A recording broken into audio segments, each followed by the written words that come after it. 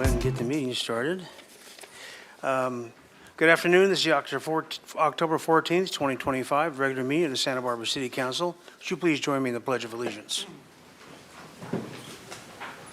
I pledge allegiance to the flag of the United States of America and to the republic for which it stands, one nation, under God, indivisible, with liberty and justice for all. Mr. Clerk, would you read the roll, please? Councilmember Harmon. Here. Councilmember Santa Maria. Here. Councilmember Snedden. Here. Mayor Pro Tem Friedman. Here. Councilmember Gutierrez. Present. Councilmember Jordan. Here. And Mayor Rouse. Here. Okay, very good. You have a ceremonial item to read? Yes, we have item 1, subject Breast Cancer Awareness Month.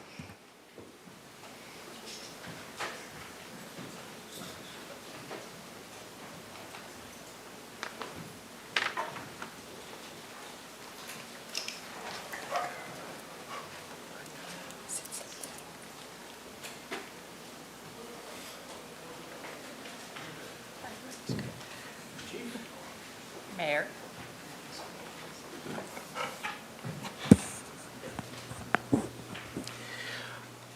Breast Cancer Awareness Month, October 2025. Whereas a National Breast Cancer Awareness Month, observed annually in October, is a nationwide campaign to increase public awareness of breast cancer, educate the public about early detection and regular screenings, and to promote research for better treatments and a cure. And whereas breast cancer is the most commonly diagnosed cancer among women, and while a family history of breast cancer is a risk factor, the overwhelming majority of women diagnosed with breast cancer have no family history of the disease. And whereas breast cancer can be diagnosed in women and less frequently in men of all ages, ethnicities, and socioeconomic backgrounds, it is imperative that early detection and heightened awareness remain central to our efforts in combating this disease. And whereas, although some progress has been made in the fight to combat breast cancer, the battle for a cure is far from over, meaning there is still a great need for widespread outreach, increased awareness, and accessible resources for all. And whereas the City of Santa Barbara proudly joins communities nationwide this October to celebrate breast cancer awareness, breast cancer survivors, supports those currently battling disease, honors the many lives lost, and recognizes families affected. It admires the medical professionals and researchers dedicated to aiding those with breast cancer and striving for a cure. Now, therefore, I, Randy Rouse, by virtue of the authority vested in me as the mayor of the city of Santa Barbara, do hereby proclaim October 2025 as Breast Cancer Awareness Month in the city of Santa Barbara. Chief, congratulations.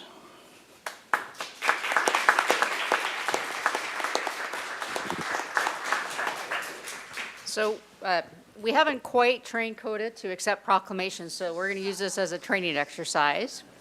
But I just appreciate recognizing this. I think most of us in this room have all been personally affected by a friend, family member, or even personally by breast cancer.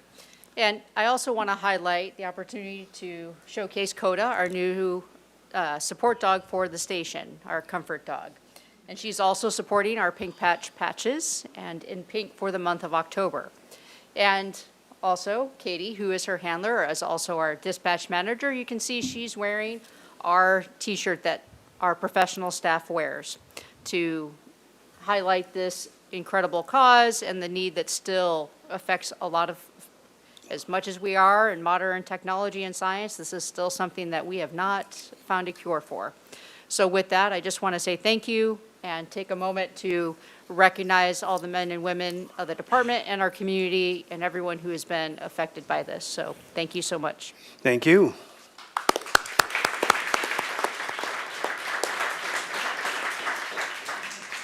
Okay, very good, thank you. Ms. McAdoo, are there any changes to the agenda? Not that I'm aware of, Mayor. Okay, very good. With that, we'll move on to the consent calendar. Mr. Clerk, you have some items to read. Yes, item 3, subject amending Municipal Code Title 10, Section 10.44.152, regulation of parking upon municipally owned and/or operated parking lots.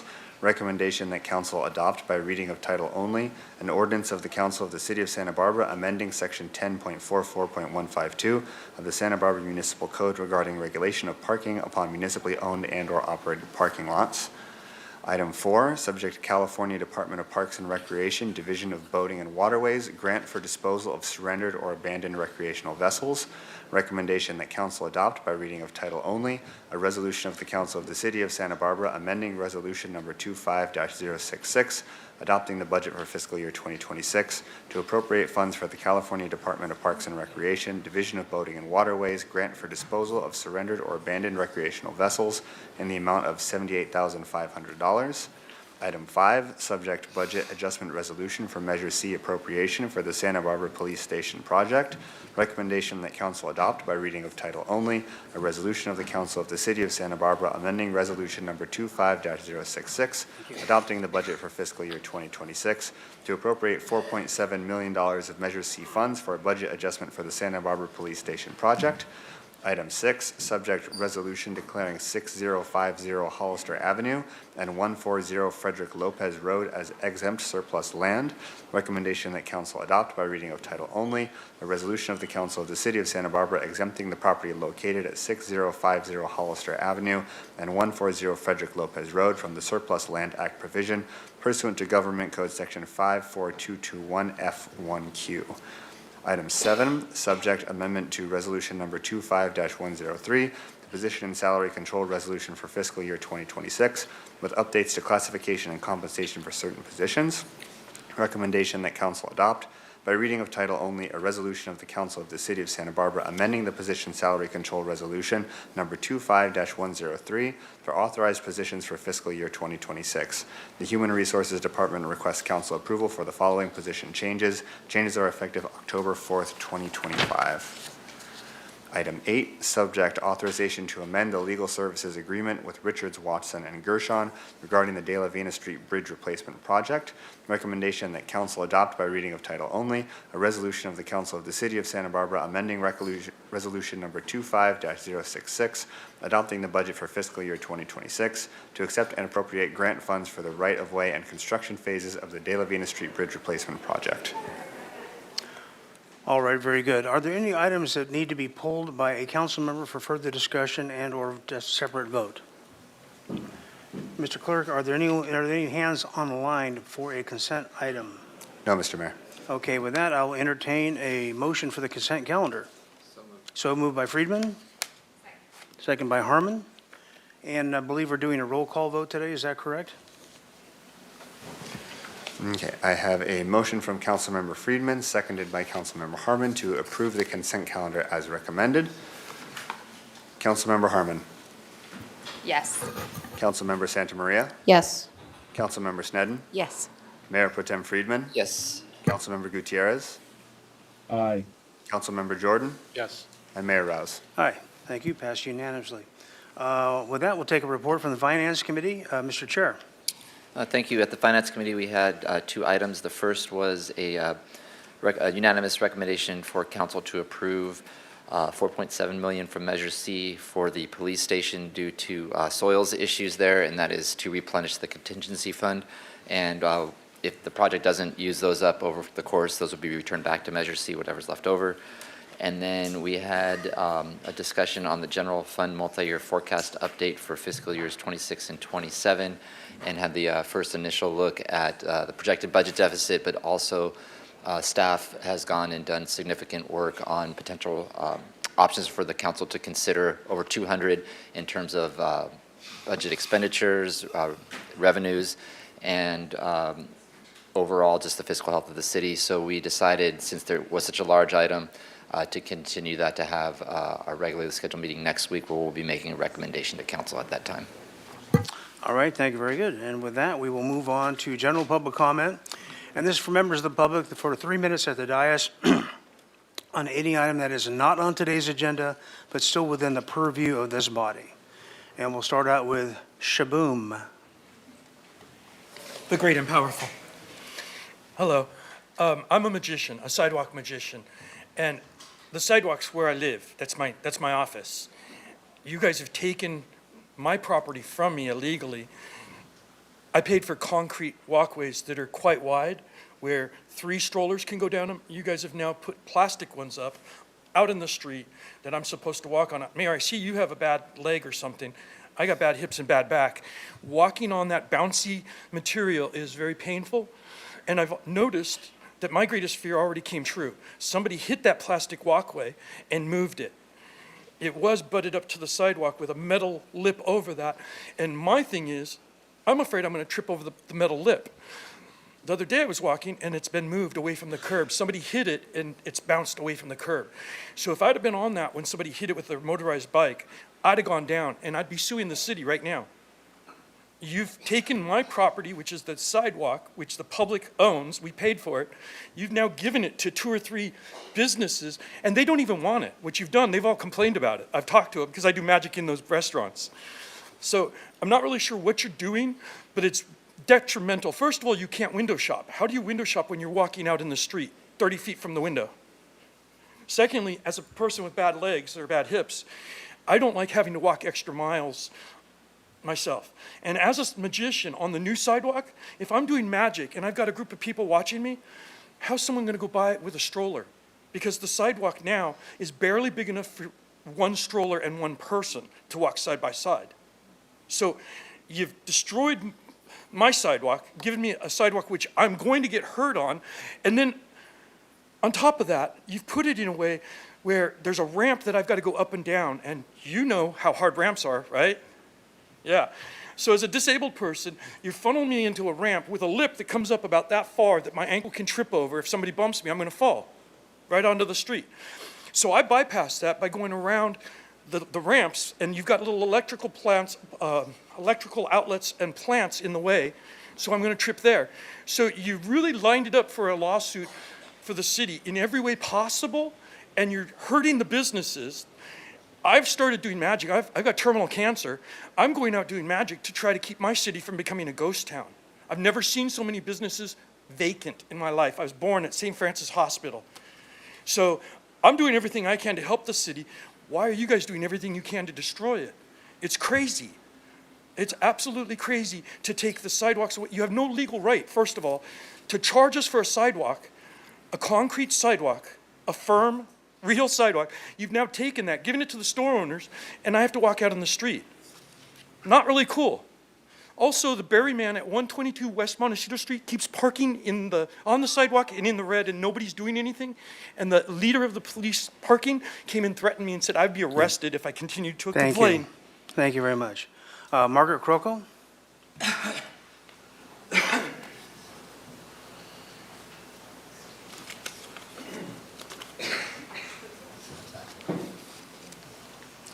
Good afternoon, Mayor Rouse and City Council members. I'm Margaret Croco, Chair of the Library Advisory Board. My colleague, Cece Harris, and I have just come from the Finance Committee's meeting in which we heard about the structural deficit facing the city. We've also heard at previous meetings here about your commitment as a council to confronting other challenges such as immigration and housing in ways that align with Santa Barbara's values. In that regard, I address you today to offer testimony about the ways in which the library supports these values in its contributions to the housed and the unhoused, to native English speakers and native Spanish speakers, to citizens and undocumented residents, and to young and old. Let me provide a few examples to support this statement. This summer, the library fed over 1,500 children at its summer lunch program. The library serves annually nearly 40,000 children and just had its busiest summer ever, an increase of over 80% in 1 year. The Library Plaza has become a downtown hub for programming, including the recent Sunday event put on by the Community Environmental Council and the city's Sustainability and Resilience Department.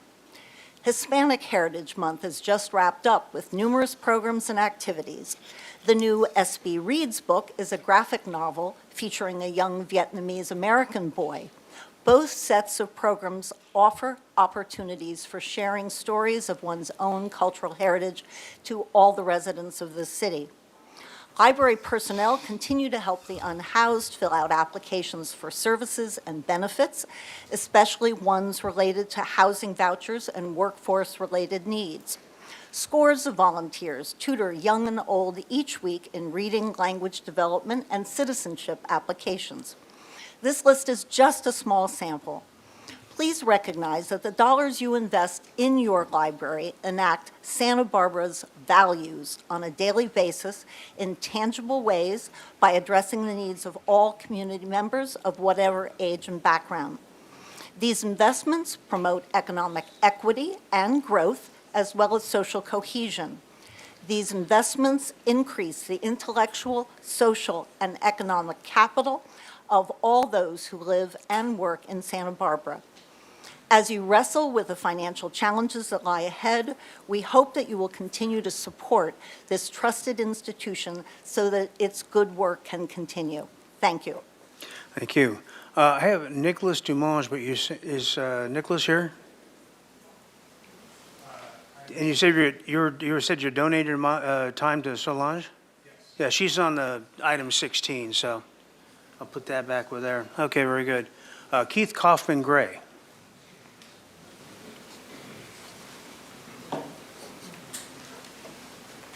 Hi, Mayor and council members. October is AIDS Awareness Month, and my name is Keith Kaufman Gray, and I'm president of the board of the Quilt Project Gold Coast. Quilt Project Gold Coast is a local, all-volunteer nonprofit that makes AIDS memorial quilts to remember those who we've lost to AIDS and to educate the community that HIV/AIDS is, unfortunately, despite all of the advancement in medication, is still in our community. Santa Barbara County has between 30 and 40 new infections of HIV/AIDS every year. This Saturday, October 18th at 4 p.m., Quilt Project Gold Coast will be having its 4th annual AIDS Quilt Memorial Procession down State Street. We now have over 40 quilts that were handmade of local residents. We will meet at the Santa Barbara County Courthouse at the corner of Anacapa Street and Anapamu Street. At around 4 p.m., we will carry the quilts over to State Street and proceed down State Street down to De La Guerra Street. From there, we will go over to the front of Santa Barbara City Hall. A short program will follow afterwards. If you are planning on being downtown this Saturday afternoon, stay a little longer to help Quilt Project Gold Coast remember those local residents that we've lost to AIDS. Thank you. Thank you. Don Kadich?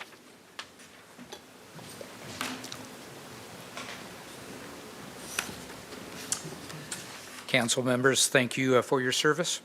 I appreciate the opportunity to tackle the housing affordability issue with you. This has been a burden for many housing providers like myself over the many years. So, Mr. Kadich, are you talking about item 16? Because we're in general public comment right now. So that's a future agenda item that will be up in a minute? Mayor, I apologize. Sorry for wasting your Okay, time. no We'll see you problem. at Thank you. 16. Yep, very good. Thank you. Alrighty then. With that, are there any commenters online for general public comment? Yes, I have one commenter online, Jacqueline Carson. If you can go ahead and unmute yourself, please. Jacqueline Carlson. Mayor, Council, my name is Jacqueline Carlson, and I'm part of the Restorative Justice Education Project at Casa de la Raza. I'm here because I'd like to speak to you about a constant issue at Casa. This is a historical landmark, and it has been a beacon of opportunity for many different organizations, but more so for our community. Still to this day, we constantly get harassed by a neighbor who has been empowered by the city to call for everything, including Zumba classes and any type of noise. We are the only commercial industrial zone in the city, but residential neighborhood parking and zoning issues have been an impact in this area because of the neighbors that we have. Now, I understand that the association next door does not have issues for when we have Zumba, but in our community, when Zumba classes are being impacted by police enforcement at 7 p.m. in the evening, it causes panic in a time when we in our community do not need such stress. I've asked this council before to please encourage a communication to change the ordinance and allow for small modifications to protect the commercial industrial zone, to not allow for loud music that goes beyond the 65% decibel, but allows for us as a community center, similar to the city's community centers, to continue to have folklorico classes and Zumba classes without the harassment of enforcement as a tool by a neighbor who wants to see this place closed. I thank you for your time, and I hope that you will consider, again, after many months of requests, that we meet to try to come to some kind of resolution, because our community deserves the same respect that all the other community centers do as well. Thank you. Thank you. And with that, are there any further ones for public comment? Okay, thank you. And with that, we'll close public comment and move on to the next item. If we read that into the record, please. Yes, we have item 15, subject municipal code amendments to incentivize adaptive reuse projects. Recommendation that council determine that the ordinance is consistent with the general plan, introduce and subsequently adopt by reading of title only, an ordinance of the council of the city of Santa Barbara amending the Santa Barbara Municipal Code by adding section 30.185.045 pertaining to regulations for adaptive reuse projects, and direct staff to study and pursue options and opportunities for increasing housing downtown consistent with housing element policies, including analyzing the city's stormwater management program and permit requirements. Very good. And we'll begin with the staff presentation, please. Here we go. Good afternoon, Mayor, council members. My name's Dana Falk. I'm a long-range project planner, bringing to you today the Adaptive Reuse Ordinance for introduction.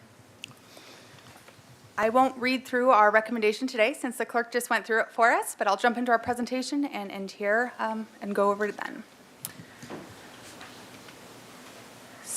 Staff was previously in front of City Council on September 9th with the adaptive reuse ordinance, and Council's direction via motion at that time included a couple different elements.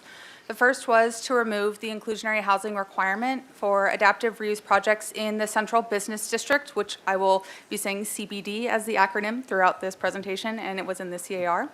That's except for projects with a minimum unit quantity, with staff to recommend what that minimum unit quantity would be. The second part of the motion was support for staff's recommended maximum average unit sizes for both rental and ownership units, as well as a request to evaluate ownership inclusionary housing requirements. Real quickly, I wanted to touch on all the public hearings and the many points of public contact that we've had throughout the process for this adaptive reuse ordinance. As you can see, the blue boxes atop are the public hearings that we've had twice now with City Council, as well as today, and then a few check-in points with Planning Commission as well. Not listed here are announcements with the Historic Landmarks Commission and the Architectural Board of Review, which occurred earlier this year. We've also had multiple engagement meetings with the community externally, as well as coordination meetings with internal staff. Since we were last in front of you with this ordinance, we've held 4 external focus group interviews to start to inform what we're bringing forward to you today. I do want to note that staff has been utilizing example change and use projects throughout the entire time we've been crafting and refining this ordinance. We looked back at those pretty closely in the last month that we've been refining the ordinance before you today, and I just want to do a quick high-level review of what those are. We looked at change and use projects that were aligning with the adaptive reuse ordinance definition, meaning projects that were converting existing non-residential buildings into housing.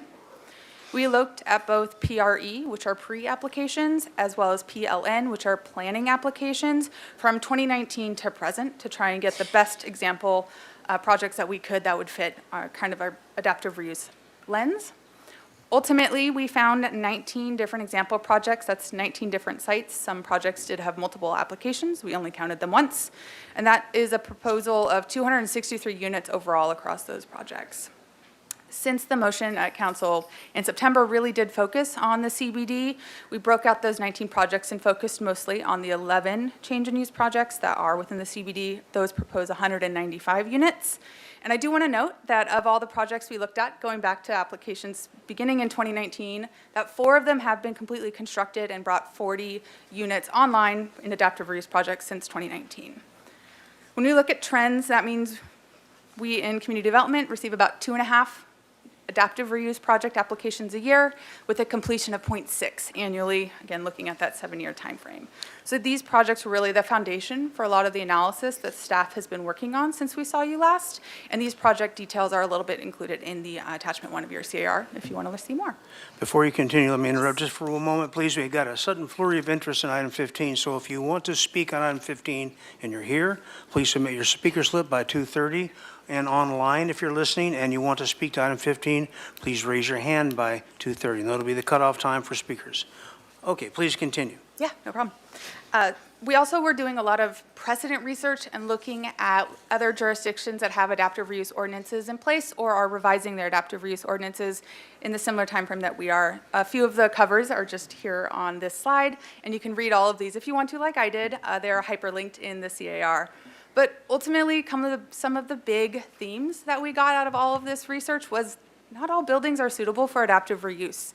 There's a lot that goes into converting a building to housing, and some considerations in a building that are most influential to its suitability and viability to be converted are the location of the building, how old that building is, what kind of construction method was used when that building was constructed, how the floor plates or floor plans for each level are laid out, including how the windows are placed, and many, many other considerations of the existing building that go into the suitability of that building to convert to housing. So, got a little bit of context on some of the information that's informed what we brought to you today, and I just want to jump back now to the motion that you gave us on September 9th, and the first item in that motion to remove the inclusionary housing requirement for those adaptive reuse projects in the CBD, Central Business District, except for projects with a minimum unit quantity, again, which staff is recommending today. I do just want to remind everybody where the CBD is in the city. It's along State Street from about Highway 101 on the right side of the screen, which is south, up to Arriaga and its northernmost point, screen left. It goes out to Garden on the east side and approximately De La Vina on its west side. So when we talk about the Central Business District and these kind of exceptions for inclusionary housing and adaptive reuse projects, this is the area of town that we're really focusing on in this conversation today. When staff was looking at a minimum unit quantity or a cap for the inclusionary housing requirements for these projects, there was a couple of different pieces of information and topics that we utilized in our analysis. One of them was looking at those example change in use projects and what was the typical project size, how many units were they proposing in the CBD, what are the inclusionary housing rules for rounding, because that does impact the number we're going to propose. Looking at a very high-level estimation of projects or sites that could possibly convert via adaptive reuse into housing, as well as aligning the proposed minimum unit quantity with the ordinance goals and the purpose of what staff was trying to do with this ordinance before you. So starting off, these are the 11 change of use projects that are within the Central Business District. Not considering the Nordstrom's reuse of 112 units, the average is 8 units in these projects. You can see there's quite a few small ones down on the left side of your screen, 1, 2 units, and then a couple medium-sized ones, 13, 14 units, and then a very large one. But when we look overall, adaptive reuse projects average about 8 units when they're converting to housing. So we looked at this and the incentives that are being proposed in this adaptive reuse ordinance and would estimate that a typical adaptive reuse project going forward would be about 10 to 20 units. A little bit more than what we're seeing because of the incentives we're proposing, but we're not expecting a huge influx of large projects coming through as adaptive reuse. This number of 10 to 20 typical units really informed the minimum unit quantity that staff is proposing for this exclusion for inclusionary housing. The next element we looked at was the rounding rules for inclusionary. These are specific to rental. And to figure out how many units, and inclusionary units, a project must provide, you need to know how many total units they're providing and then multiply it by the inclusionary requirement, which is 10% for rental. So if a number ends in a 0.5 when you do that math, you have to round up to the next whole number. If it's below 0.5, you round down for the amount of on-site units that need to be provided for inclusionary. For example, a 25-unit project, 10% of that is 2.5, because 0.5, you have to round up. So a 25-unit project would have to provide 3 on-site inclusionary units. And you can see the table on the right, kind of where the breaks are for these unit sizes. They happen to be at 5. Staff also utilized kind of the big themes that we saw from our precedent research, as well as some existing planning level data that we have on existing buildings within the central business district. Did a very high level rough analysis, which is described in more detail in the CAR, to identify the possibility of about 30 sites that could convert to could adaptively reuse into housing and provide more than 10 to 20 units within them. So when we look at that number across 1,000 parcels in the CBD, we're looking at a pretty small portion of the city that really would benefit from the adaptive reuse ordinance to convert to housing, which we're trying to make more and more possible. And then finally, when we look at the purpose and the goals of this ordinance, as well as what the housing element is trying to pursue, this adaptive reuse ordinance is housing element program 1, so we're always being guided by what the housing element is looking forward to and crafting a vision. The purpose is to further incentivize reuse of the CBD. When we're looking at the purpose of the ordinance, to facilitate that conversion to housing, as well as allow new residential uses to occur citywide in these existing commercial uses, with the goals to preserve the historic resources that we have by reducing construction waste and extending the existing building's life, because we're not demolishing and reconstructing, to focus at development where there already is development and ultimately revitalize downtown. All of these 4 different elements went into the number that staff identified and is recommending to you today as the minimum unit quantity for those adaptive reuse projects in the CBD to then have to provide inclusionary. So here is what staff recommends: to exempt adaptive reuse projects from the rental inclusionary housing requirements if they are located within the central business district and propose fewer than 40 new residential units. So 40 was derived by all of that previous analysis that I just walked through. I do want to note there are a few things that we always want to keep in mind when we're making these types of decisions. The first is opportunity cost, and that's not only opportunity lost of possible units, the inclusionary units that we may not see materialize or in lieu fee collected, but also the opportunity cost of projects that may not go forward if they have to meet the inclusionary housing requirements. So staff looked at the example change in use projects, those 11 projects I walked through earlier that are already in the pipeline. Looking solely at the ones that are already in progress through entitlements, that would be, and we did this exclusion as staff just recommended on the previous slide, that would be a possible loss of 3 moderate income units and about $160,000 of in lieu fees if we did this recommended change. But remember, we also have to remember these projects may not go forward if we continue to require these inclusionary. So the other side of that coin for this would be 37 housing units, not restricted in income, that may not materialize, just balancing both sides of those scales. Ultimately, we looked at some of the trends that I talked through as well, the 2.5 applications a year and the completion of 0.6 adaptive reuse projects a year. If we extrapolate going forward, staff would anticipate about 1 moderate income unit being lost, but again, offset by the possibility of 20 to 30 new non-restricted units that could come online. As with setting any threshold in a zoning requirement, we always have to remember that sometimes projects will come in just under that threshold, so as not to trigger it. Which we just need to be aware of. So a project could come in at 39 units, thereby not triggering inclusionary for that adaptive reuse project in the CBD, just to keep that in mind as we're setting a cap.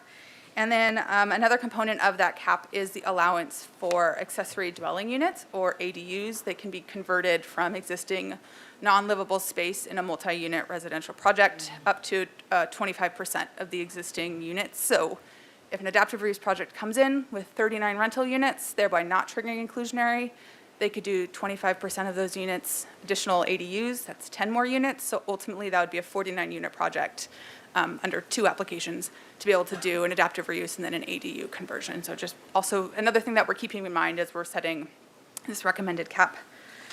And then finally, waiving the inclusionary rental requirements for CBD adaptive reuse projects with less than 40 units may also incentivize those projects to go forward, which is what we're trying to do. Alternatively, an applicant or a property owner or developer can determine they don't want to move forward with their project, continue to use it as it is currently being used. They could convert it to a different allowable use, such as a hotel, or maybe they demolish and reconstruct and utilize some state-level legislation, such as state density bonus law, to reconstruct completely different. So we're trying to keep all these things in our brain as we're thinking through this cap and that 40-unit minimum that we are proposing. Quickly, the last item on your motion, a little bit out of order here, was for staff to evaluate ownership inclusionary housing requirements. We did, and we are suggesting that the recommended changes to the inclusionary requirements for adaptive reuse projects only apply to rental within the central business district. We're suggesting that we maintain the existing requirements, inclusionary requirements, for rental projects that are not within the CBD, as well as any of the ownership conversion projects anywhere in the city that are utilizing this ordinance. When we looked at this, we were trying to see what we've been receiving so far with our inclusionary housing ordinances. We do have two, both ownership and rental. Rental came into play in 2019. As I'm sure you guys are all aware, we're getting a lot of rental applications, and we have been over the last 10 years since the AUD program came into place. I don't have the numbers off the top of my head, but we did do a pretty deep dive a year or two ago into the development trends that we've been seeing under AUD, and it's something like 98% of the multi-unit rental or multi-unit residential projects have been rental, not condos. That also aligns with the inclusionary in lieu fees that we've been collecting.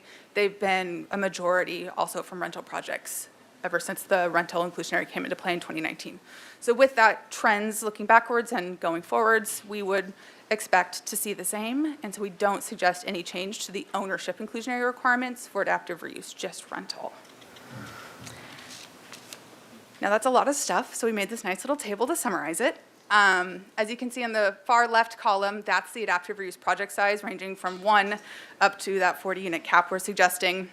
And then we broke out the ownership and then rental within CBD and rental outside of CBD. And in the blue on the far right where it says NA on the third and fourth column of the table, those are the suggestions that we brought to you today in the ordinance. Everything else is staying the same.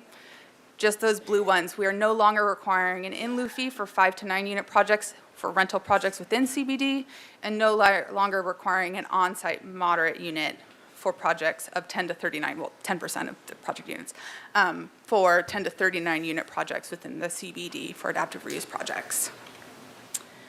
And the final part of that motion was the maximum average unit sizes and your support for staff's recommendation.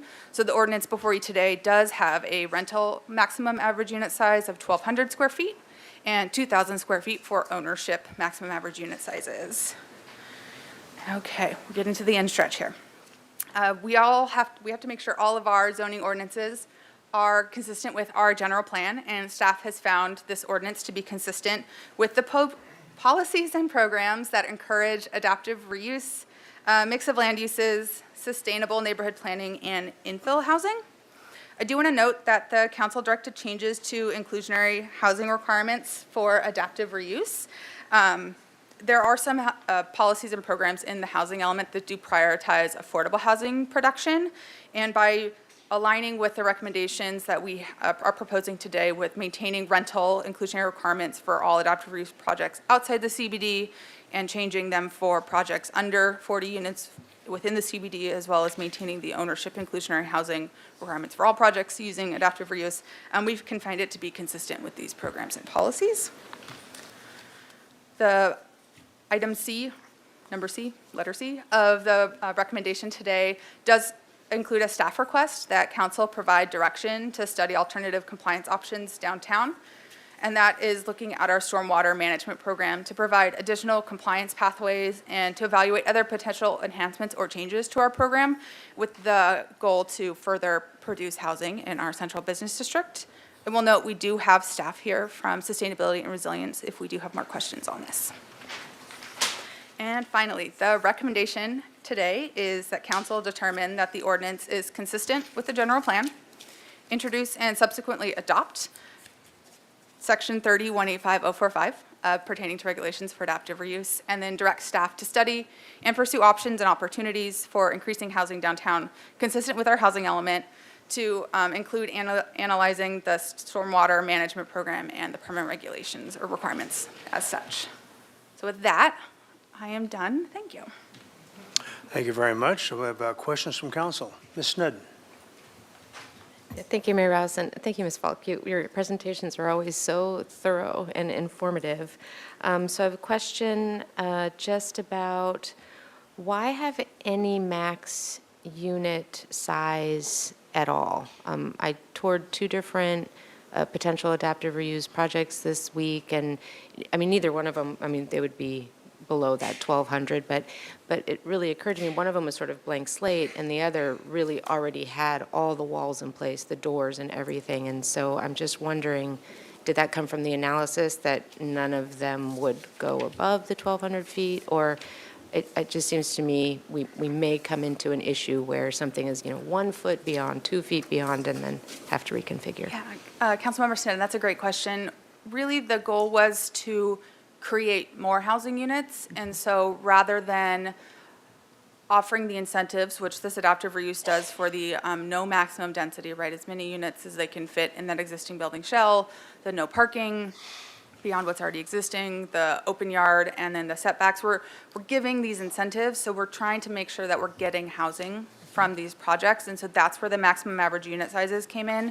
So that way, we're trying to say you can't convert an entire building into one unit that exceeds that. You have to be within the maximum averages to hopefully create more units as they're doing that conversion.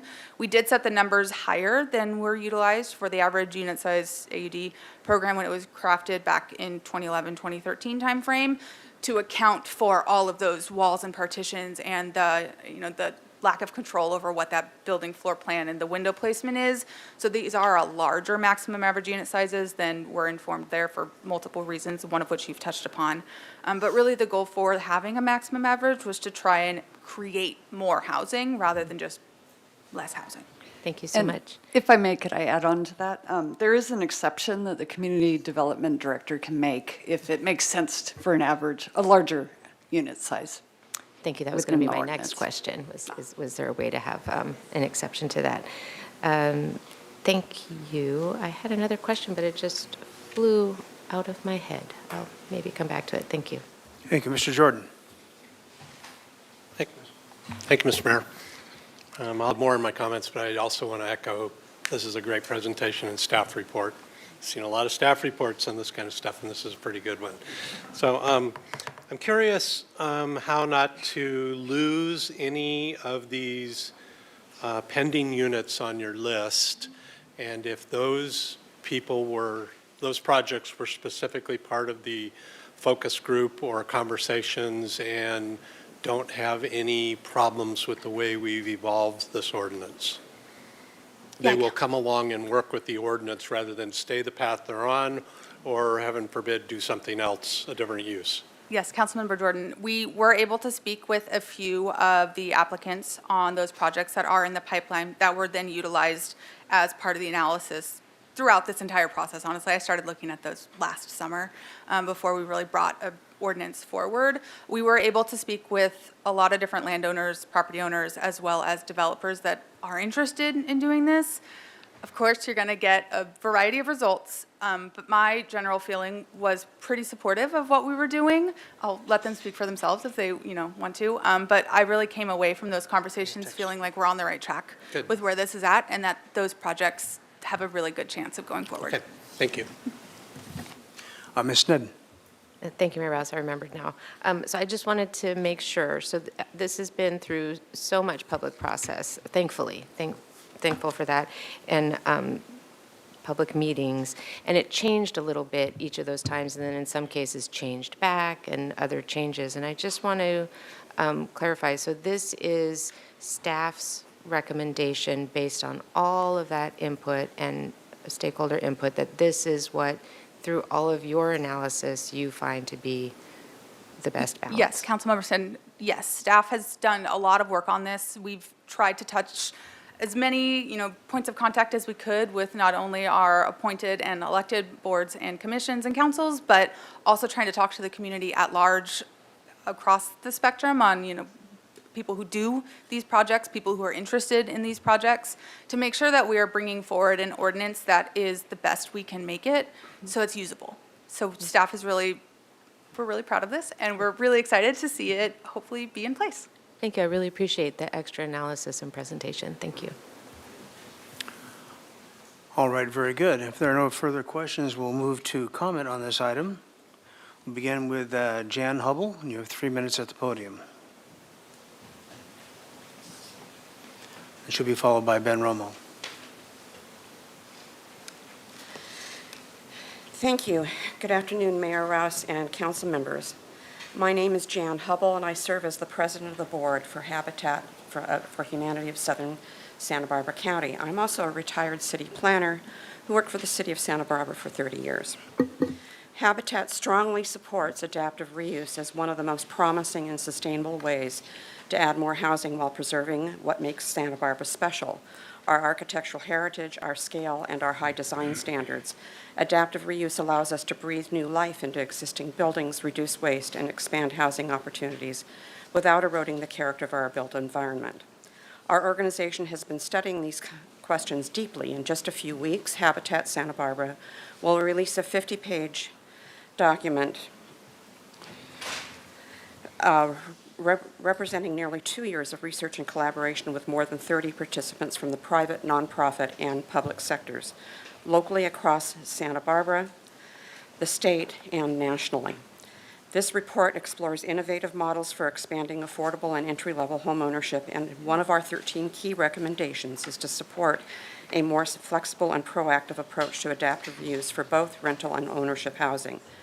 However, we are deeply concerned about the staff proposal to eliminate in lieu and inclusionary requirements for rental projects with fewer than 40 units.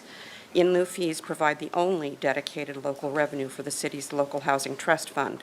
Every dollar in that fund has been hard-won. Removing this requirement takes away the only tool we have to ensure that as we build more, we also build fairly. What our community needs most is deed-restricted, affordable housing, not more market-rate units. And the city's data on permitted and pending units show that with pending and permitted projects, we've already achieved 95% of our market-rate housing target for 2031. The in-lieu fees at stake are modest, but eliminating them just to build more market-rate housing is a very painful, if not unfair, trade-off. We also find it perplexing that while flexibility was granted for small rental projects, the inclusionary policy for condominium or for sale projects remains unchanged, even though entry-level ownership opportunities are in short supply. Between 2018 and 2023, only 28 for sale homes were built in the city, and none were affordable. We would encourage the city to consider in-lieu fee options to both encourage smaller adaptive reuse condos and raise revenue for the local housing trust fund once the upcoming BAE study provides updated feasibility data. In short, we urge you to embrace adaptive reuse as a tool for both preservation and more housing, but not at the expense of affordability. Thank you for your continued leadership and for allowing us to share Habitat's perspective. Thank you. Ben Romo, followed by Ellen Bilstein. Hi, thank you. You've heard a lot from me on this, so I'll try not to repeat myself too much. We have 4 buildings downtown where we are trying to figure out what to do. We don't need adaptive reuse on any of them to do projects. The only one where this policy change might influence our decision-making is at 12 East Carrillo, where we are entitled and just about ready to pull a building permit to convert 11,000 square feet of office to 14 residential units. If the inclusionary ordinance applies, and if the in lieu fee applies, we will consider other more profitable options, or we might stick with what we've got planned. We might choose to reduce the number of units and do commercial as part of the project. Our options in that would be restaurant, retail, office space, could be penthouses or vacation rentals. Or again, we might just do what we already have planned. The reason is what excites us is high density residential conversions. That's really what we want to do. And we're really involved in this conversation, not for our project, because again, we can do a project at our building, but more because we want others to do it. And I've said many times before that we are kind of unique as developers, or very unique, in that we don't need to prioritize profit like most other developers have to in order to make their projects work.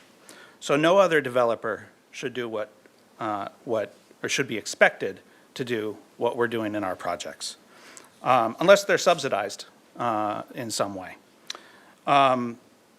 Aside from us, the status quo is kind of no no high-density, aside from our projects, the status quo is very few or no high-density commercial to residential conversions happening downtown. And the question is whether you want to see kind of very few, some, or more. And that's just a policy question. The easier you make it and the more you reduce costs, the more people will choose the residential option over the alternatives. And right now, the alternatives generally tend to be more profitable than high-density residential conversions. So again, the easier you make it, the more you reduce expenses, the more units you'll get. In downtown, that's important to revitalize downtown and for housing. Finally, I just want to say as well, your staff has been great on this. This is a long process, and maybe without its hiccups, but that's democracy and all of us working together and taking all of, all the factors and all the dynamics and the decisions you make in a respectful way. We respect all of you and your staff very much. Thank you. Thank you. Ellen Bilston, be followed by Robin Elander.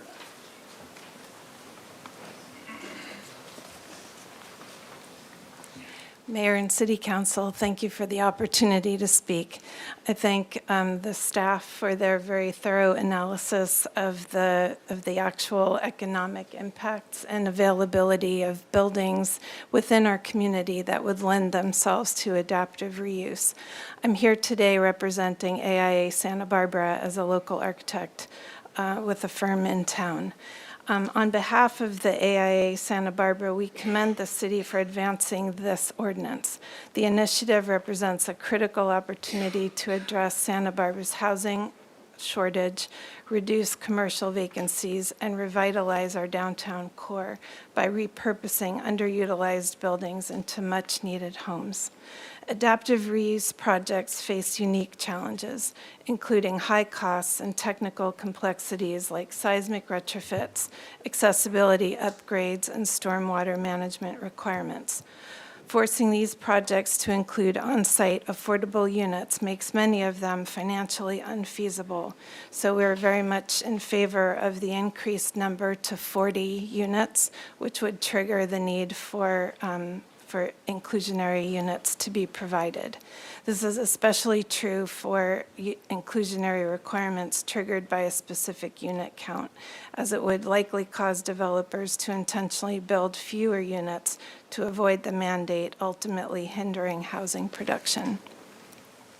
Acknowledging the wide range of options available to CG-zoned properties, which is most of those in the Central Business District, we strongly support the creation of housing. Provisions of the ordinance that reduce parking requirements, eliminate unnecessary discretionary hearings, and allow ministerial approvals when projects fit within the existing building envelope. These are important incentives because these measures are essential to reduce risk, accelerate delivery, and ensure adaptive reuse projects move forward as housing. We thank you for your leadership on this critical initiative, and the AIA stands ready to contribute our professional expertise as the ordinance advances. Thank you.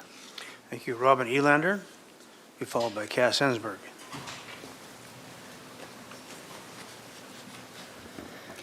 Good afternoon, Mayor and Council members. My name is Robin Elander, and I serve as the Executive Director for the Downtown Santa Barbara Improvement Association. The DSBIA Housing Task Force still believes a cap on adaptive reuse housing units in the CBD is unnecessary and would limit some projects downtown. Though we appreciate that staff and council heard those concerns and has adjusted the proposal to allow up to 40 units per project. This change has potential to make a difference in feasibility and shows an effort to balance community concerns with the city's housing and economic development goals. We encourage council and staff to continue to advance policies that make downtown housing and adaptive reuse conversions truly possible, rather than just aspirational. We hope to see this open the door for more adaptive reuse opportunities that can bring new residents, vitality, and economic activity into our downtown core while preserving the character of our historic buildings. More housing can bring much needed residents, vibrancy, and support overall downtown revitalization. To bring housing costs down, the city must prioritize increasing the overall supply of units downtown and across the city, and we really appreciate your efforts in doing so. Thank you. Thank you. Cass Ensberg.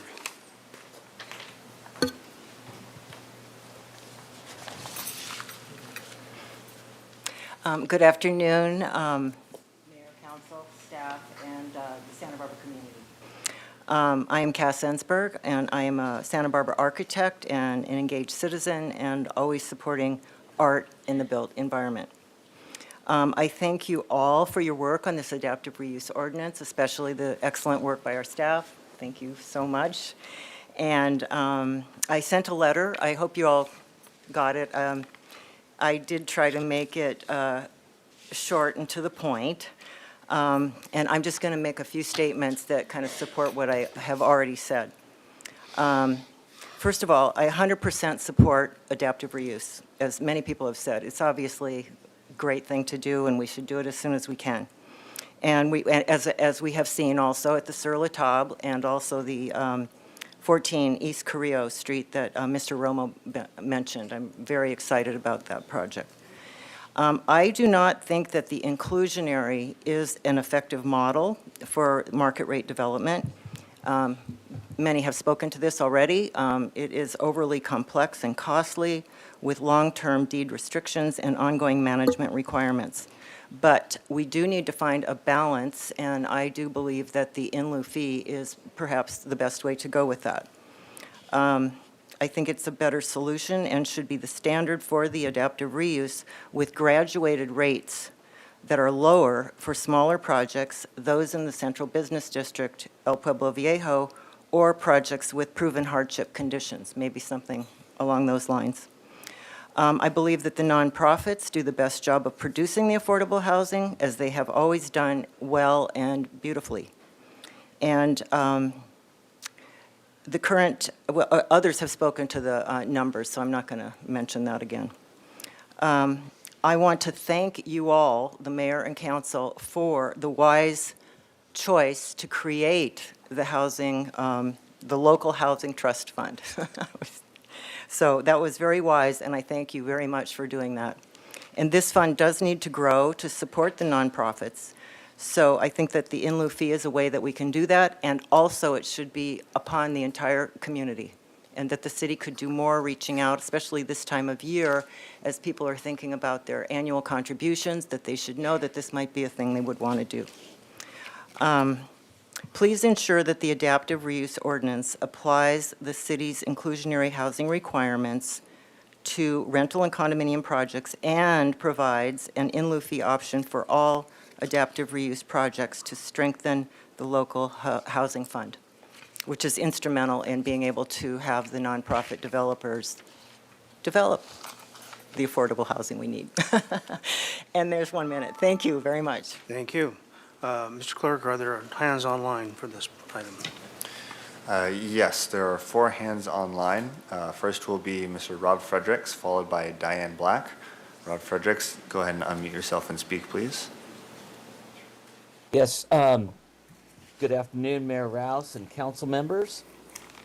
With the exception of the exclusion of the inclusionary requirements in the CBD, the Housing Authority strongly supports the proposed adaptive reuse ordinance.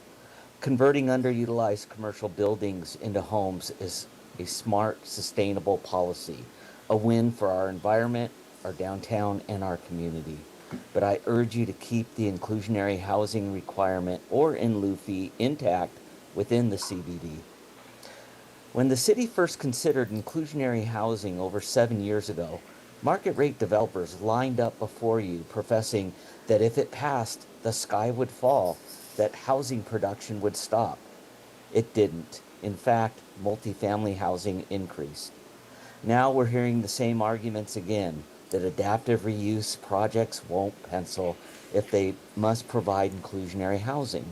But those claims come with no proof, no shared pro formas, just repetition of the same fear that history already disproved. I continue to posit that the modest differential between the market rate rents and the few inclusionary units can be spread across the market rate units so there is no loss in project revenues. At a minimum, an in lieu fee should be required for these adaptive reuse projects with any changes to the inclusionary policy waiting until the forthcoming BAE report is completed and the public has had a fair chance to review and comment. It is important to note that the inclusionary fund is the only current dedicated source of funding into the local housing trust fund for affordable housing. Santa Barbara's downtown will only thrive if it remains a place for everyone, not just those who can pay the highest rent. Please keep inclusionary housing as part of this ordinance to the future of our city. Thank you for your time. Thank you. Next speaker, please. Next speaker will be Diane Black, followed by Stephen Johnson. Diane Black, go ahead and unmute yourself and speak, please. Thank you, Mayor Rouse, members of the council. I strongly support adaptive reuse and believe it is essential to infuse more housing downtown to increase its vibrancy and economic stability. The only remaining issue is whether to require a modest amount of inclusionary housing as part of the ordinance. Retaining inclusionary housing downtown addresses three issues. First, it provides for economic vitality, ensuring that people who live in the units are full-time residents. It has a built-in local preference with the affordable units, and it retains equity within the city, addressing at least some of the demand created for affordable housing by market rate units. Providing affordable housing throughout the city, including downtown, is vital to the city's vibrancy. It makes sense to provide housing for people who work in our downtown core near their jobs, especially since many of the units downtown will have little or no parking. What doesn't make sense is to develop more units for the wealthiest, many of whom don't live or work in Santa Barbara. The adaptive reuse ordinance would be a colossal failure, in my view, if the units are snatched up by people who don't actually live here. Not only would would that mean we aren't housing our own people, but we would also miss the economic boost that housing permanent residents would provide. Inclusionary housing requirements are not a huge ask. What inclusionary requirements do is at least partially address the demand for affordable housing that market rate housing creates. At the very least, the ordinance should require payment of in lieu fees for affordable housing. That would provide the needed funding to nonprofit housing developers and address concerns about the long-term relationship with government that providing affordable housing units on site entails. I strongly urge the council to adopt the ordinance with the requirement for inclusionary or in lieu fees. Thank you. Thank you. Next speaker, please. Next speaker will be Stephen Johnson, followed by Jacqueline Carlson. Stephen Johnson, go ahead and unmute yourself and speak, please. Thank you for the opportunity. Page 11 of the land use element recommends an average size of 600 square feet for the central business district. Oddly, this recommendation is uniformly ignored in every staff report. Why not respect the land use recommendation? A project consisting of 1,200 square foot penthouse units is of no benefit to the community. Sadly, this seems to be the direction of the pending Nordstrom project. Instead, how about a carrot and stick approach? Require inclusionary units on all projects, failing to respect the land use recommendation. Thank you for your time. All right, next speaker, please. Final speaker has lowered their hand, so that will be the last speaker. All right, very good. Well, with that, we'll bring it back to council for deliberation. Mr. Jordan. Thank you, Mr. Mayor. I'd like to repeat where we started with this, both in personal meetings and ordinance, and where we are today, I think is a huge accomplishment. As somebody I know who's been personally annoying to staff on this and where we were before, I just cannot tell you how much I appreciate the work you've done. And I listed some of those things because I just, a couple things people said, Ms. Falk, you said, the goal is to get a project like this, referring to adaptive reuse, to go forward. Totally what it is. And Ms. Elander said something about more than aspirational. And we spend way too much time saying we're working on stuff to move forward that remains aspirational because it just doesn't work for whatever reason. And I think you've done your homework and listened to council and moved in a direction that gives this thing a chance to actually take care of both of those issues. So I appreciate the use of the targeted focus groups that actually involve people who build for a living, not people necessarily who want building to be done a certain way for a living, but people who actually have to pay for it and take the risk to do it. You looked at our specific on-the-ground characteristics and the way we have buildings that are built lot line to lot line and old piece of garbage buildings that are way behind in building codes or elevators or fire sprinklers or whatever it may take. Looked at other ordinances. One of the things I specifically enjoy seeing in there is the work you did on the burden of smaller projects versus larger projects and where to set that baseline. We can argue, we probably will. We may argue all day about what that number is, 40, 20, 0, no inclusionary at all downtown. But I think you've laid a real good set of data in front of us that explains why the 40 is a pretty good number. And I'm sure you've talked about this with your focus groups too, so they are looking at their pro formas and why when you get to 40 that, okay, we might have an opportunity to play in that little sandbox, but before that we don't. And I know they're appreciative too over having your tiers end with zeros and not with 5s, because I know for a fact that people have been driven not to build 34 or 33 units and only build 30 so they don't get bumped up goes up to the next unit and have to put in an inclusionary unit or another inclusionary unit. So it just messes with their financials. I think you've done a great job of explaining the gains both on everything from the desire to have whether inclusionary housing or low-income housing versus the realities of getting a project through the door and out onto the street and completed that brings some housing and some gain downtown. I think I popped off more than once that to me this is not a housing ordinance, this is an economic ordinance as it applies to the downtown district. That it involves housing, but the primary concern in my mind at least is an economic stimulation ordinance as it applies to the central business district. And then about the last line on your narrative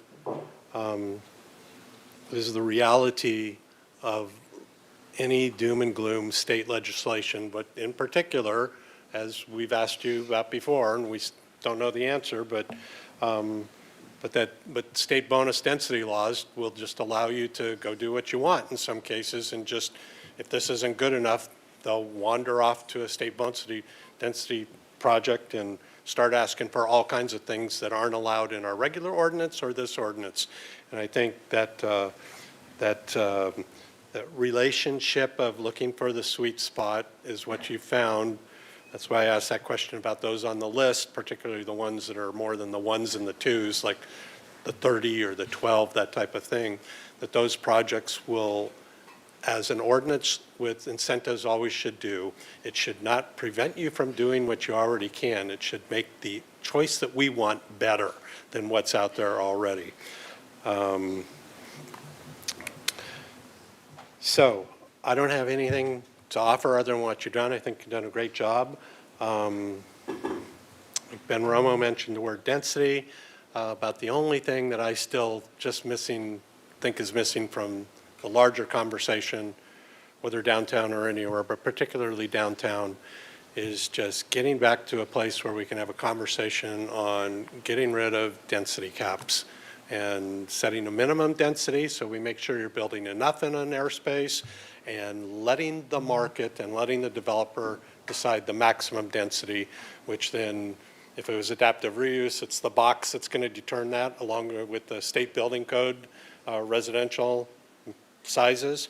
But even if you were knocking something down and building something bigger, let the developer determine how big of units he wants to put in there, as long as he gets to our minimum based on the size of the development, so that people can actually pursue density that begins to, say, address the obscenity of the Peter Lewis project.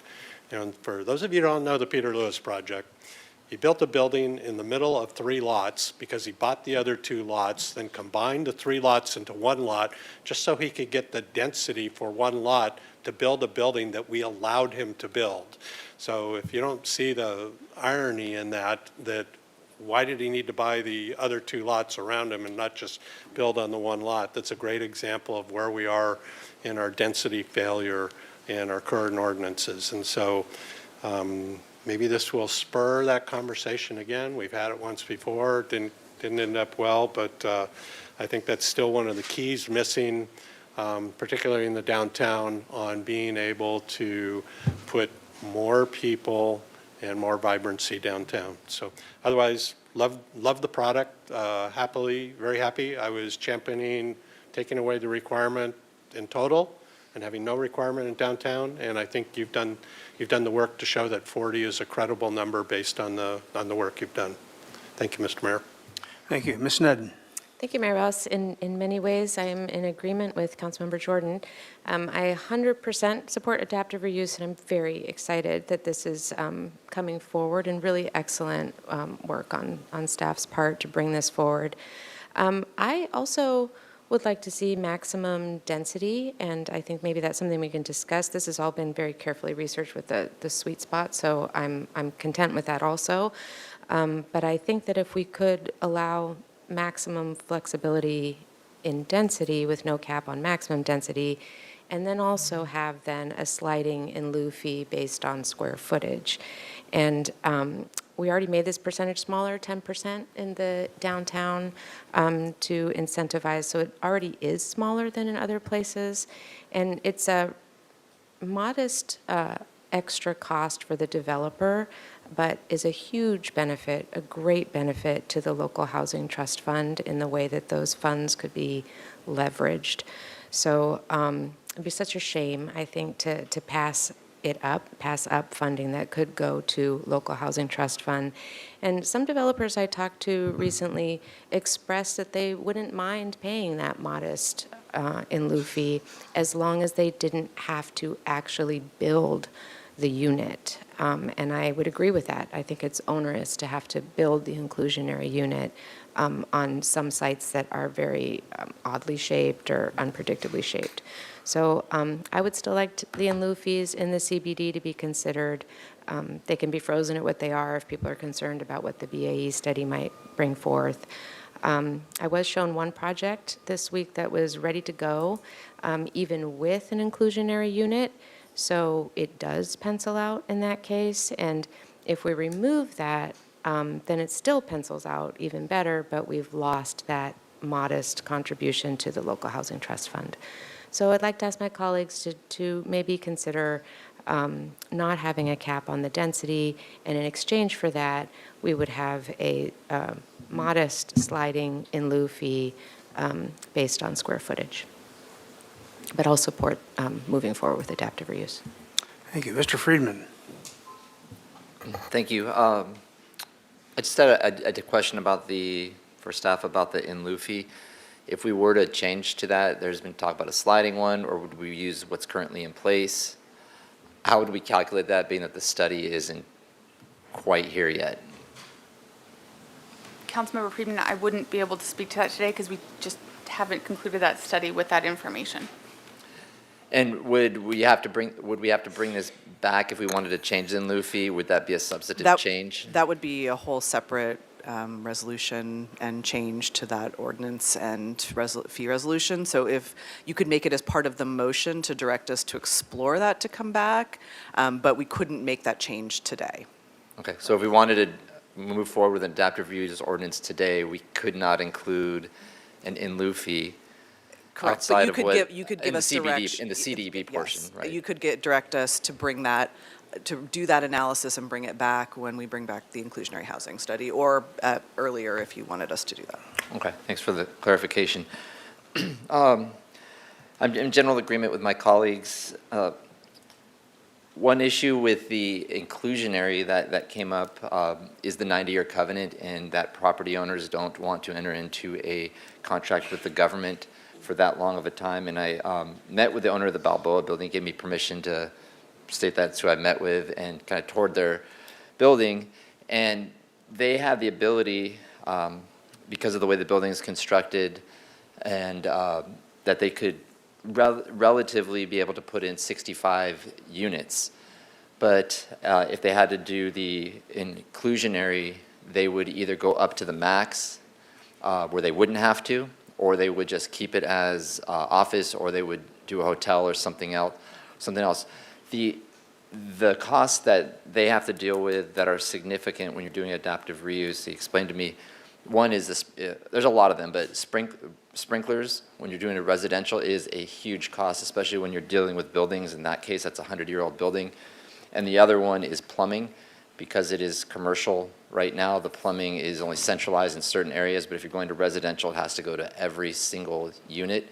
So it is an enormous cost. And so the inclusionary makes it economically for them difficult on that and other aspects of it. And so they would either just not produce those units. So in this case, if it was set at 40, they might go up to 39. So we'd be losing 30-something units downtown, or approximately like 20 units, 25, or they would just build something else, like I said. In terms of the in lieu, there are points. I think it could be argued either way. I think Mr. Fredericks raises good points, but we've also seen the economics of some of the other projects. I think Mr. Romo has shared to some degree what the economics of their projects are, and it could make or break, but at the same time, it is worth exploring the in lieu fee. The one thing I would also, if you have an in lieu fee and it goes to the Local Housing Trust Fund, there is no guarantee that those fees would end up producing housing in downtown, because those fees would go to a project that comes forward, which could be anywhere in the city. So just keep that in mind, that we're discussing downtown, contributing in lieu fees to the Local Housing Trust Fund, but those units could be built somewhere that's not downtown. But again, those units might not have a funding source anyways if we don't have it. So overall, it's a net benefit to the city no matter where it is if we were to do the in lieu fees.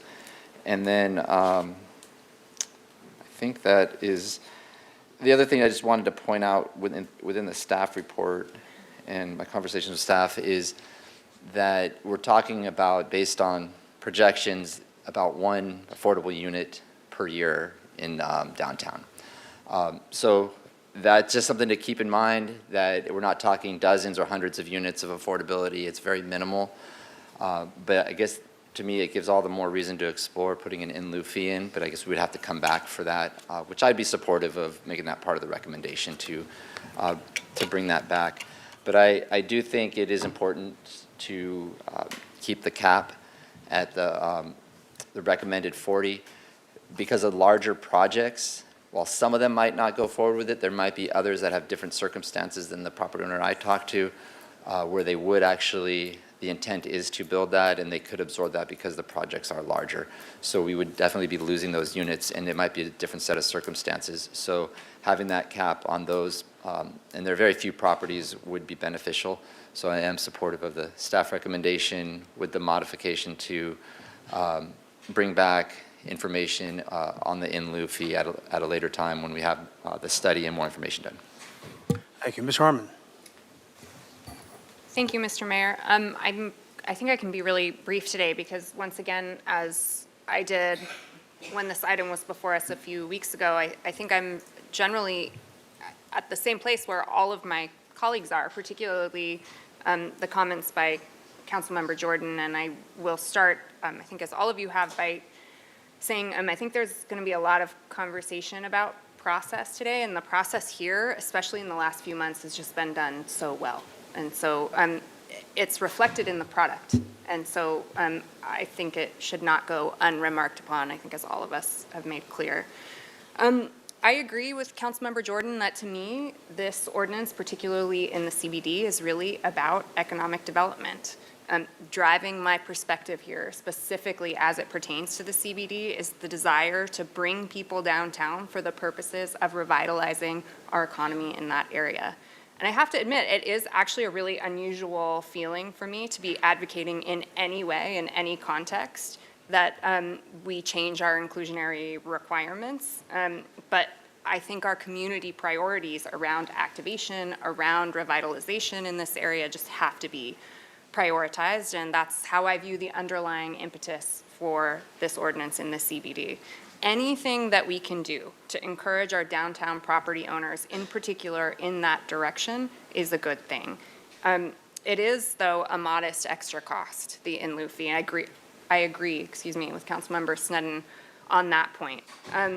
I continue to worry that in the context where it is easier, where it's far more profitable to do pretty much any of the alternatives, I think even something modest can pose a risk to smaller projects.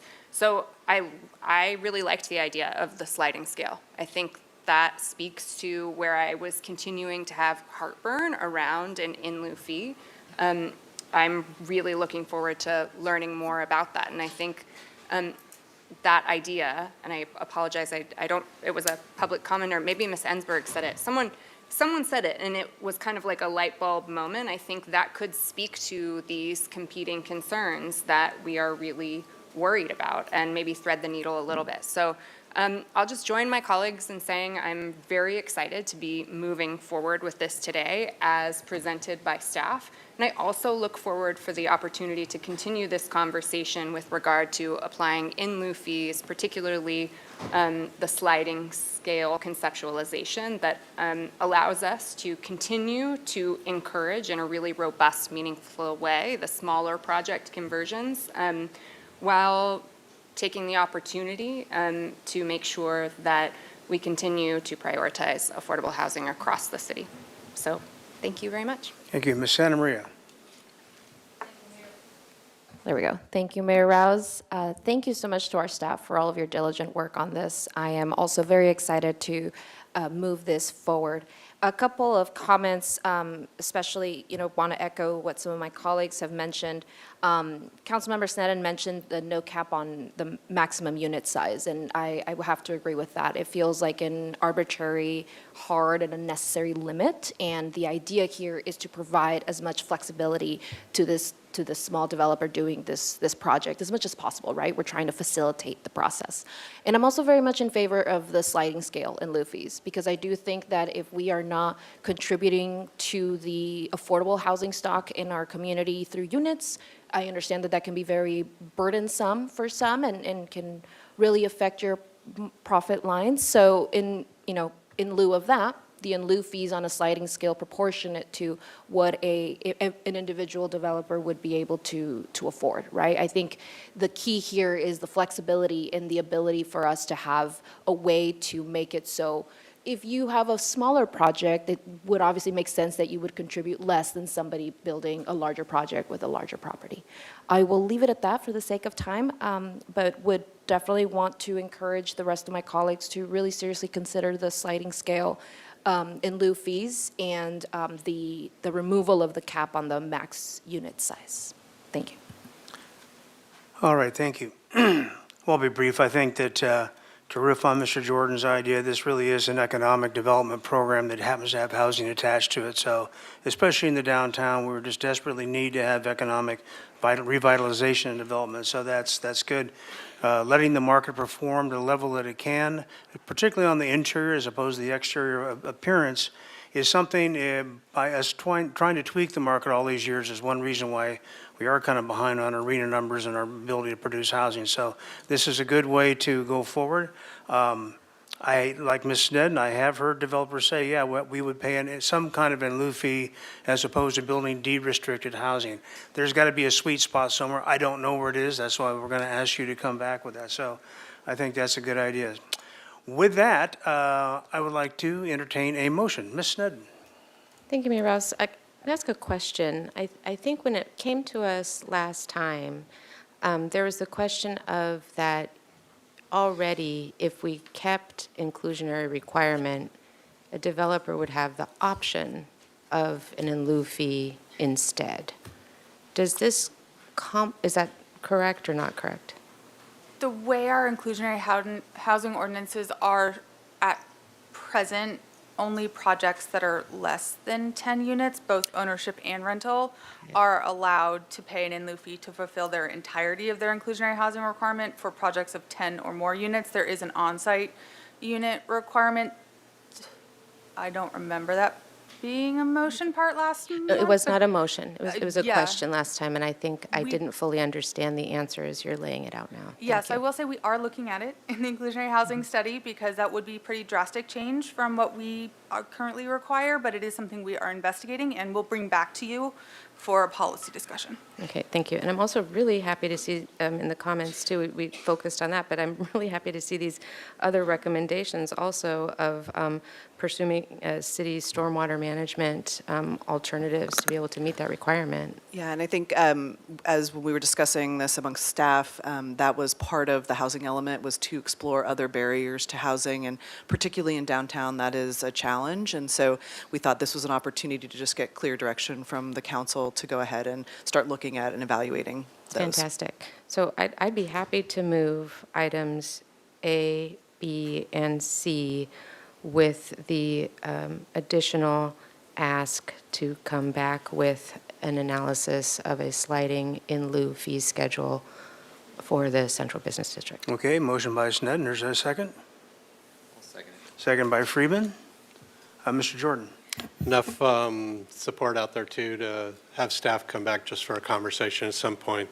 I'm pretty sure you didn't mean maximum size of unit. You meant maximum number of units, I hope. But an unlimited, but for staff to look at I would imagine it'd be a sliding scale on square footage of a building, and then what your minimum unit burden would have to be to keep the units down, and that you could have maximum number of units as long as you complied with the building size and the state building code, right? I would very much like to add Okay, that to the thank you. motion, if the seconder would also agree. You guys taking notes out there? Yeah, as long as that gets read back to us some way, shape, or form. Any other additions to the motion I'd like to make? Okay, with that, we have a motion on the table. Does everybody understand the motion? If so, may we have the roll call vote? Yes, just to clarify the motion, I have a motion from Councilmember Sneddon and seconded by Councilmember Friedman to approve the recommendations as made by staff with the inclusion of directing staff to bring back more information to council related to a sliding in lieu fee schedule and removal of the cap on maximum units at a later time. Maximum unit density. Density. No, hold on. Hold on, I see Ms. DeBusk shaking her head no. Thank you to the council. There is no maximum limit on density. That's this program, is it allows unlimited density. The only thing we put the cap on is the unit size. That's what I meant. So is that what you were intending to? That's what I meant. I'm not sure about the motion maker. Mr. Jordan, are you? Tell me that again? So the adaptive reuse ordinance has no maximum limit on density. So it is what I'm saying. You have a building size, you have a state building code for put as many units as you minimum want. size of residential unit and as many as you can get in your building. Yes, that's how it's Then we don't written. need this, do we? I'm sorry. But do we need a minimum number of units to prevent, right? A minimum density to prevent somebody from building larger units in that space that are 1,200 square feet, whatever. That's the reason why we included the unit size. Yeah. That was another way to address that, so that Okay, I think to me, the bigger gain is no cap on density. That's what I was after, so stand corrected. Okay, So Ms. shall we- Santa Maria, do you have a question or comment? But yeah, very brief comment. So the reason that I brought up the getting rid of the max unit size is because in touring some of these properties that could be sites for an adaptive reuse, there are times when a unit might be slightly larger than what it is, right? And so the idea really is to provide as much flexibility as possible. It makes complete sense to have a minimum size unit, or unit size, of course, because we don't want people living in a shoebox.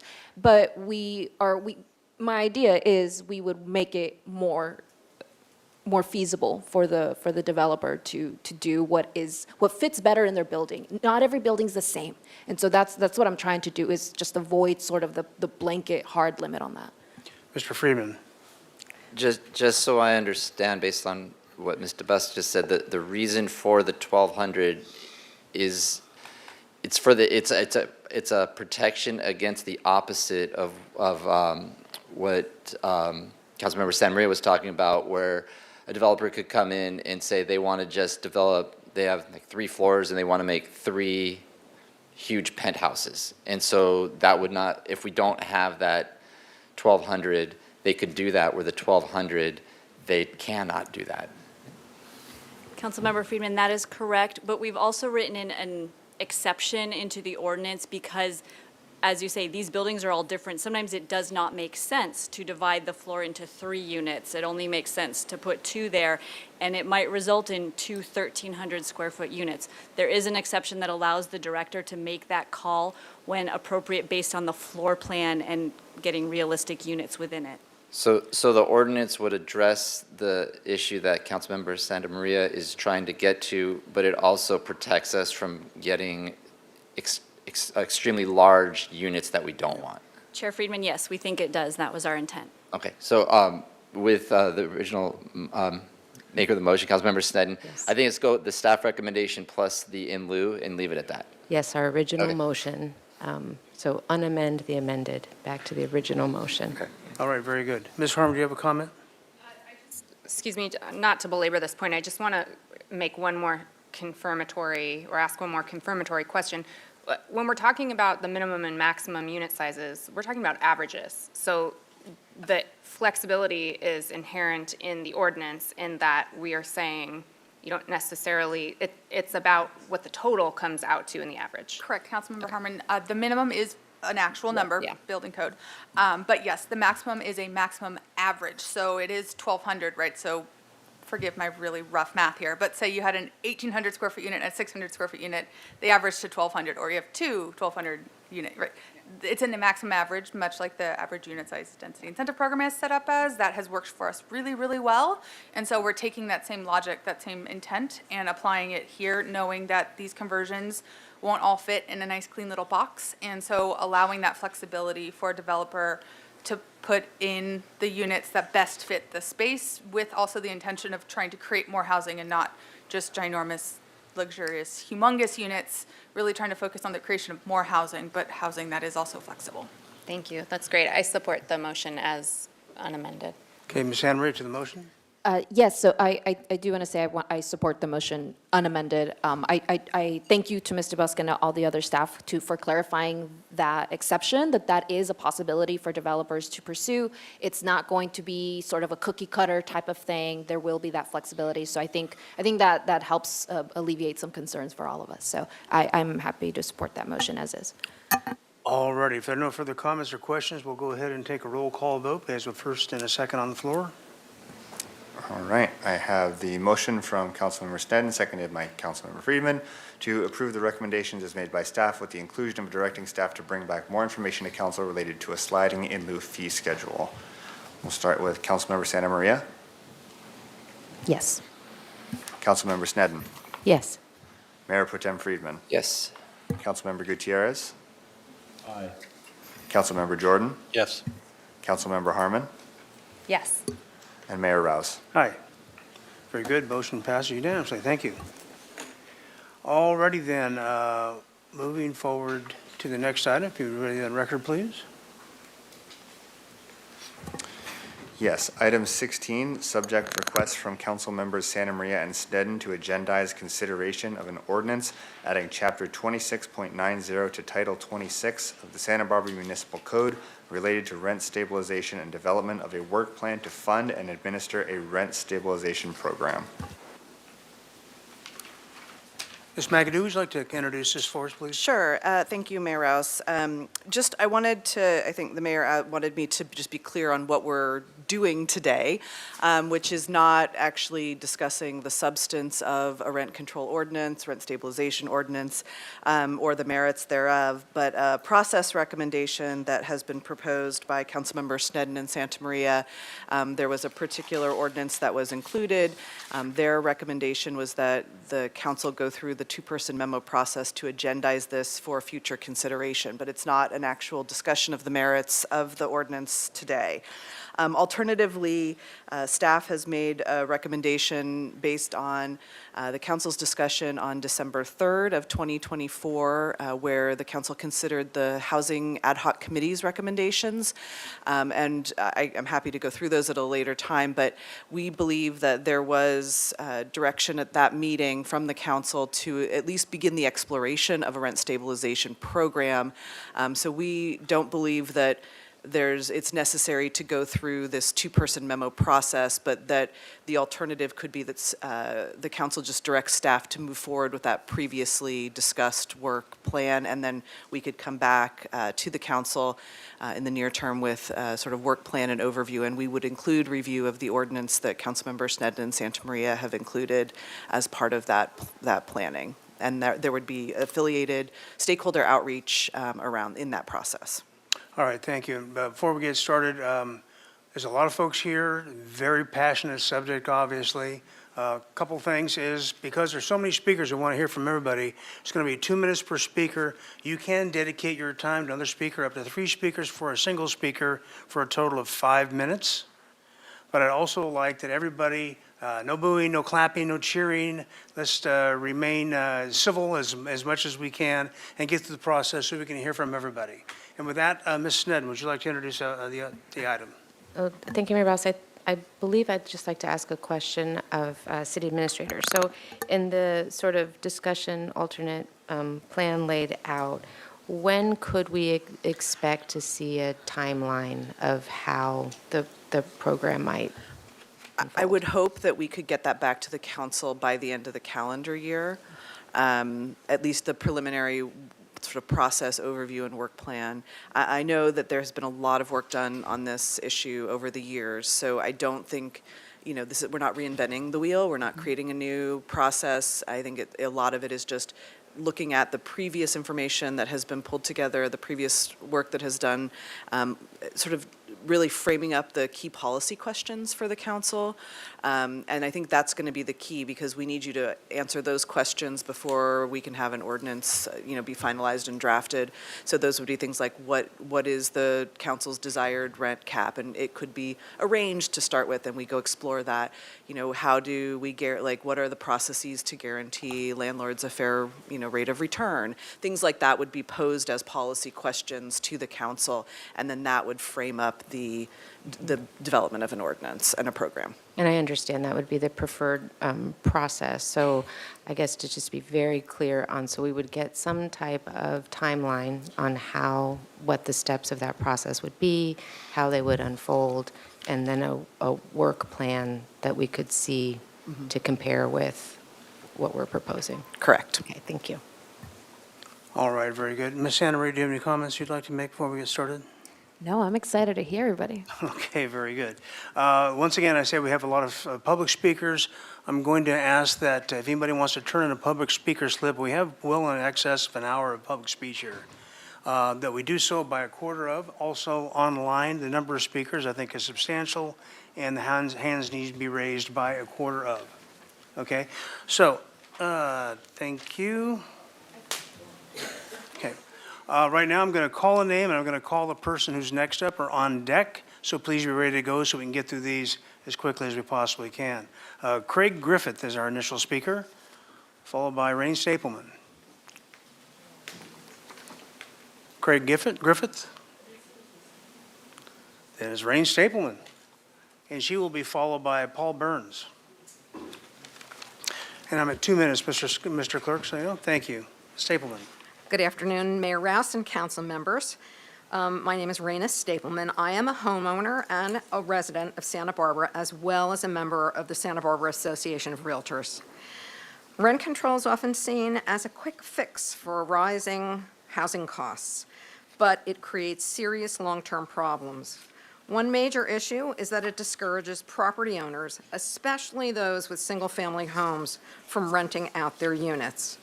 Faced with strict caps on how much they can charge, many decide it's simply not worth all the difficulties and financial risk.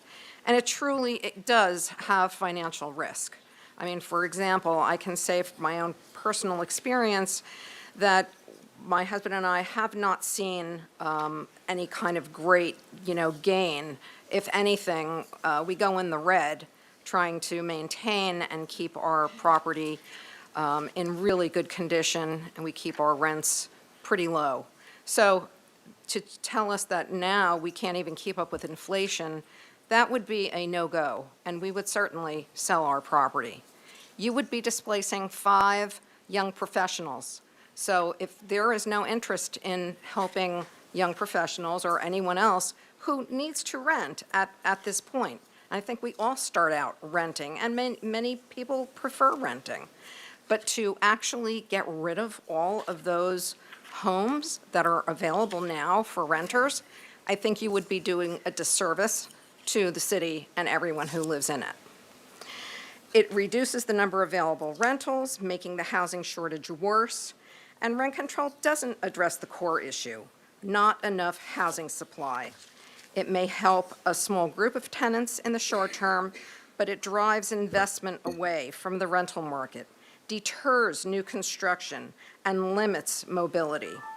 To truly solve rental affordability, we need policies that increase housing stock, not ones that shrink the market further. Thank you so much. Thank you. Paul Burns?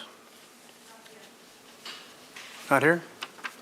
Then Tyler, can't quite make out the last name, but there you are. Followed by Solange Sanhueza. Good afternoon. My name is Tyler Mears, and I'm a resident of Santa Barbara for over 25 years. My background is in land use and development with a focus in real estate. And through my work in real estate, I've spent my career helping people make this community their home. I'm here today because I strongly oppose the proposed rent control ordinance. I understand the motivation. Everyone wants Santa Barbara to remain affordable, accessible, but after decades of research and real-world examples, it is clear that rent control does not work. Cities like San Francisco, St. Paul, and New York all tried similar policies. The result? Fewer homes, declining property conditions, and a higher overall rent. When landlords can't cover rising costs like insurance, maintenance, and taxes, they sell or convert their properties. That shrinks our housing supply, the opposite of what we need. Santa Barbara already faces one of the lowest vacancy rates in the state of California. Along with high construction and land costs, adding rent control would only discourage investment and drive small property owners out of the market. Our issue isn't high rents, it's too few of homes. The real solution is to increase supply by building smarter and reimagining how we use our existing spaces. Projects like redeveloping Paseo Nuevo into mixed housing or transforming La Cumbre Plaza into residential space could add hundreds of homes right where they're needed. These aren't ideas, they're real opportunities already being discussed. Instead of adding restrictions, the city should focus on incentivizing development, streamlining permitting, and encouraging partnerships that create both workforce market rate housing.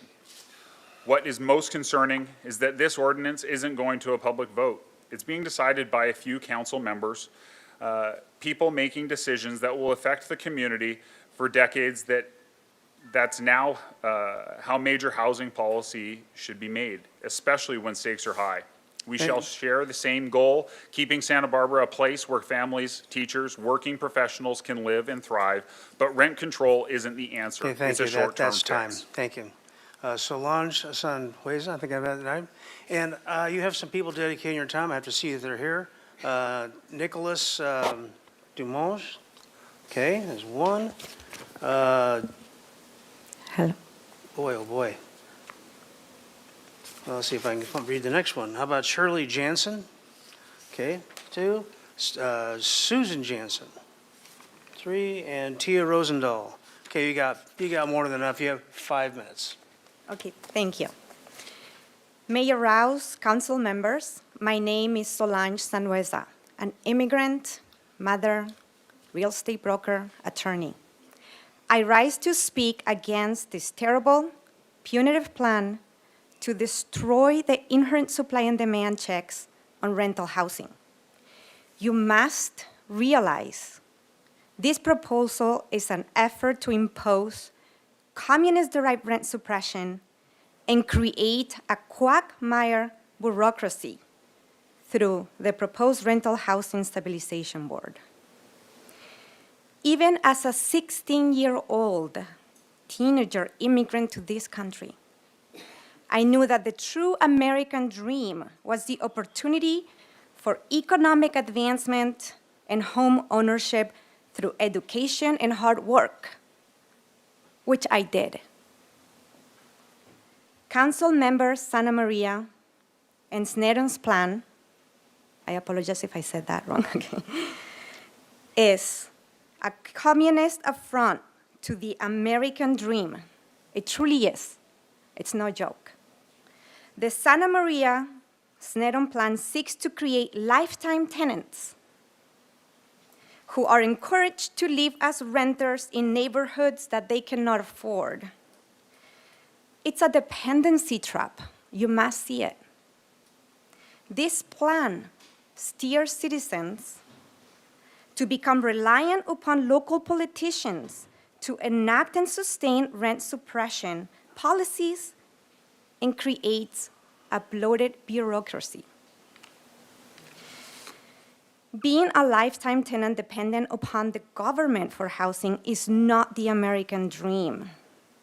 It is the adoption of the failed communist policies that ultimately deprive citizens of their dignity and creates a dependent class of people that rely upon politicians for their basic needs. It's a dependency trap. The role of local government is not to be a charitable organization distributing other people's hard-earned money to get votes. What do you think forcing people to give up their hard-earned money creates? It creates extreme dissatisfaction with the government and division. Santa Barbara has an extraordinary philanthropy community and an amazing affordable housing program. Your efforts should go there. Parading as a champion of tenants, suppressing the rental market's inherent supply and demand controls while punishing private property ownership is not a new idea. Everywhere in the world where this philosophy has been tried, it has ended in total and abject failure. We heard about New York and San Francisco. Let's look at the former Soviet Union. There are miles of government-owned gray, lifeless, vertical apartment buildings that store government-dependent humans in cubicles like inventory. Closer to home, we've seen these failed policies of destroying the capitalist market controls and enacting government control of private property rights in Venezuela. Under Hugo Chavez and Nicolas Maduro Mora, private property ownership is held in disdain. In Venezuela, there is no shortage of rental housing. Thousands of apartments vacant, millions of people fleeing Venezuela. The ordinance description that it supports essential workers like the ones we like and respect, firefighters, nurses, policemen, teachers, has not support in the data. The National Association of Home Builders' recent study shows that rent control decreases new multifamily housing development. May 2025 studies from the Apartment Owners Association of California have shown that in the mid and long-term middle-class renters like teachers, firefighters, administrators, police, and nurses end up having less available housing choices because housing inventory per capita ultimately decreases.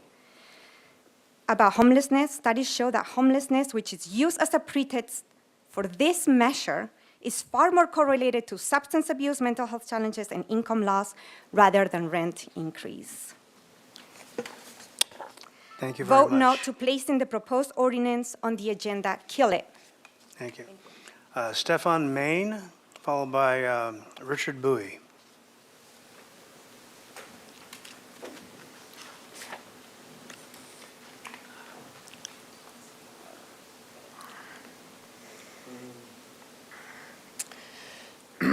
Good afternoon.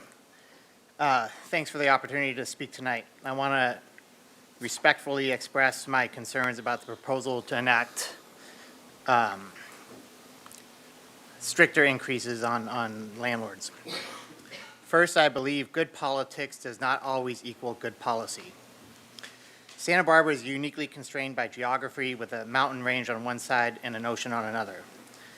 This severely limits the amount of land we have and flexibility we have to expand housing.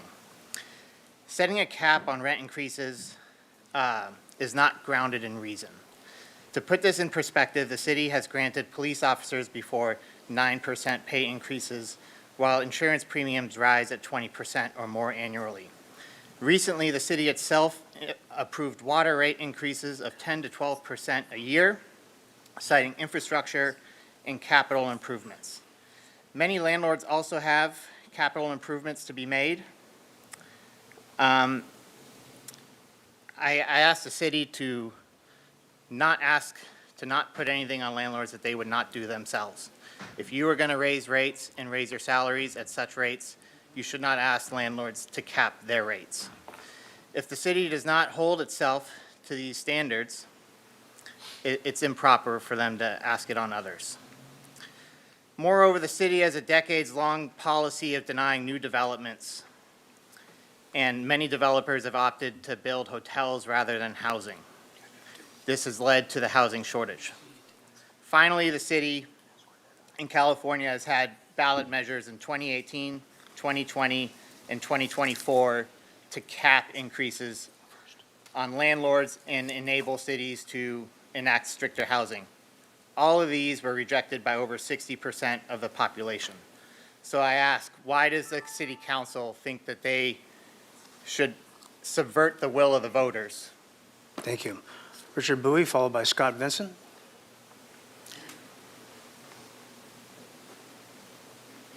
Hi, City Council members. My name is Rich Buey. I'm a lifelong Santa Barbaran. My wife and I recently purchased our first rental property here in Santa Barbara on De La Guerra Street. It's a triplex. We haven't even made the first mortgage payment yet. We did due diligence before we bought the property, 6 months, looking at statewide rent control 1482. We reviewed all the local municipal codes in Santa Barbara.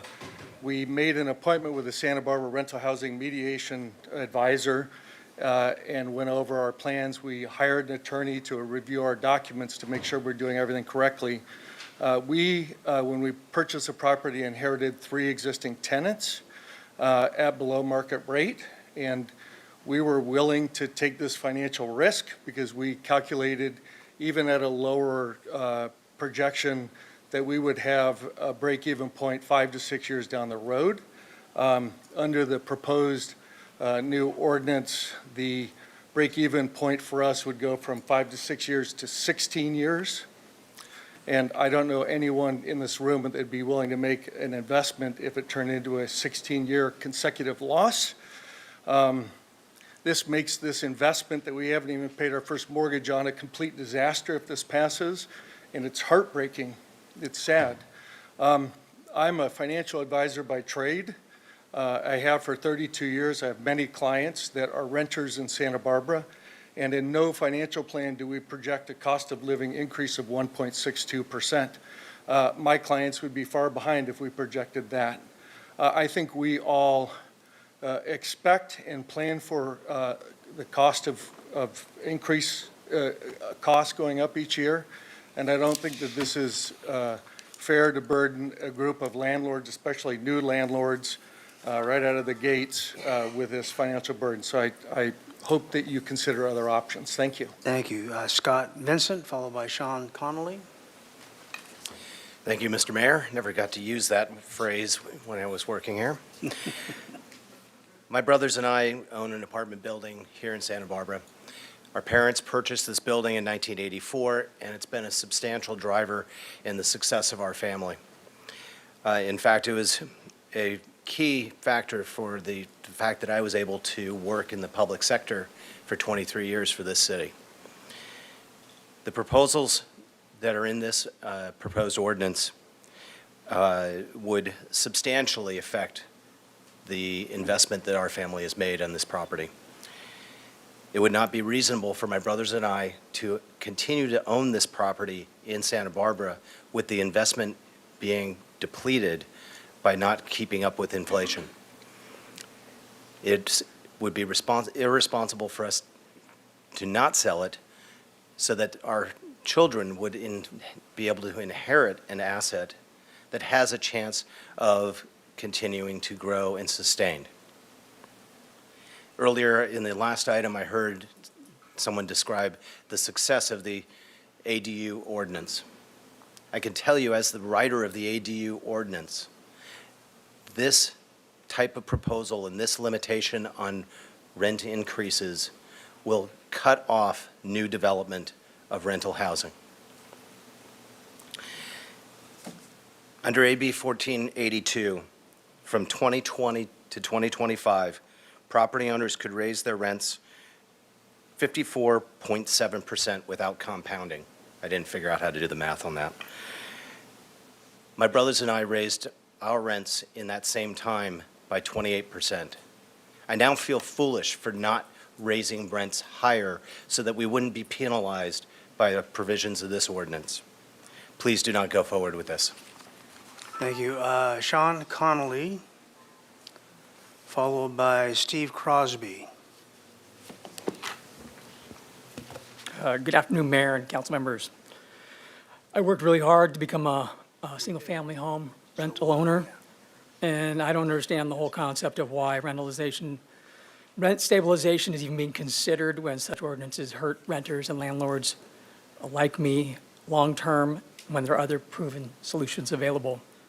Rental property owners shouldn't be burdened and forced to be with additional bureaucracy and expenses because council and planning have failed to create sufficient supply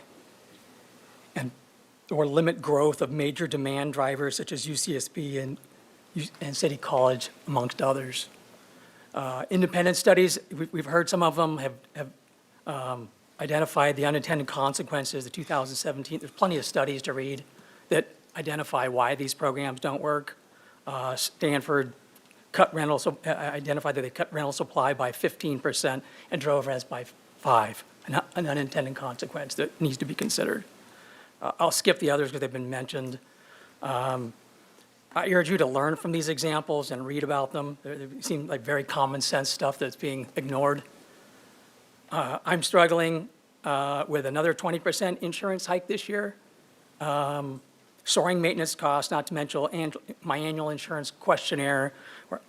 Have I replaced the plumbing? Have I replaced the insurance, the electrical? When was my roof last done? After I've already been canceled once. So I'm not anticipating I have to plan for these expenses in the future, and it's 1 point, whatever, the proposed increase is just ridiculous. I urge you to look at San Diego's 2023 reforms, which fast-tracked permits and added thousands of affordable ADUs. I rent to real people, and they rely on mine and other rentals to stay here. I want to keep providing homes for them. This ordinance will likely force me and others to sell out. Please reject it and prioritize permitting reform and increased density. Thank you. Steve Crosby, followed by Walter Crosby. Good afternoon. My wife and I own a house on the Mesa. We bought it about 46 years ago. We lived in it for a while, and it's been rented to Santa Barbara families since then. We've never evicted a tenant. We've never raised the rent while a tenant was in our house. Between tenants, we upgrade, we do whatever repairs need to be done. We raise the rent if we need to cover our expenses.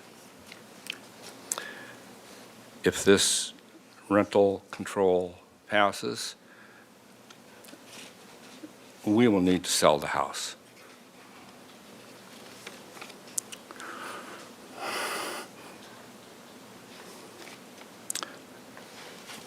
I just urge you, excuse me, do not remove this house from our control. We've been good landlords. We've kept the house in very good condition. We're rented to very good people, and we'd like to continue that, but we cannot do that under this proposal. We urge you to reject it. Do not even consider it. Thank you. Thank you. And I don't want to butcher your first name, so I'll just say the other Crosby, please. Actually, pretty much everybody has said what I was going to say. The only thing that I can add is, if you've ever gone to Russia, you have seen these huge blocks of houses. They have now individual houses.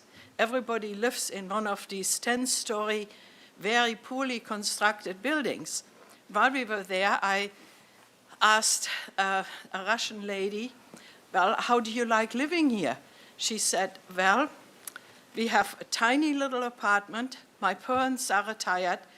They had no place to live, so we are living in a one-bedroom, no kitchen.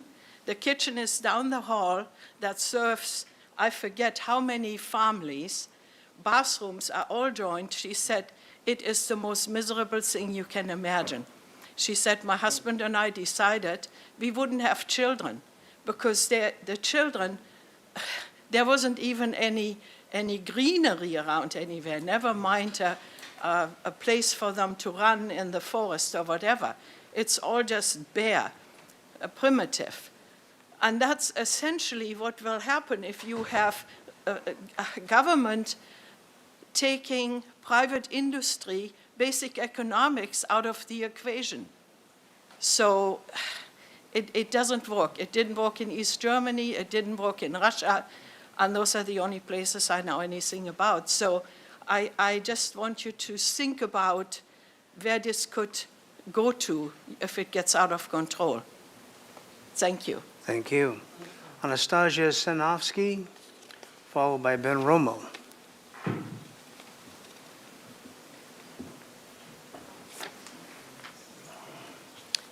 Good afternoon, Council, Mayor Rouse, and Council members. My name is Anastasia Sinovsky, and I'm here on behalf of Planned Parenthood Central Coast Action Fund. Over half of all the households in Santa Barbara are tenants, and of half, nearly 11,000, are considered rent burdened, where more than a third of their income goes to rent. We know that this disproportionately affects the most vulnerable and marginalized in our communities. And we know that financial strain forces people into making really tough decisions. When faced with either keeping a roof over one's head or potentially receiving essential health care that they need and deserve, many see no choice but to opt for the roof. And when PPCCAF's vision is a future where all people have equitable opportunity to experience health and wellness, it is clear something needs to change to lift this burden. We support continued dialogue and actionable solutions to protect tenants and increase affordable housing options throughout the city. By agendizing this item for a future meeting, the council provides the opportunity for residents to weigh in and provide feedback to their elected officials about what they need to survive and thrive in this community. Thank you. Thank you. Ben Romo, followed by Miguel Avila.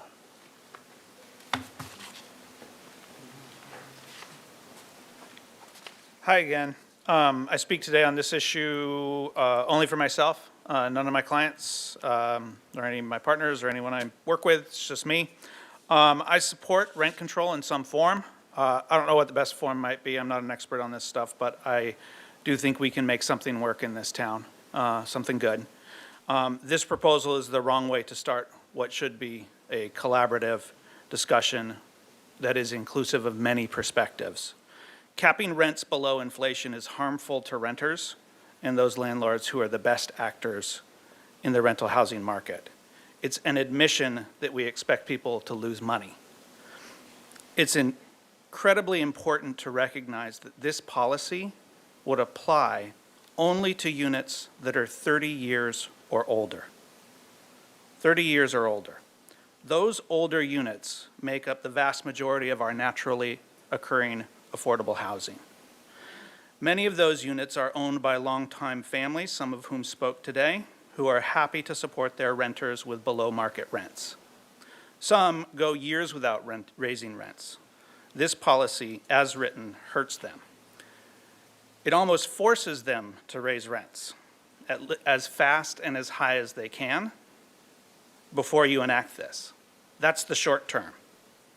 In the long term, some landlords will transition to student housing because students move out every year. Some might have to stop making repairs because they can't afford it. Some will be forced to sell to out-of-town corporations, most likely, that will be focused exclusively on profit with little care for our community benefit. This approach in words and in process, the approach you're considering today, hurts renters.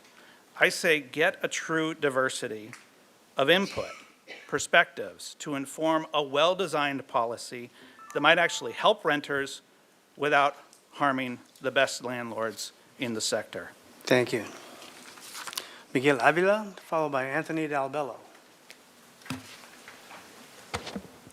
Mr. Mayor, council members, good afternoon. Thank you for the opportunity.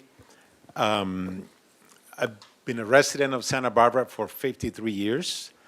I purchased my first house back when I was about 24 years old, working 60, 70, 80 hours a week at the El Paseo. And that property allowed me to buy other ones after that. And so I'm speaking as a resident, as a landlord, as a real estate agent, because that's how I make a living, selling real estate. And I'm actually here speaking in behalf of many of my clients who are owners of duplexes, fourplexes, triplexes, the majority of them small mom and pops landlords. So what you're proposing here, I can tell you, is bad. It's not good.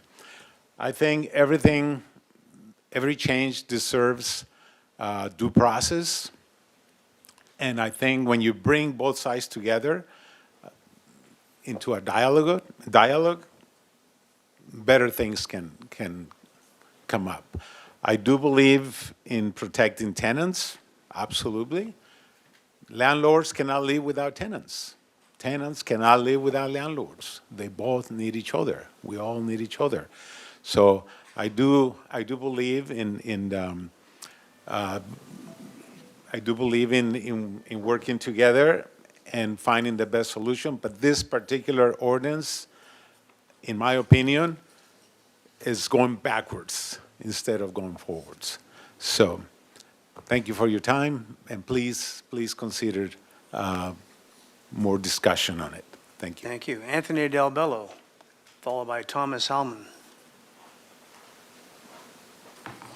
Good afternoon, Mayor Rouse and council members. May I have your undivided attention? When I started, I'm a resident here for 86 years and a mom and pop landlord for 45. When I started, there was a one-page agreement between landlord and tenant. Now, it's 15 to 25 pages. This cost a lot of money with my attorneys. Okay. My dear friends, if this was to be enacted, this proposed ordinance, This is what I proposed for the headline for our newspaper reporters. Major earthquake measuring over 9% on the Richter scale hits Santa Barbara property owners. This is how serious what you people are going to consider with this ordinance. May I tell you of an experience in the past 3 months that I have had with a 3-bedroom rental that needed some updating, including termite work outside, in the outside eaves, exterior painting, new windows, and window coverings. The total cost came to $22,751. Yes, $22,751 in real U.S. dollars. If this proposed ordinance would be enforced, the maximum rental increase would be $73 a month. It would take me 312 months to recoup my $22,731. My dear Mayor, that's 26 years. I would be 113 years old. Thank you, Mr. Del Bello. Okay, Merry Christmas. Thomas Salmon. It's hard to follow that. Yeah, you follow that one, why don't you? Good afternoon, Mayor Rouse and council members. My name's Thomas Salmon. Our family is a small rental housing provider in downtown Santa Barbara. We've continued to face higher repair and labor costs from plumbers, electricians, carpenters, painters. Their material costs also continue to go up. Our City of Santa Barbara utility bills have gone up. The proposed rent stabilization ordinance, I think, is the wrong solution and will only make it harder for us small mom and pop owners to maintain our property and stay in business, providing clean, comfortable housing for moderate income residents. Our rentals have always been aimed towards a more moderate rental level. We have a wonderful blend of tenants from different ethnic backgrounds, education levels, all different types of occupations. They love living there. They work hard we work hard to maintain the property, and they work hard to maintain a harmonious living situation for all of them. They look out for each other. It's a great community. We feel blessed to have it. Our rental property reflects many others in the downtown area. As I drive around and walk around, I see them. And I think they're what make up the mom and pops and keep the rent moderate for a lot of the downtown area. And that's where a lot of the charm of Santa Barbara lies. If this ordinance were to pass in time, rental properties will be removed from the rental market or sold off to investment groups. It just won't pencil out. Look for solutions that don't increase costs and reduce further the modest income received by our small family rental property. Please think through this proposed ordinance very carefully. Small rental property owners can and should be your allies. We're not your enemies. We really aren't. Thank you. Thank you. Kathy Henry, followed by Don Kadich.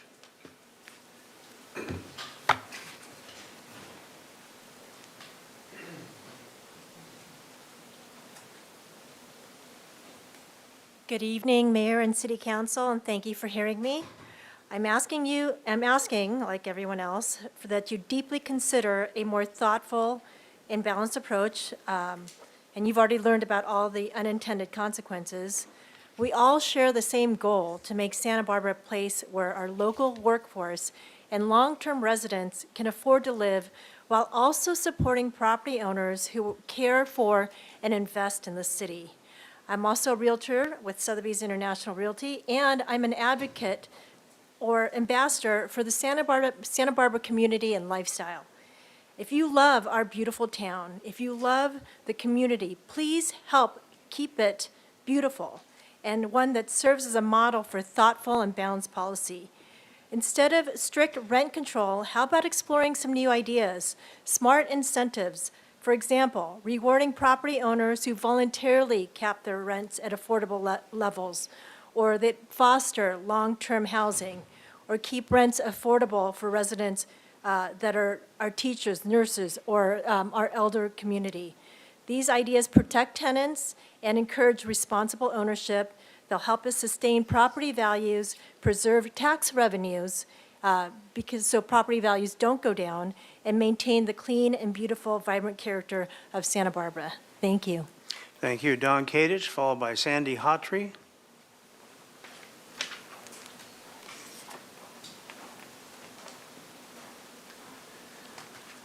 Mayor, council members, for the second time today, I can say thank you for your service.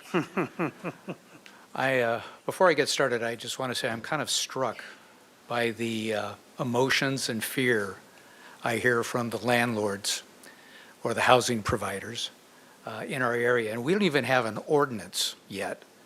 And it has, the emotion is really ripe. I can sense the fear. It's the same fear that the tenants have. So I believe there is some common ground, and I'd like to explore a couple of those areas. I've been a longtime Santa Barbara resident and a lifelong advocate for affordable housing. The situation we're in has been a burden on many housing providers like myself over the years, and I've been screaming into the abyss for decades on the need for the city to adapt to the needs of all the stakeholders. Clear objectives make decision-making simple, yet this rent stabilization push crashes headfirst into the same tired assumptions that got us here. Past councils, with their no development directives, created the so-called housing crisis with their feel-good fixes. I'm fearful that this council will follow into that same trap. You have the tools to unleash a housing boom, but where's the will? Instead of tackling the root issue, streamlining development, you're reaching for the low-hanging fruit of rent control, which is nothing short than government-sanctioned property grab. Show me one place anywhere where rent control has actually accomplished the following: spurred development, improved housing quality, or made home ownership more attainable. Thank you. That's your objective. Thank you. Sandy Hotry, followed by Paul Knight.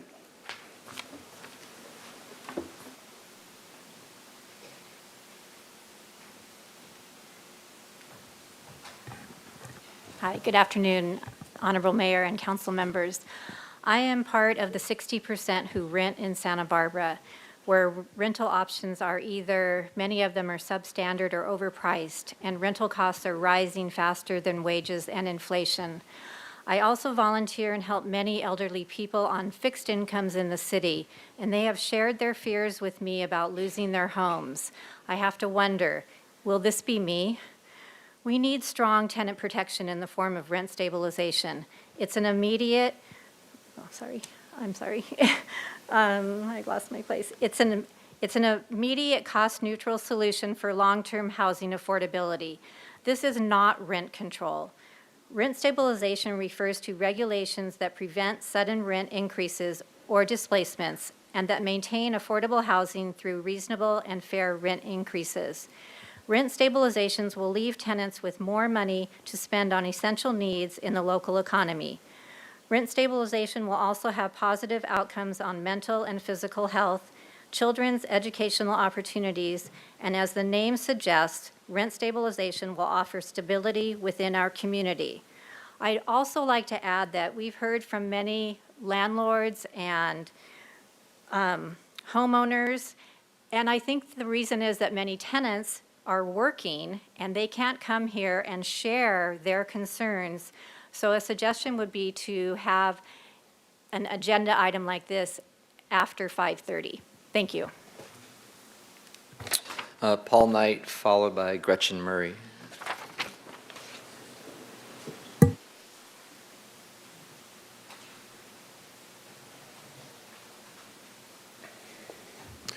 Hi, thank you, City Council. My name is Paul Knight. I'm the owner of Mission City Property Management.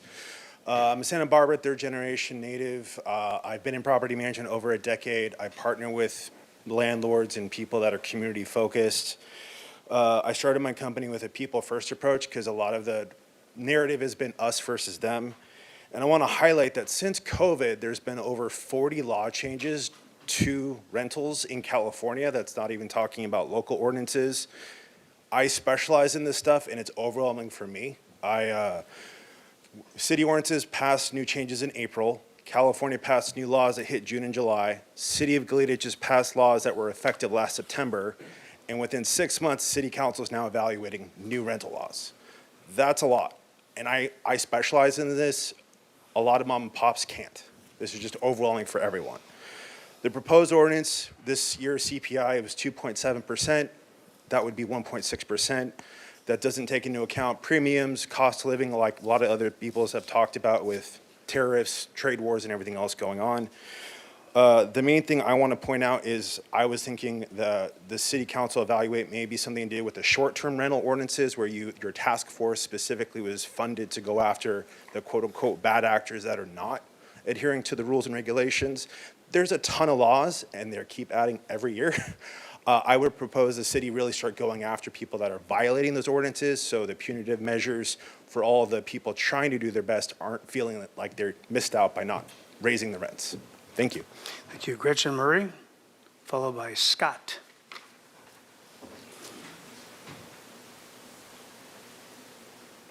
Gretchen Murray. Okay, Scott. Followed by John Mayle. Let's see, dear Mayor and City Council members, I want to thank you for giving me the opportunity to speak about the very high cost of rent in Santa Barbara.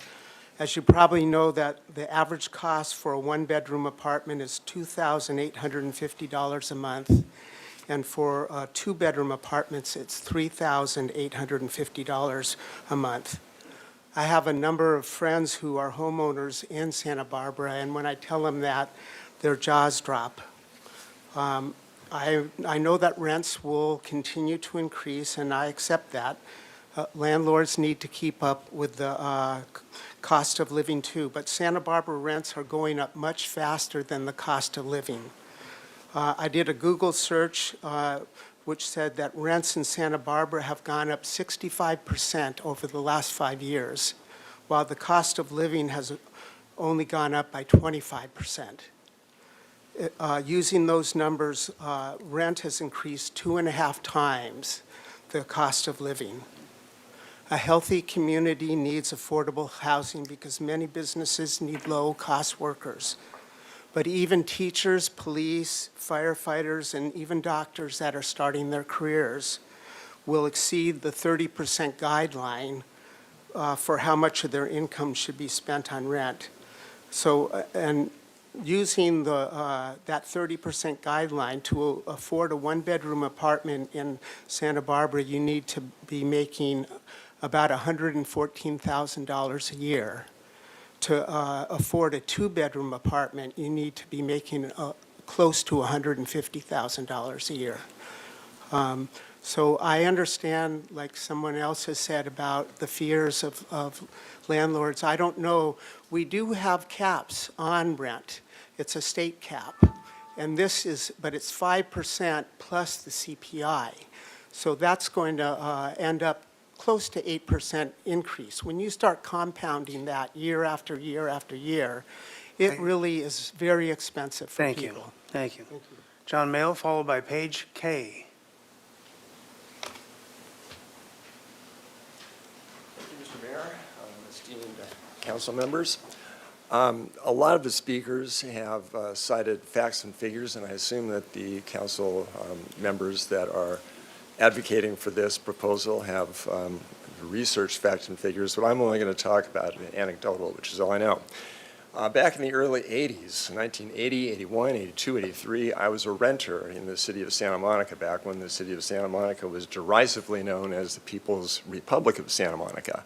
And it had severe rent control provisions, but not as severe as some of the provisions in what you are considering. The result was that the housing stock fell apart. I heard a noise in the middle of the night one evening and walked into the bathroom to see what was going on. The ceiling from the apartment above had fallen into the toilet in my apartment. And it's because landlords couldn't afford to plow any money back into the maintenance of their apartments. And I would hate to see that happen in the city of Santa Barbara. I'm a homeowner here. I'm a graduate of UCSB. I've lived here a long time. And part of the charm of this town is the beauty of it. And I would hate to see that destroyed by an ill-considered, well, the Orwellian term, I suppose, is rent stabilization. But it's really rent control. It's being controlled. And I would hate to see this, to repeat myself, the beauty of the city destroyed by an ill-considered rent control ordinance. So I'd like to nip in the bud. I don't even think this should be considered. I'd like to see it not on the agenda. Thanks very much. Thank you. Page K, followed by Summer Howitt. Good afternoon, Mayor Rouse and City Council members. I was born here many, many years ago in Cottage Hospital. In the 70s, my grandmother went through a very severe and prolonged illness, and we lost our house. I have spent the majority of my life living here in Santa Barbara as a renter. My mother moved to Florida to purchase a house after she retired, after many years of service here at the health department, and yet rent control is not the answer. The best housing providers are people who care about their tenants and their properties. The best housing providers don't raise their rents the maximum amount each year unless they're forced to do so because the law requires that for them to have a chance to keep up with market rents. Laws cannot overpower market forces. They never have and they never will. Curtailing market rents will ruin opportunities for mom and pop landlords to build wealth the American way, by serving their communities, by working hard, by caring about their properties. What we will end up with are the stories that are researchable. We can see what happened in Santa Monica. We can see what happened in Berkeley. We can look at those stories and see they did not do anything for the tenants. In fact, what we'll end up with is playing into the hands of developers. You may know that in Santa Monica, as Mr. Mail just said, houses fell into terrible disrepair. Whole neighborhoods were ruined until the only answer was to raise those buildings and play into the hands of the large developers who built high-rise buildings, and the rents quadrupled, even quintupled or more. Imagining that passing a law will triumph over a market force is just folly. I urge you not to allow rent control to detract you from the bigger situation, which is that we need more housing. Rent control won't do it. Market forces will always win. Thank you very much. Thank you. Summer Howitt, followed by Kari Weber.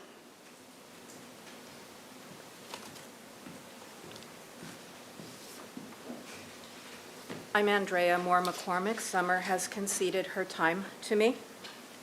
Okay, very good. Honorable Mayor Rouse and members of the council, my name is Andrea Moore McCormick, and I speak to you today as a healthcare worker, a first responder, a civil servant, and most importantly, a tenant. It is with utmost urgency that I implore you to agendize the two-person memo submitted by council members Santa Maria and Sneddon without further delay. We cannot afford to have essential workers such as myself forced out or to commute from far away. It contributes to both professional burnout and disconnection from the communities we are here to serve. Many of us were born and raised here, the Santa Barbara of the 1970s and 1980s, when many of the housing providers acquired their homes, is not the Santa Barbara of today. You say you worked hard for what you have, and that it is unfair to expect you to subsidize the housing of others, your tenants, through a fair rent stabilization policy. I invite you to consider that all of us as taxpayers have been effectively subsidizing your housing since 1978 through caps on your property taxes and the lost tax revenues pursuant. The benefits of Prop 13 were supposed to trickle down to tenants. The opposite happened. I leave you with the question, how is it that stability and state protections are fine when they secure the wealth of property owners and their heirs, but not when they secure the survival of renters, the working class, and our families? Finally, we're concerned about bureaucratic delays that harm tenants. Today is only about getting a discussion about rent stabilization on the calendar. So I'm very confused by the unnecessary roadblocks preventing much-needed progress on this issue. Thank you. Andrea, did you fill out a speaker slip by any chance? I did not. Okay, I need you to do that, because that's I how will. that normally works for people to donate time to. So would you do that and give it to Ms. McAdoo, please? Absolutely. First time here, sorry. Okay, very good. Carrie Weber? I'm donating my time to Mr. Jack Reed. To whom? Mr. Jack Reed. Okay, then just Jack Reed here, because he's not up yet on the, and did you fill out a speaker slip, sir? Okay, well, when your turn has come up, I will donate her time to you. Sarah V.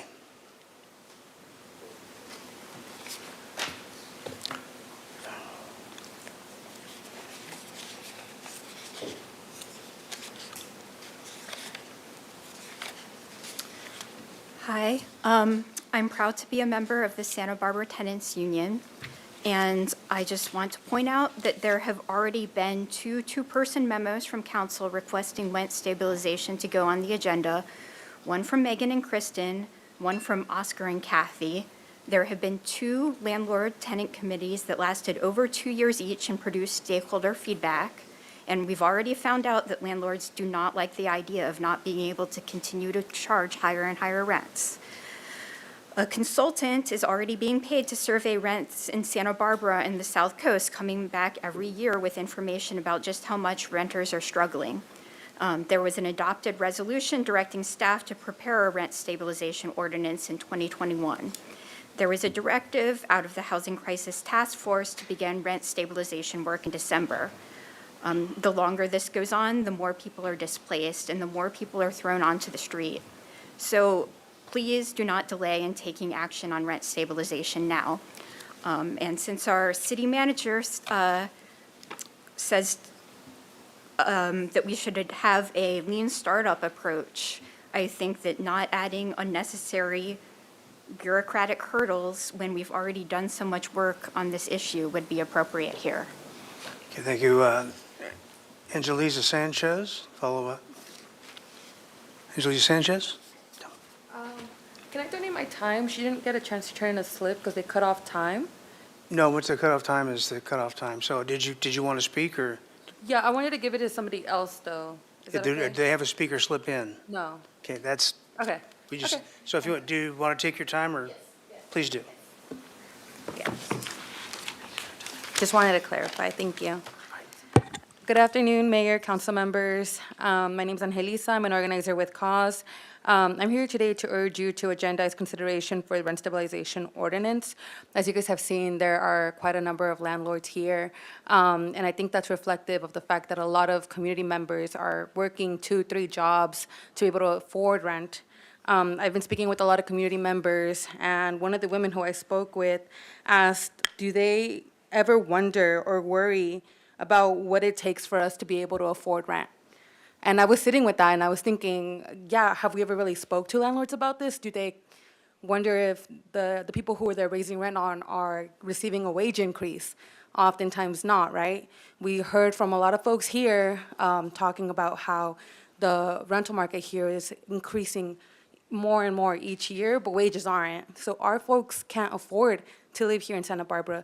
We've already talked about the working class, our teachers, policemen, firefighters who can't afford to live here, people making $100,000 a year who can't afford to live here. I would highly encourage you all to keep in mind our most marginalized communities right now when considering voting on this item. Please vote yes. Thank you. Thank you. I think, got this first name right, Daff Bales? Is it Daff? It's Daff Bailey, yes. Okay. Oh, okay. Thank you. I'll be short and sweet. I'll cut right to the chase. I'll preface this by saying, since we've heard from landlords, as other people have said, most working people are working right now. You know, they have jobs.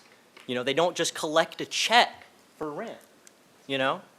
So rent stabilization is needed. It is desperately needed by the working class people who make Santa Barbara what it is. It is not the landlords who make it what it is. The landlords are not at risk of being displaced. It is these working class people who are currently being displaced, who have to commute up here from Ventura or from Santa Maria or for other places where they can still barely afford rent. okay? My partner and I live out of a van because of the high cost of rent, and we are working class people. We fled from red state many years ago so that we could have a place that we could call our home, and we found that in Santa Barbara. But with the cost of rent and the cost of living continually increasing, we cannot afford to live here in an apartment. But I'm going to close by saying Santa Barbara should be a community for working class people, not an amusement park for wealthy landowners. Thank you. Lloyd Beardsmore, followed by Brad Froling.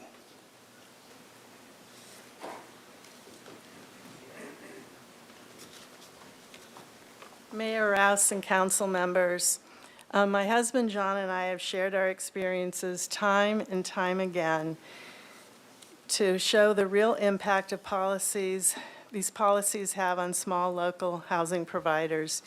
Yet our concerns continue to go unheard, and we increasingly are dehumanized in the process, as you just heard.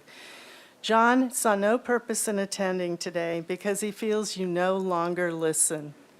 No restaurateur or healthcare provider faces possible criminal prosecutions, fines, or liability for adjusting prices amid rising costs. Why are housing providers who create and maintain homes for this community treated differently? My husband John is the last remaining landlord on the Rental Mediation Board. He's served in good faith, believing in balance and fairness. Turning the board into a rent stabilization board with landlords only being 2 out of 5 seats is not equitable. It sends a clear message dismissing our voices and undermining legitimacy.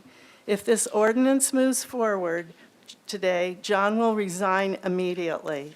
Any mediations and decisions under current as well as future board with such an unequal representation will lack credibility, integrity, and its outcomes could be rightfully challenged. We are not the enemy. We are your neighbors, taxpayers, the ones who have kept Santa Barbara housed, even when it meant jeopardizing our own financial security. Santa Barbara is at a crossroads.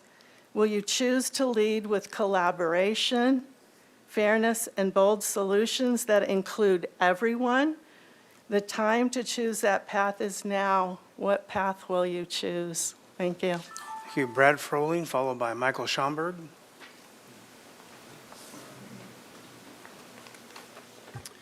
Mayor, Council, thank you for your time this afternoon. My name's Brad Froling. I'm a local business professional, community member since 1990, and I raised my family here. My adult daughters may not be able to live here long-term after working hard in school and having good jobs, and that's just the reality of living in a small coastal community. This issue of housing is ever present, and instead of focusing on the supply and producing more housing, we're focused on further government involvement, which is a large stop sign to those that actually produce housing. With your seismic proposal, I'd ask the council what other communities have inspired you with these most severe rent controls. Where has this worked over time? My daughters have lived through Santa Monica and New York City, and it's been destructive to those towns and specifically the tenants over time. Would Santa Barbara actually apply a regulation that was not time-tested and vetted, that we would be the first ones to unlock the code?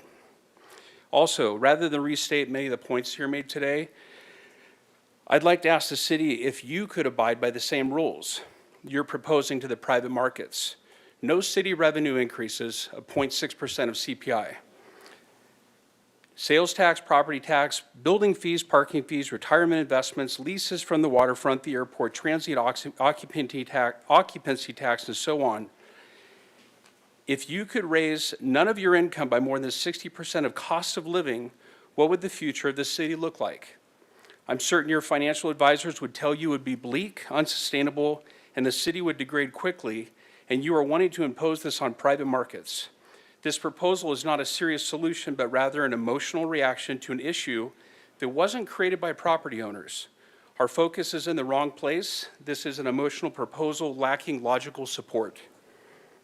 I'd ask that you shift your focus to create a business-friendly environment that would encourage more responsible housing production, Econ 101 tells us that supply is the answer to demand, not bureaucratic intervention. Thank you. Michael Schomburg, followed by Rick Lang.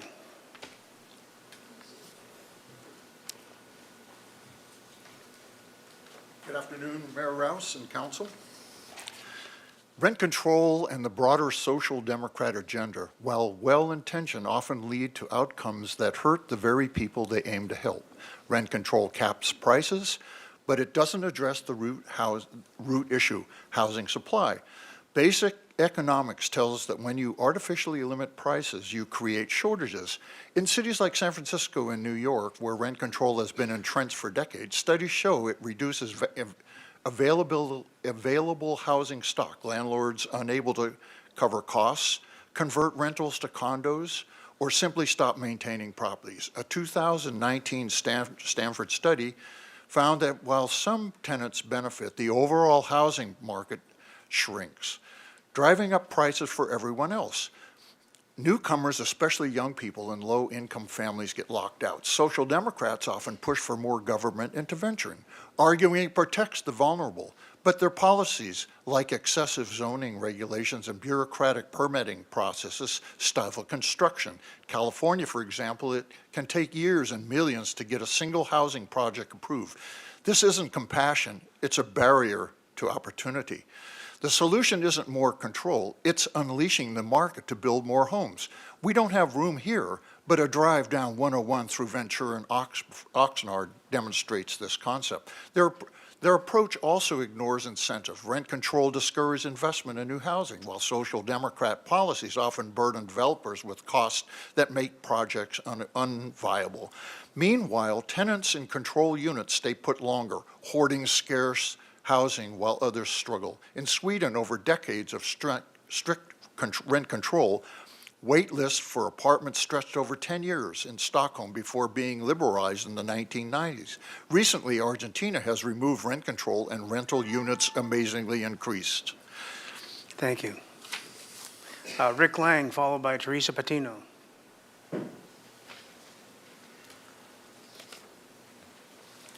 Thank you.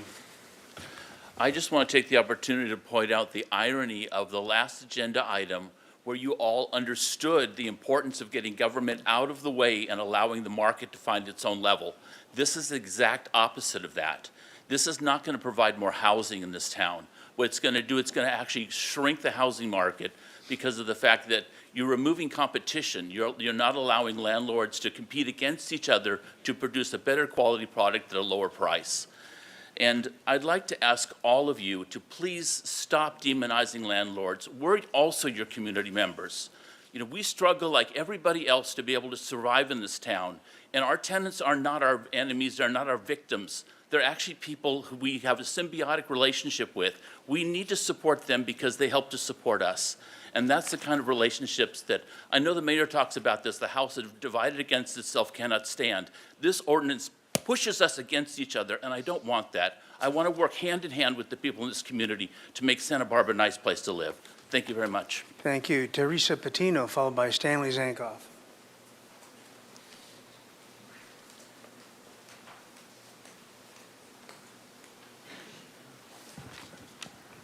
Okay. Good afternoon, Mayor Rose and City Council members. I am here to oppose the proposed ordinance submitted by City Council members Ms. Naden and Santa Maria. I have a question for Council members Ms. Naden and Santa Maria. How does the proposed ordinance guarantee that the low and moderate income Latino families and other minorities will get housing and be able to stay in the community? The answer is obvious. It does not. Ms. Naden, you have often referred to Beverly Hills as an example of how rent control allowed your family to live in Beverly Hills.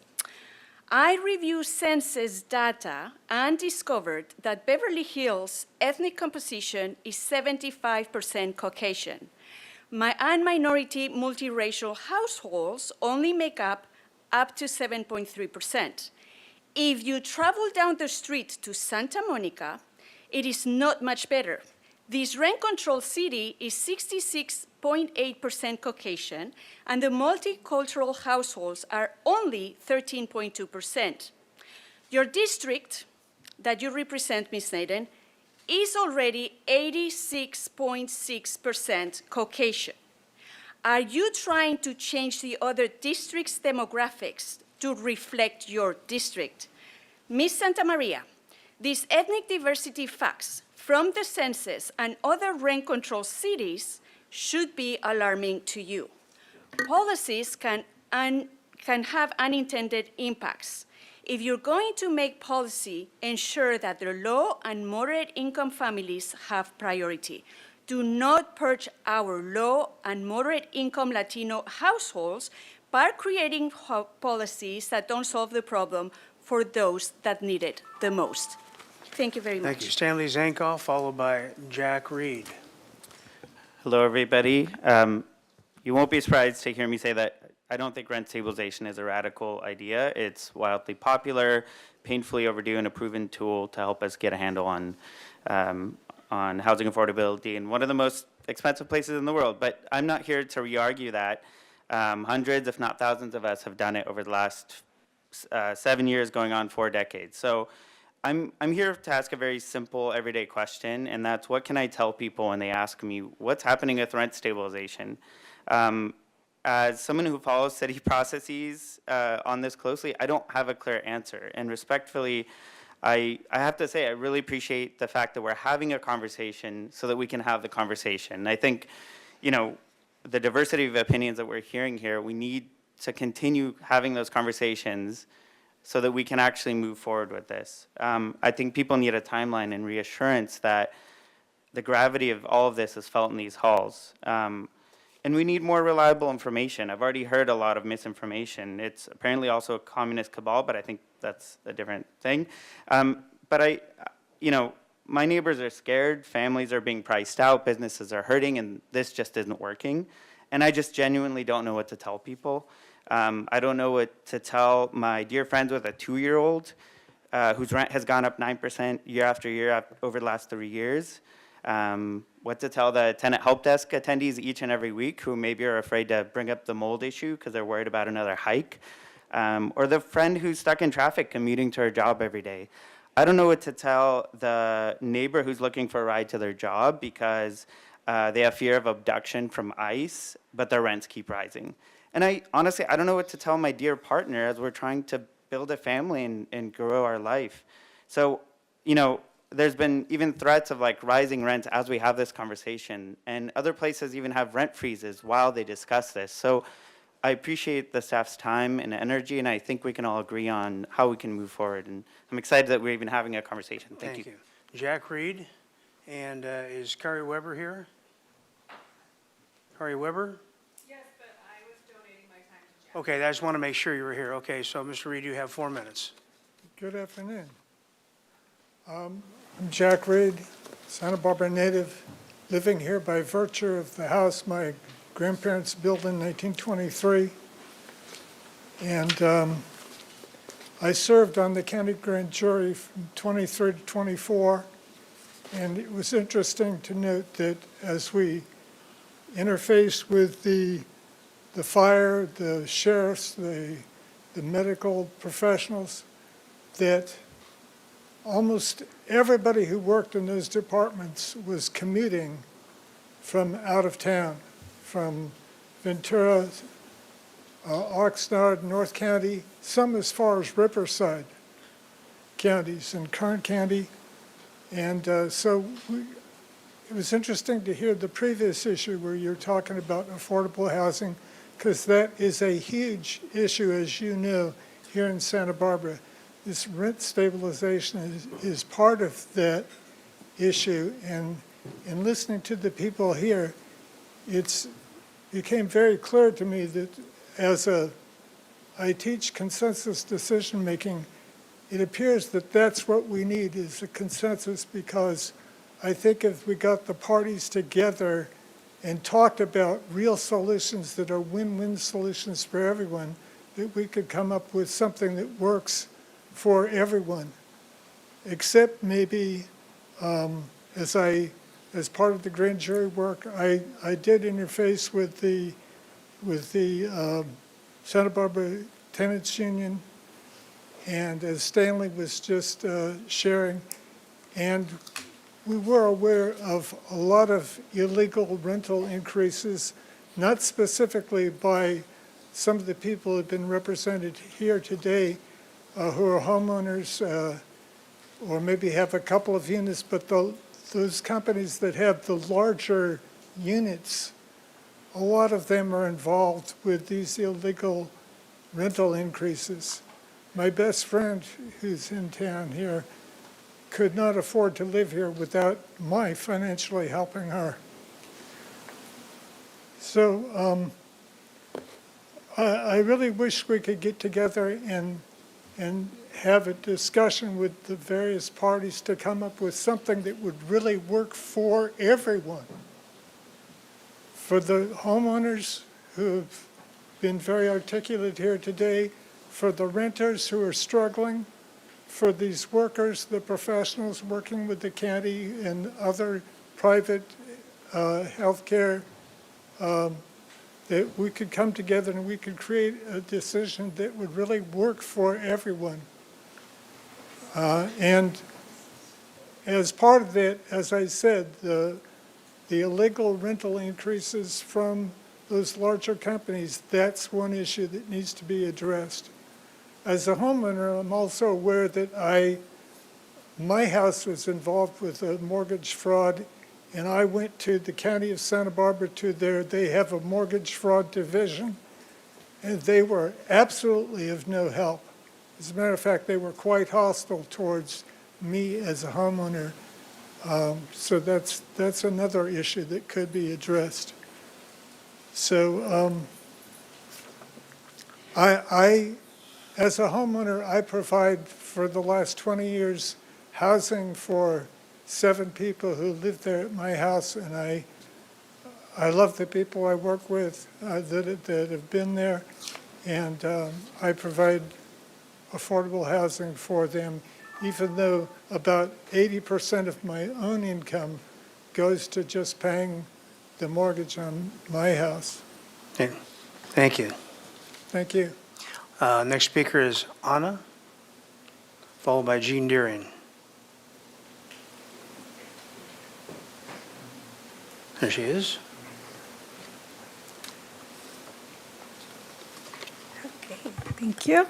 So, Honorable Mayor and council members, we as CAUSE urge council to agendize the 2-person memo submitted by council members Kristen Sneddon and Wendy Santamaria. We would also like to acknowledge the public commitment provided by our city administrator and city staff to begin working with urgency towards rent stabilization and moving forward today as a first step for public discussion. We are also open and committed to providing equitable educational materials in collaboration with our new Deputy City Administrator and the City Council during the process and after implementation if this moves forward. Such as the fact that this does not lower the already unaffordable rent prices. It simply slows down the rental increases and provides our city workers, teachers, families the opportunity to anticipate rental increases at a reasonable level as we find more long-term housing solutions and affordabilities. As stated in the memo, we recommend to move forward with a clear, concrete timeline that opens engagement and builds upon the rental ordinance submitted. We recommend utilizing existing data and stakeholders' input in addition to a new outreach, such as the 2017 Tenant Landlord Task Force, the ad hoc committee, the 4-3 directive by former Mayor Kathy Murillo and council members Oscar Gutierrez, the 2024 ad hoc and council priorities, the 2020 public conversation on community stabilization by council members Megan Harmon and Kristen Sneddon. And this is the first step.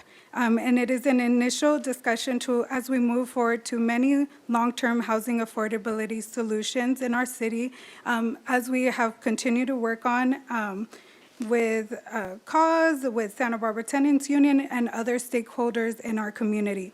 We look forward to continuing this conversation. Thank you. Thank you. Jean Deering, followed by Peter Trent.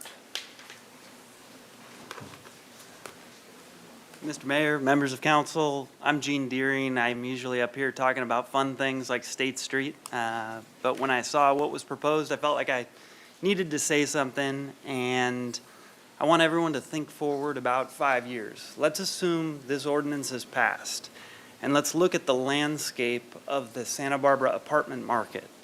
That word landscape is key, because any property owner that has pride in the flowers out front, or maybe has grass in the courtyard that their tenants play soccer in, that won't exist. That landlord is going to go up to the dump where they have all those free wood chips. They're going to get all the wood chips and they'll put them in because they know that's the lowest expense for their landscape. The quality of our product will degrade, and even more so, you're creating an adversarial relationship between tenants.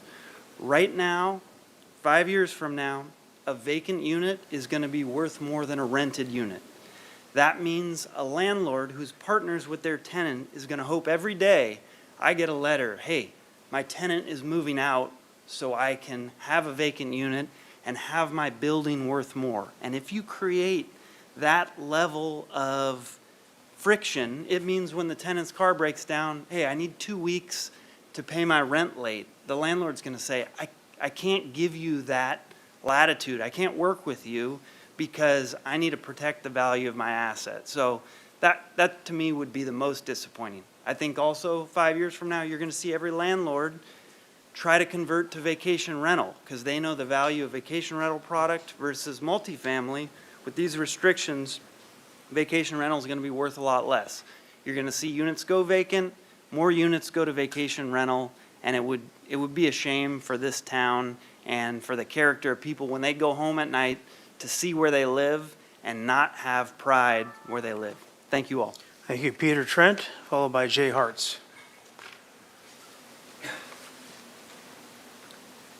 Hello. I'm here today not as a developer or corporation, but as one of many small property owners who provide housing in this community.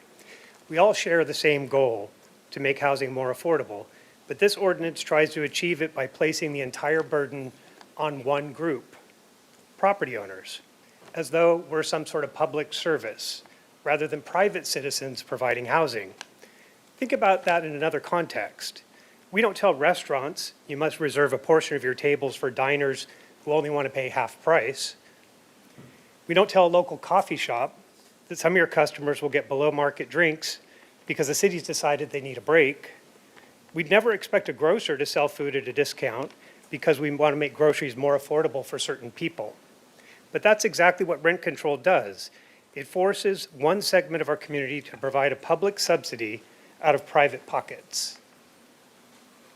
And worse, it's not even done fairly. Because without any means testing, rent control gives below market rent to whoever happens to already be there, whether they're struggling or wealthy.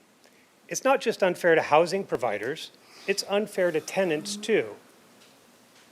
Over time, rent control locks people in, freezes the market, and reduces the very mobility and opportunity our community needs. It creates scarcity, not security. If we truly care about affordability, we should address this together by building more housing, by helping with those that have real need, and by making it easier, not harder, for people to create and maintain homes. But asking small housing providers, people like me, to carry the full social cost of affordability isn't fairness. It's selective generosity with someone else's money. Thank you very much. Thank you, Jay Hartz.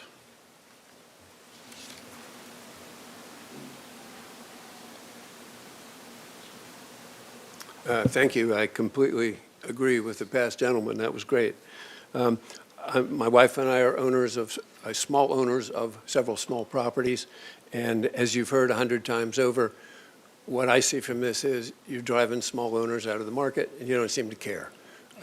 What you're going to end up with is less units as owners sell, and you're going to end up with large corporations controlling the rental stock in this town, and nobody's going to like that. I think it's a bad idea, and I think your specific proposal is so outrageously low that it's going to drive people out more aggressively, number one. And number two, I have to think there are going to be legal challenges to any such thing. You're going to spend a lot of time and money on litigation if you're going to try to depress rents that far. Finally, I heard something on the radio today that was interesting. It was an interview with an economist who specialized in rent control issues and with a developer who used to develop apartments in Los Angeles.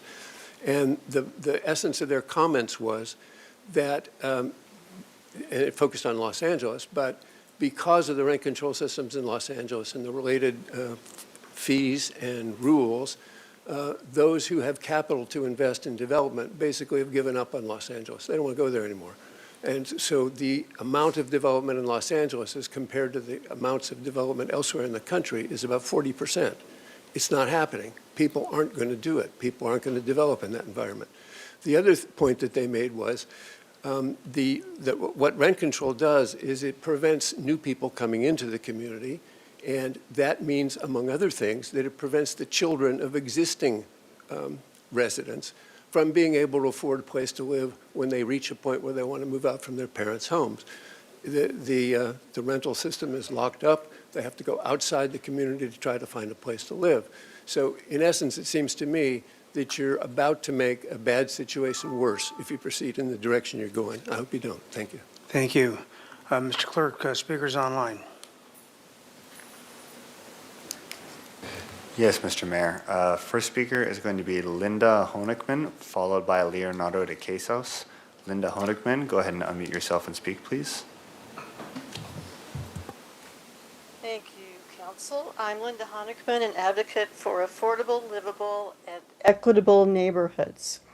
I'm a homeowner and former landlord who understands the difficulties that can come up between landlord and tenants and the unexpected charge changes that can occur with increases in maintenance costs and taxes.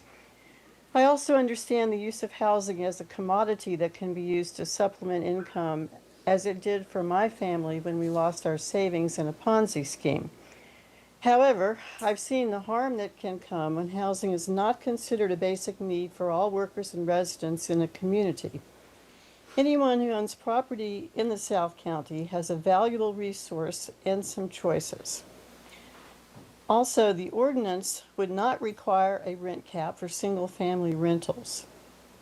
If you are a property owner and do not have children or good friends under 40, you may not understand how much the housing security climate has changed in the last 10 years. Santa Barbara is at the top of the country's unaffordability due to the wages and housing cost gap and the extremely low vacancy rate. More than 100 friends, employees, and colleagues have had to leave the protection of tenants, or if you prefer, the 3S stool of supply, subsidy, and stability. I support the comments you received from CAUSE, which was signed by Strongtown Santa Barbara Tenants Union, SBCAN, the Fund, Committee for Social Justice, CLUE, and Santa Barbara Indivisible. Thank you. Okay, next speaker, please. Next speaker will be Leonardo de Quesos, followed by James Carbone. Leonardo de Quesos, go ahead and unmute yourself and speak. Good afternoon, Mayor and Council members. Thank you for the opportunity to speak today.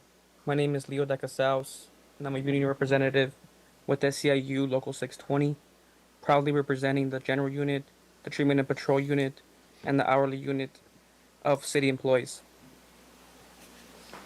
We are proud to support meaningful initiatives such as the ordinance and the rent stabilization program and the city's broader efforts to expand affordable housing. These are essential steps toward ensuring that working people, including city employees, can afford to live in the communities that they serve. That said, we urge the city to consider workforce housing a priority within its overall affordable housing strategy. When we talk about affordable housing, we must also be talking about our own frontline workers. At the same time, we encourage the council and city staff to identify sustainable revenue sources and establish clear funding plans before making significant financial commitments. Responsible planning ensures we can continue delivering the high-quality public services our residents expect without compromising fiscal stability. In closing, we respectfully urge the council to agendize consideration of the ordinance and to begin development of a comprehensive work plan to fund and administer a rent stabilization program that works for both tenants and the community. Thank you for your time. Thank you. Next speaker, please. Next speaker is going to be James Carbone. James Carbone, go ahead and unmute yourself and speak, please. Very good. Can you hear me okay? Yes. Thank you. Good afternoon. My wife and I are mom and pop housing providers, like many people you've heard from. We own 5 rental units and rely on this for our retirement income. The one point I want to make is the ramification for people like us. And I'd like to do this from a first-hand basis. This is not anecdotal. I'm not talking about statistics. This is just our personal situation. Being a housing provider is a business, and we are not a charitable organization, so we have to make a reasonable profit. I don't mean any of this as a threat. I just want to explain firsthand what this does to people like us. Because of skyrocketing costs, what's already passed, and almost certain prospect of additional rent control and other restrictions, we have already decided to take our ADU off the market next year before it ages out of Costa-Hawkins protections. This means that a good tenant who's lived with us for over 8 years and is currently paying at least $1,000 under market rate will have to find another place to live at market rate. Depending on what actually gets approved, we may opt to sell our other 2 properties. We already self-manage our units, and I do a fair amount of the maintenance myself, so there isn't a place for us to trim costs other than to defer maintenance and do the minimal amount to meet habitability laws. Being a slumlord is not a business we want to be in, so capping rents below CPI doesn't give us any options. I could go into a lot more reasons why this is bad, but I think you've heard them all. The bottom line is there are ramifications, and you're going to hurt the people that are helping their happy tenants and drive us out of the community. Thank you much. Thank you. Next speaker, please.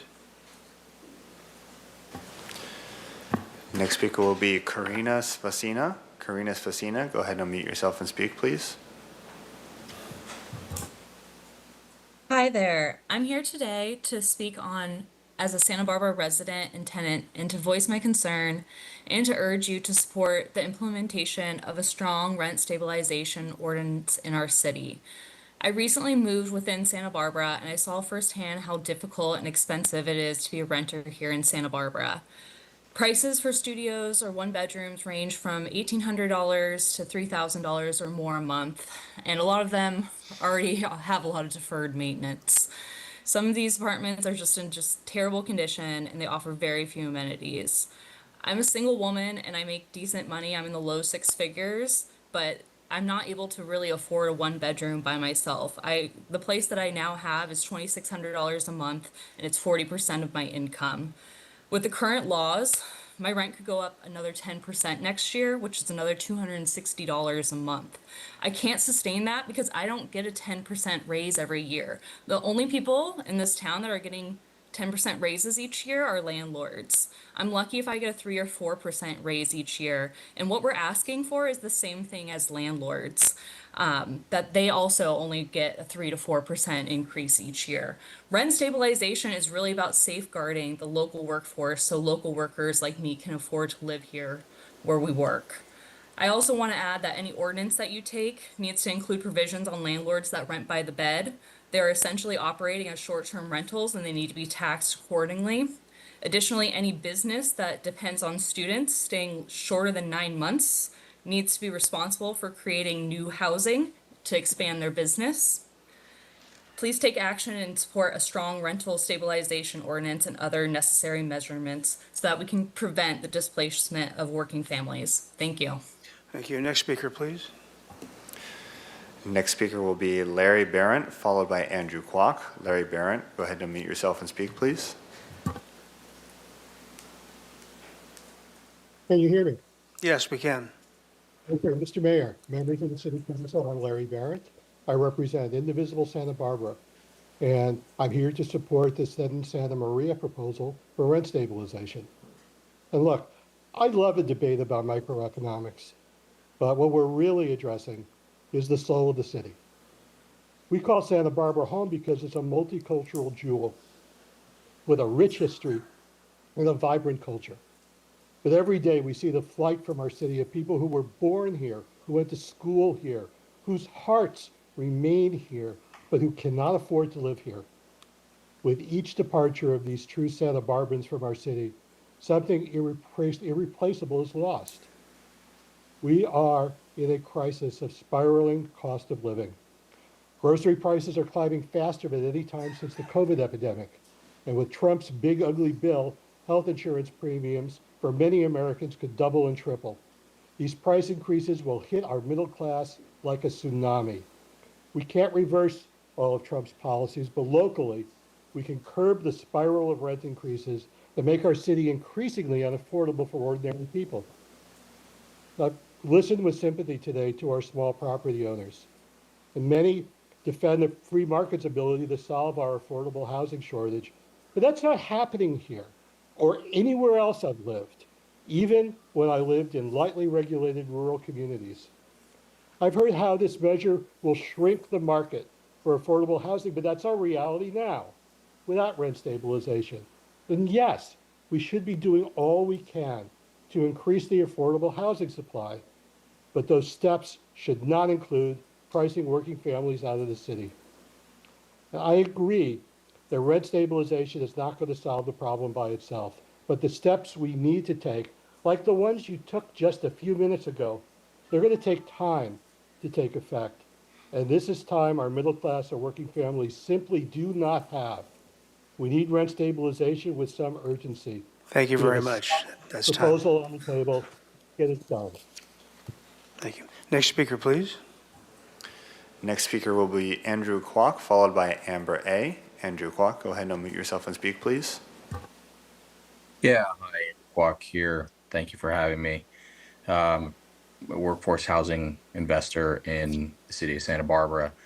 I just wanted to point out a couple of things. One, the authors of the ordinance had a rent study put together, and I think it would be very helpful to have a consultant similar to the one that put together the rent study to put a study together on the effects of rent control or a rent stabilization ordinance. As you've seen in Santa Ana, California, St. Paul, Minnesota, they've had pretty dire impacts on the housing stock and the development of new housing supply. And that brings me to my next point. We're really dealing with a supply issue.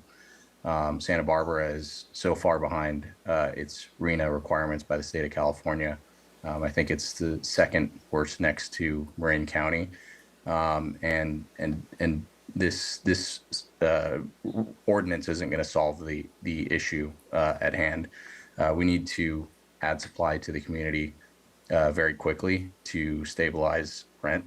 And lastly, I think I'm going to bring up a subject that probably nobody wants to hear, but I think everybody here is probably familiar with the term redlining.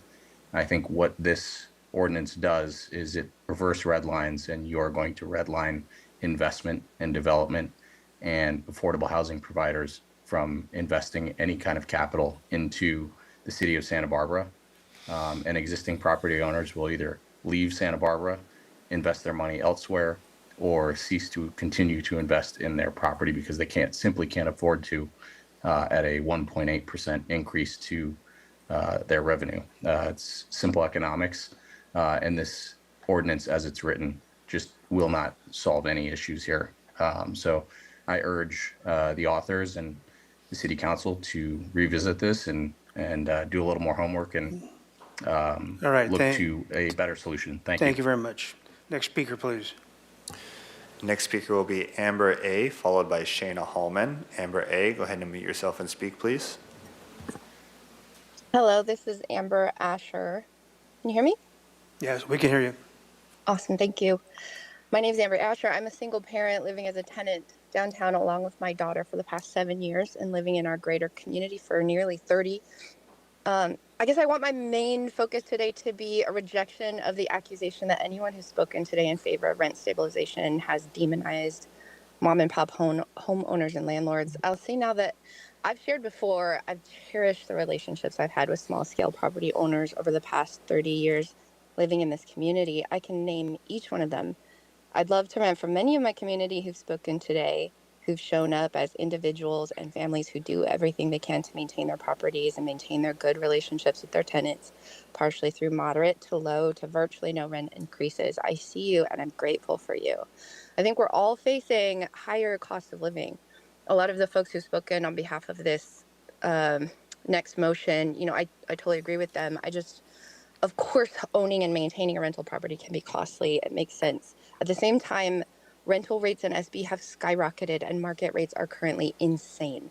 They force one to think incredibly creatively or to work excessively to survive. I've witnessed 2 separate neighbors now in my recent past who've been forced out of their homes and onto the streets. Let's please work together. Let's please do what it takes to keep rental options safe, available, reasonably affordable, and accessible to a diverse set of community workers and members. Please allow this conversation to continue by agendizing this issue as recommended. Thanks. Thank you. Next speaker, please. Next speaker will be Shayna Hallman, followed by Michelle Carbone. Shayna Hallman, go ahead and speak, please. Hi there, my name is Shayna Hallman. My husband and I have lived in Santa Barbara since 2019. We just recently moved out to Ventura County this July because we were priced out of Santa Barbara. My husband works in aerospace at Raytheon in Goleta, and I work at a marketing agency here in Santa Barbara.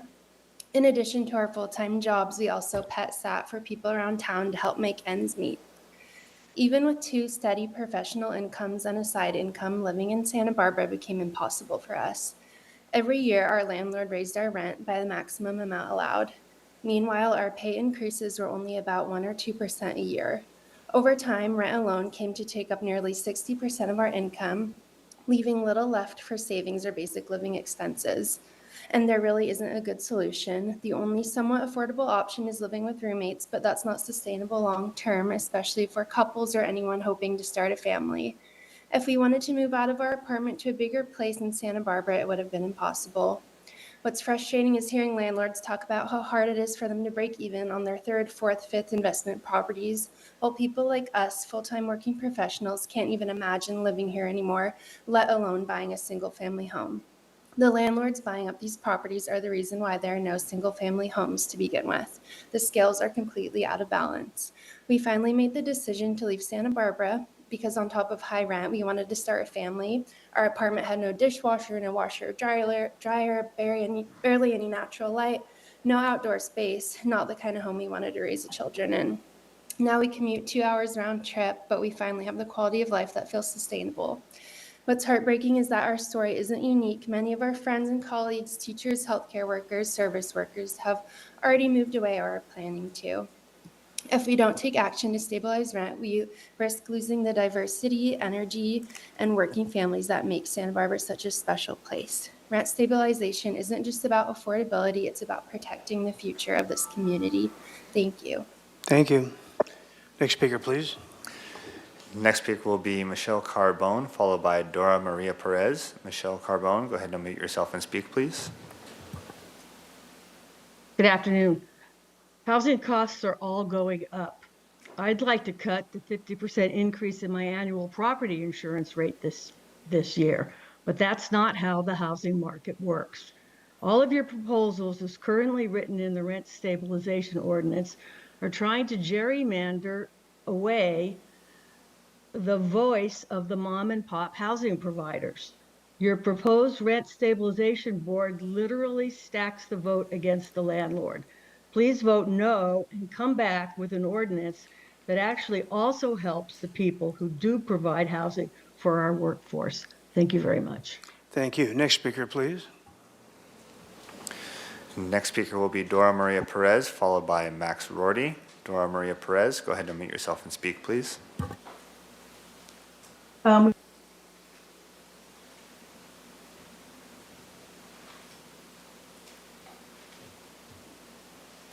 Dora Maria Perez.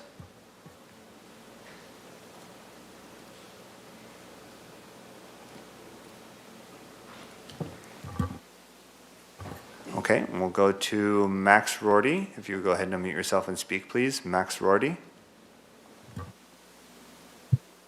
Thank you so much, Mayor and council members. I'm Max Rorty, a resident of Lolita, living in subsidized housing on UCSD property.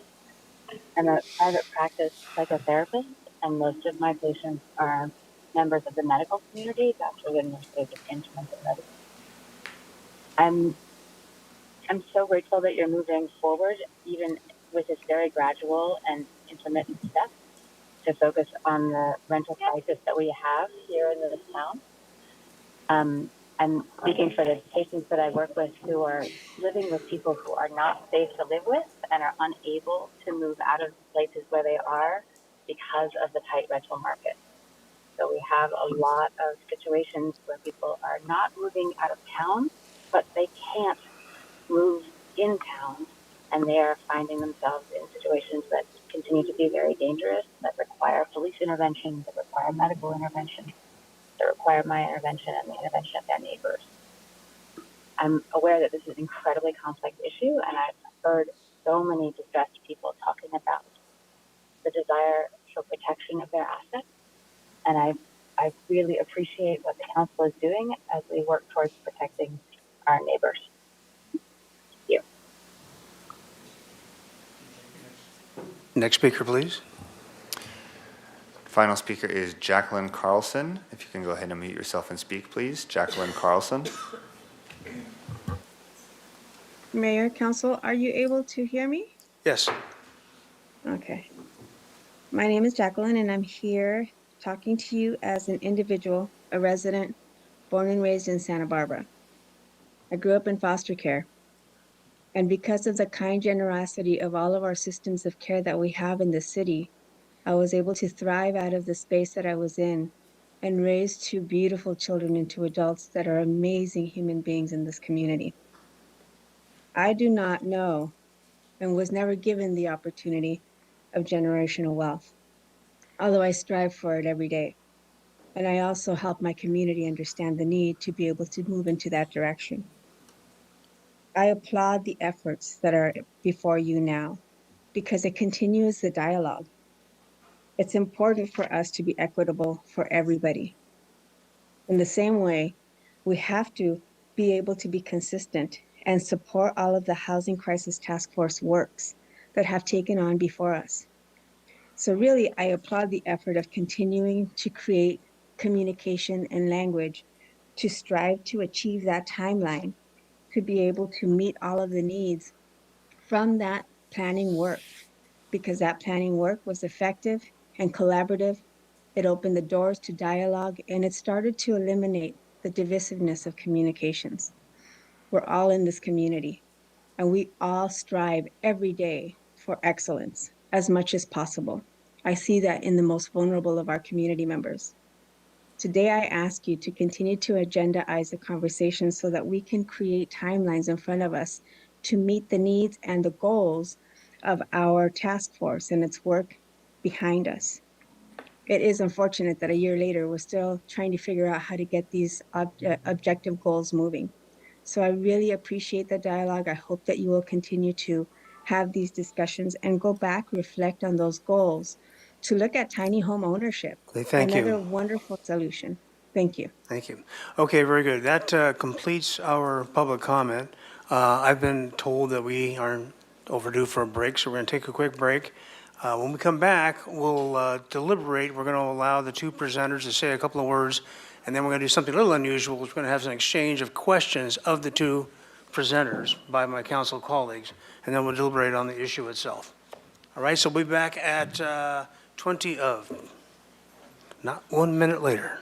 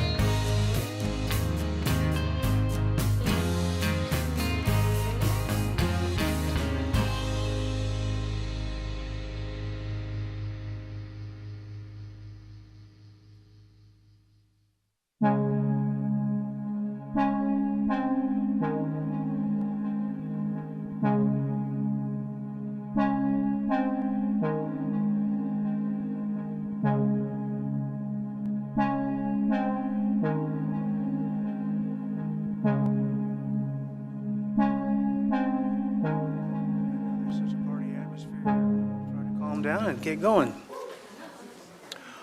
All right, very good. So this is coming back to council, and all of us, I'm sure, have very strong opinions about the subject, but what we're talking about this evening is whether or not to bring this forward for discussion, why we should or why we should not. The meat of the issue, if we bring it forward to another agenda, is actually would be worked out there. So this will be a rather truncated discussion as opposed to a full-blown, the benefits or the detriments of this proposal. So very quickly, I'm going to have Ms. Sneddon go ahead and give us a quick snapshot of why we should bring this forward. Thank you, Mayor Rouse, and thank you for the opportunity. I first just want to talk a little bit about the process that, as I understood it and as I understand it, that brought us forward to here. When this issue was first introduced and brought forth in 2021, the question at council became whether to hire a consultant to move the work forward. And council at that time, different council, voted not to use a consultant, but instead to rely on local expertise. And the Ad Hoc Affordable Housing Task Force was formed. The task force met with over 20 stakeholders, including small-scale property owners, mom and pops, housing providers, nonprofits, stakeholders, and community members. For 2 years, we met with many members of the public. There was also a public workshop meeting with public comment, tables, and stakeholders, and that information was synthesized and presented in public to council in December 2024, which has been referenced. Rent stabilization was one of the top 3 priorities. And in an effort to save staff time and money, city money, Councilmember Santa Maria and myself worked with pro bono attorneys to develop a starting point for discussion, to develop an ordinance that relied on ordinances from other cities that had been legally defensible. And that ordinance may not be the final product. The idea was to bring something forward that could then catalyze moving forward.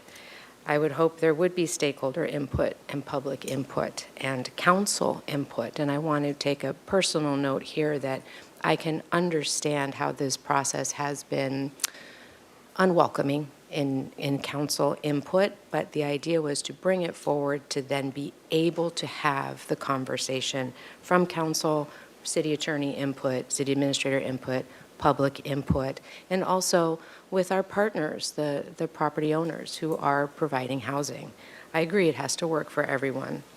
This could be considered a draft proposal, or it could be not even the starting point. But the goal of today is to be able to move forward with an agendized item to be able to have the conversation.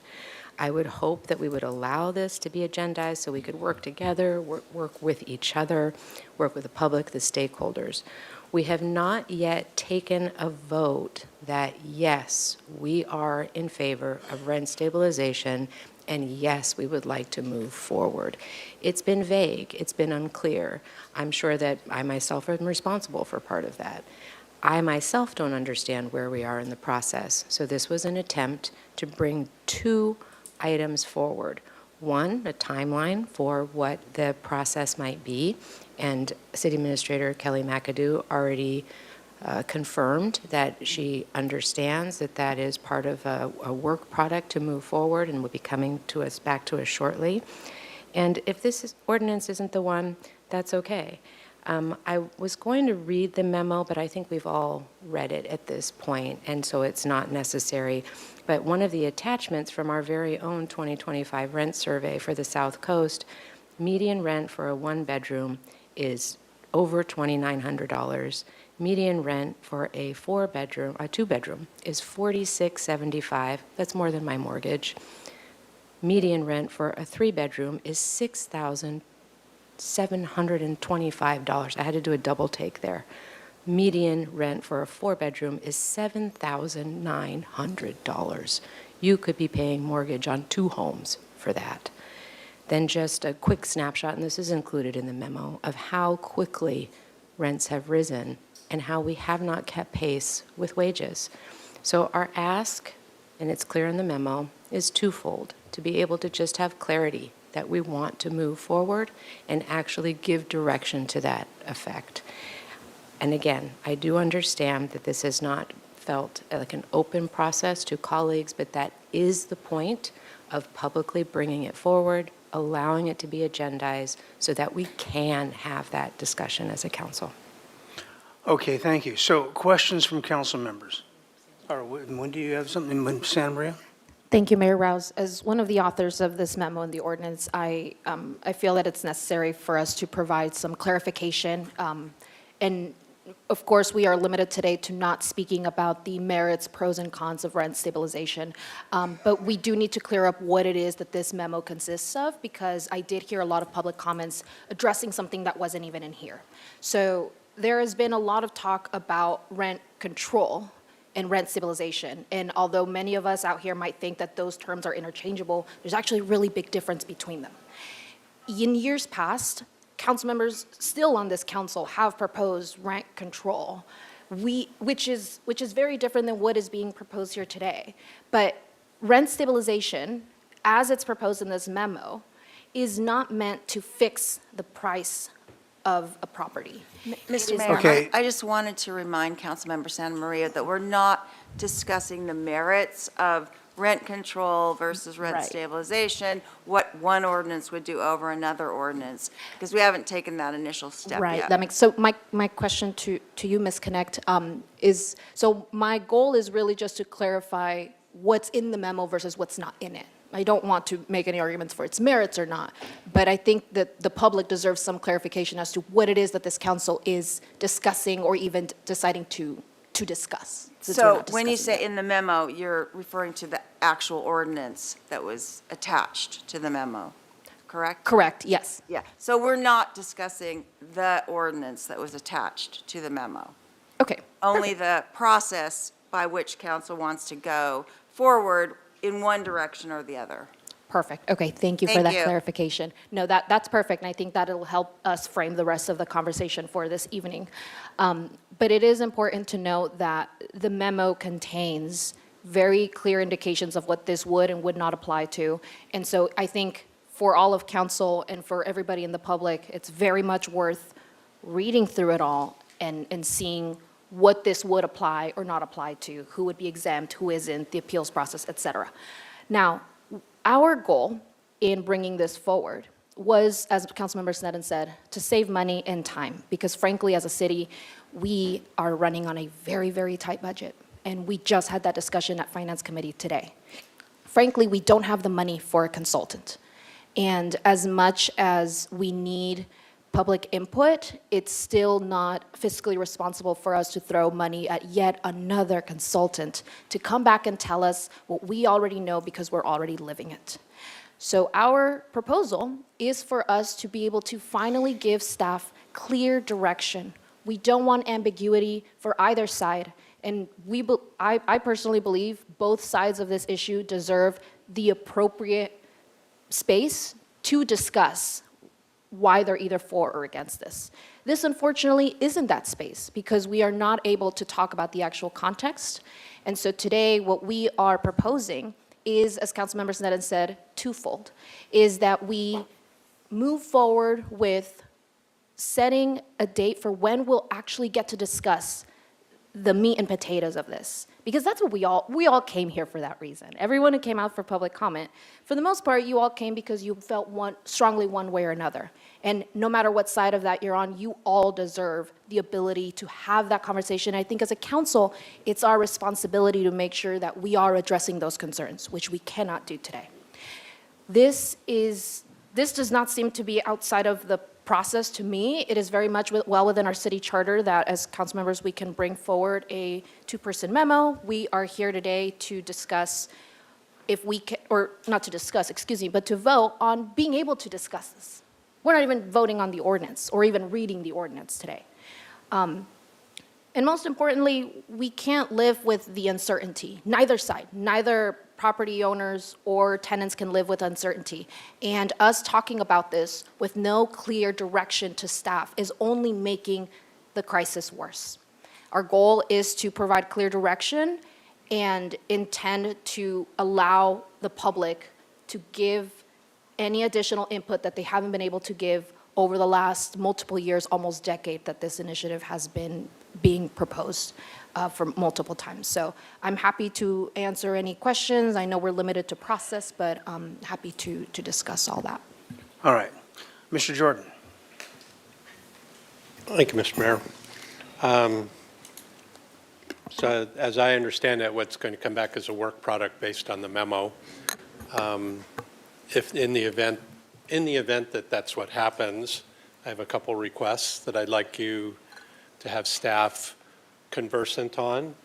And one will be true legal advice on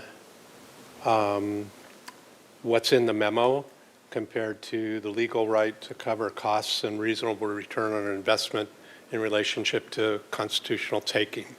So literally, a review of whatever it is, 60% of CPI is legally defensible against a constitutional taking claim.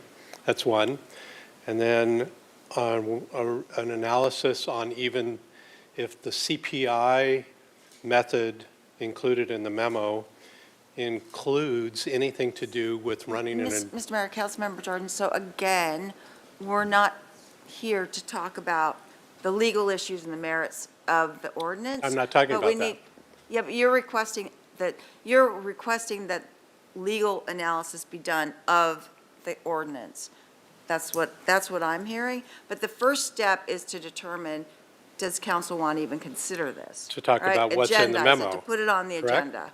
Mhm. So you'd rather hear these issues when that comes back? Yes. Happy to do that. Yeah, thank you. It'll be uncomfortable, but happy to do that. Mr. Friedman. All right, thank you. I'll try to get my questions here. The first, it has to do with vacation rentals. And 2 years ago, over 2 years ago, we put forward the process to get staff. It took a long time, additional staff on vacation rentals. And we are now at the point where we are moving that process forward. It took 2 years. And there's a tight timeline that we're trying to be aggressive to meet. I promise this is this we'll get to a question, it's not outside this. To get the coastal vacation rental ordinance to the Coastal Commission by next year. What, if any, are the resources for this effort, including enforcement, that would be taken, or will any be taken from staff, whether it's city attorney, whether it's community development, whether it's your office? Would any, even 1 minute at a time, be spent by anybody working on vacation rental ordinances be taken off that to go to this? I think from the city administrator staff, which includes the housing staff and community development who are working on, it's mostly community development staff, and we have a dedicated planner who's working on short-term vacation rentals. I'll let the city attorney address the concerns she has with staffing in her office. I think part of the desire to request a consultant is because she has limited staff who are all working on, very high priority issues for the council. And so that consultant could also be like a consulting attorney that could assist us on some of the legal review, but I'll let her respond on the staffing from her office. Thank you, Mr. Mayor and Councilmember Friedman. So, all of the attorneys in the office are fully occupied with the day-to-day work that comes before us. I do have a dedicated attorney working on the short-term vacation rental ordinances. He's focusing on that as sort of the extra work. We do have another attorney who works on special projects. He's only part-time, so his time is limited, and he's also fully engaged in other projects. So while I don't think that this would necessarily take our time away from working on the short-term vacation rentals, we're still impacted by perhaps not enough legal support. So it might not take it away, but it wouldn't help us if we needed to expedite that timeline. Because if for some reason it came up a few months from now that we needed additional resources to get the vacation rental ordinance to the Coastal Commission in time, and the timing is critical on that. Yeah, I was going to say, I think if the council direction is for us to come back with kind of the work plan and the sort of, not this particular ordinance, but kind of how do we look at this more comprehensively, we could include in that a more sort of fleshed out proposal on what staffing might be needed to be able to get this done in addition to the other work that's on the plate. That would be helpful because right now I don't have the confidence that resources won't be pulled from the vacation rental ordinance. And the reason it's so important is we have the chair of the Coastal Commission and Councilmember Harmon.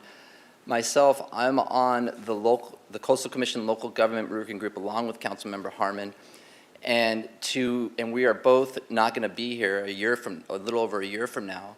And the initial timeline on that was to push it to 2027. So we're doing everything we can to get those under control. It also has to do with vacation rentals in the coastal high fire zone. And the initial timeline was 2027, and we're trying to move that forward. And I have strong concerns that rushing this will impact the ability to get the vacation rental ordinance passed in the coastal high fire zones. So that's something that's really weighing on my mind and the constituents in the Mesa and Allen Road and other areas. So I would need more information on if any resources would be pulled from that. And even if we think we might need to speed it up to meet the ability to get it to the Coastal Commission by this time next year, which is, I know that's unknown.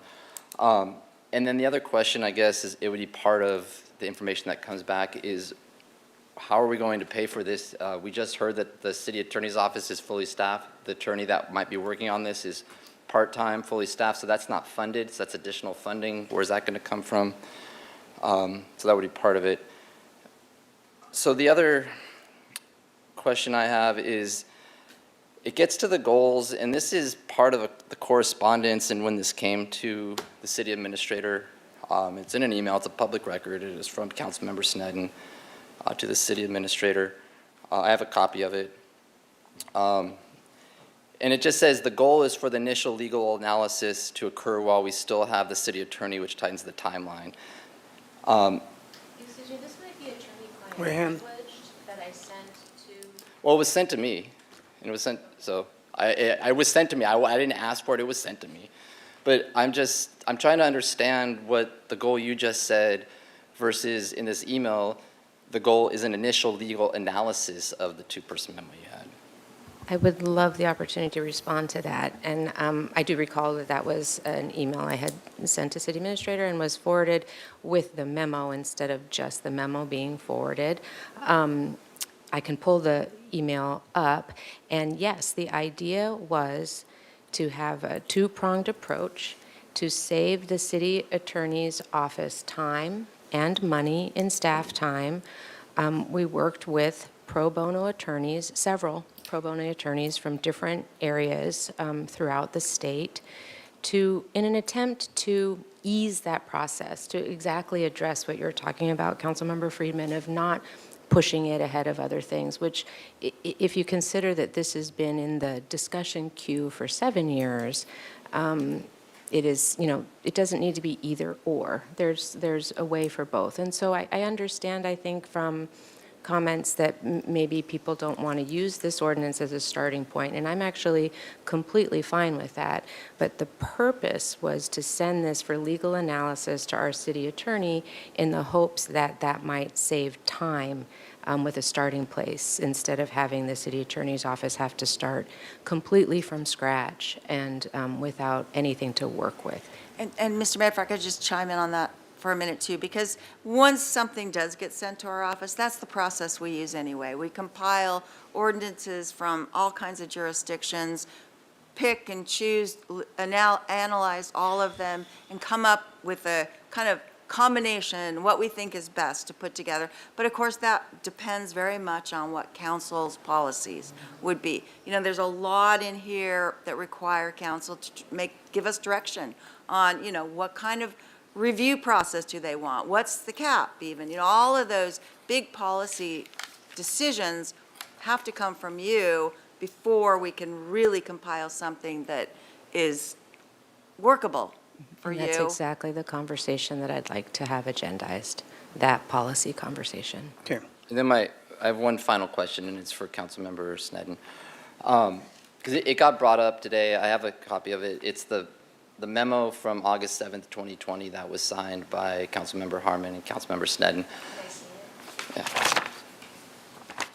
And it's not to the specifics of the memo, but that's the memo that was sent, that went out from August 7th. And it was referenced by public commenters today. 4 days later, on August 11th, the ordinance committee, which is the same members now as Councilmember Sneddon, Councilmember Gutierrez, and Councilmember Jordan, were discussing rental relocation. And during that hearing, the city attorney at the time brought up this two-person memo.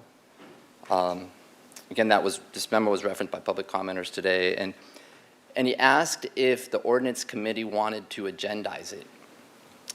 And the answer was not as part of rental relocation, which I agree with. There was different issues, but there was no direction to agendize it at the time.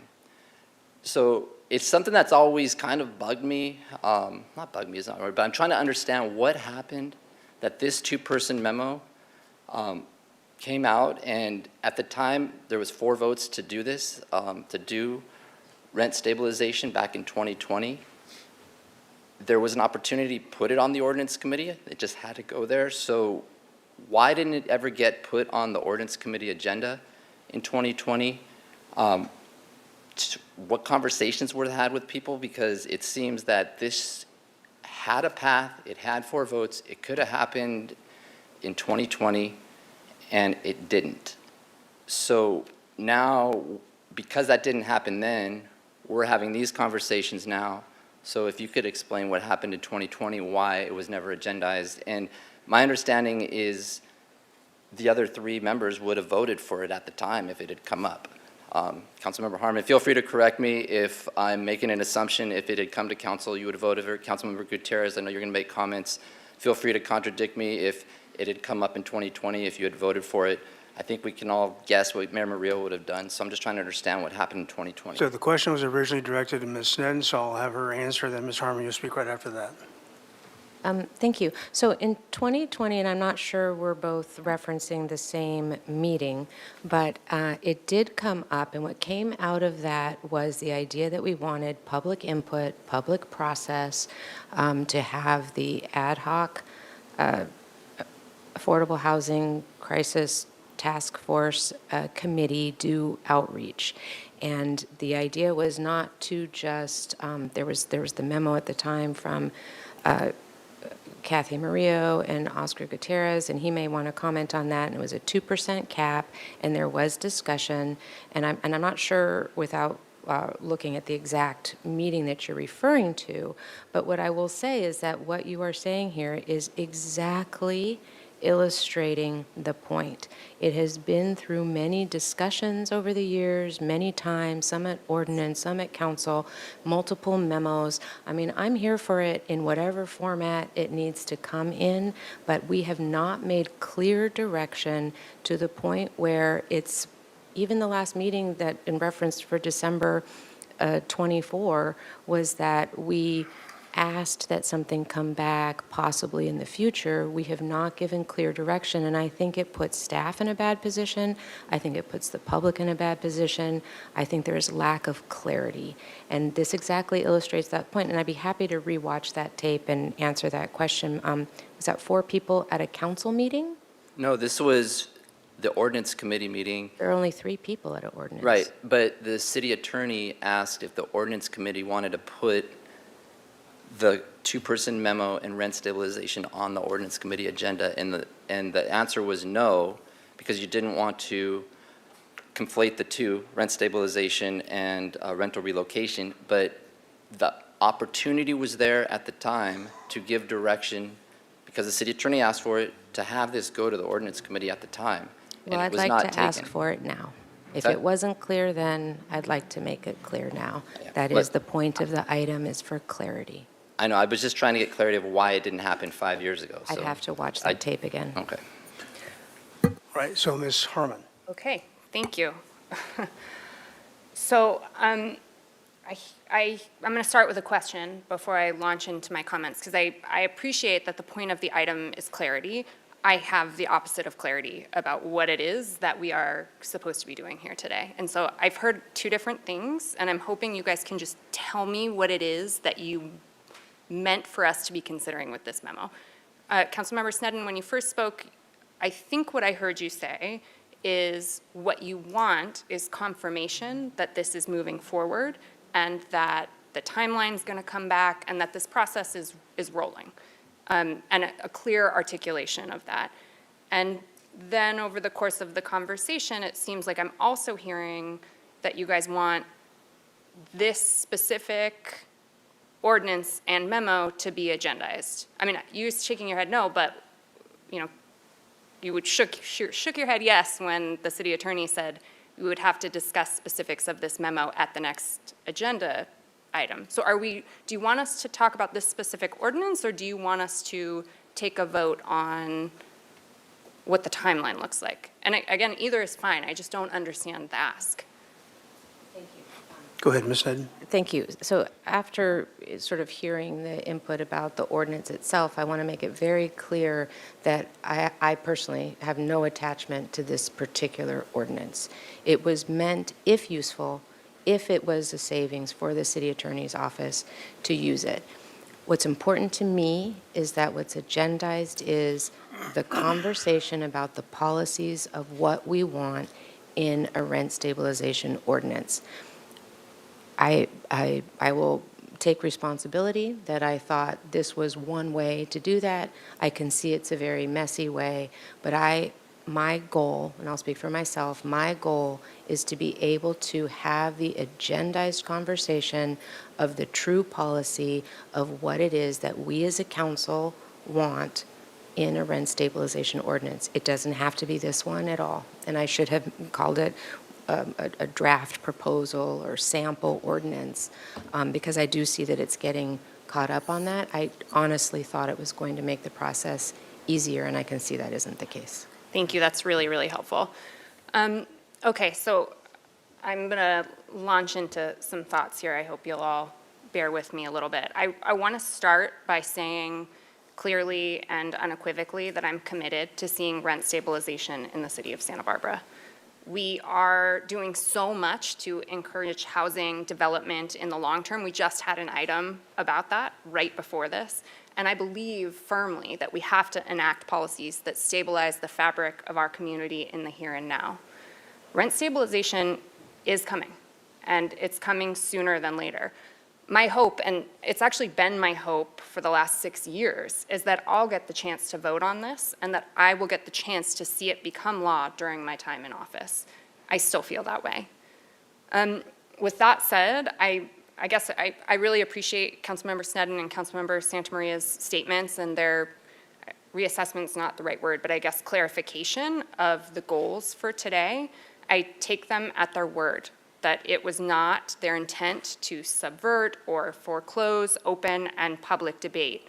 But I do have to say that the submission of a fully developed ordinance, one that was written behind closed doors, created without public input, and without a single public conversation as to the policy specifics between and amongst the 7 of us on this dais, with respect, and I appreciate you acknowledging this, putting forth a full ordinance and asking that it be agendized, whatever the real intent, seems almost destined to pit community members against one another in ways that were totally foreseeable.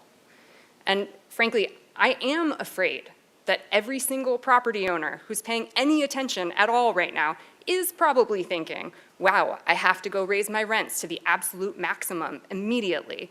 And that's so damaging on so many levels. And it happens every time we have another one of these artificial, self-imposed inflection points.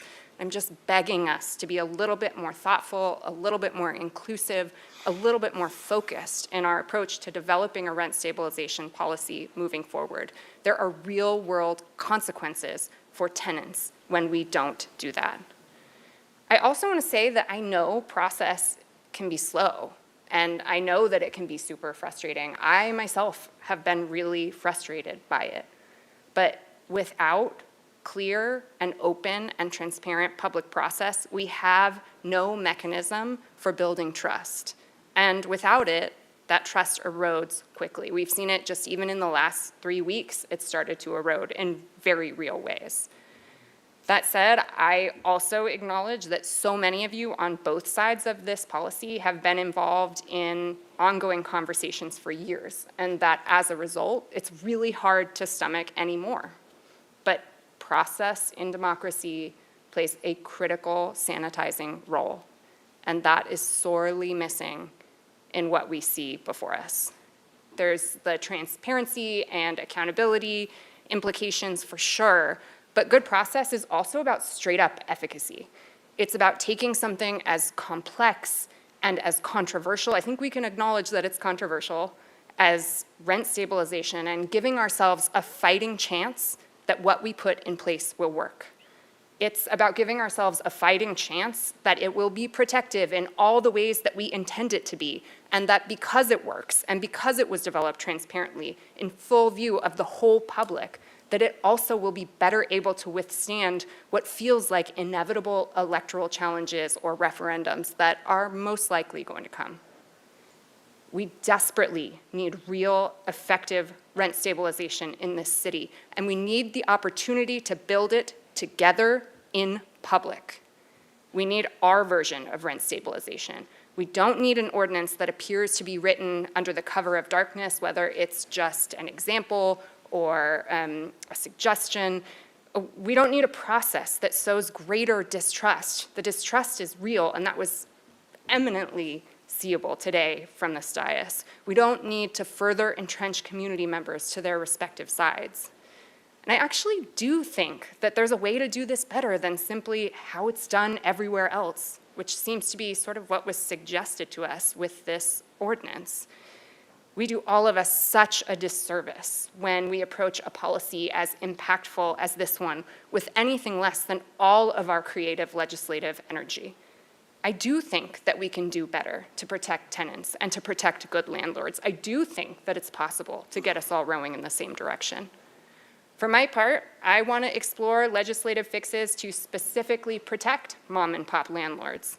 My current thinking is to consider an exemption not just for deed-restricted housing, but maybe for those landlords who charge rents below the equivalent of 30% of 120% of AMI. Look, we can't get into specifics today, but the long and short of it is, if and for so long as you charge affordable rent according to a percentage of AMI, a percentage that we can publish every year, could you be exempt from the local cap? And the minute you charge above that published number, the local rent cap, maybe it's CPI, maybe it's something else, that kicks in. Look, I think that what I really want is for us to consider actual real ways, not just rhetorical ones, of protecting mom and pop landlords. And I think there's likely a lot of even better ideas out there, ideas that we should be considering for inclusion into our Santa Barbara ordinance. Or like maybe we'll go through the public process and it turns out that this draft ordinance really is all that's out there, that it really does encompass the full universe of considerations for us in Santa Barbara. I'm open to that possibility. But either way, it's our shared responsibility on this dais as council members to do that work of legislating in public to find out. So I think it's clear where I stand with regard to the need to right this ship a little bit.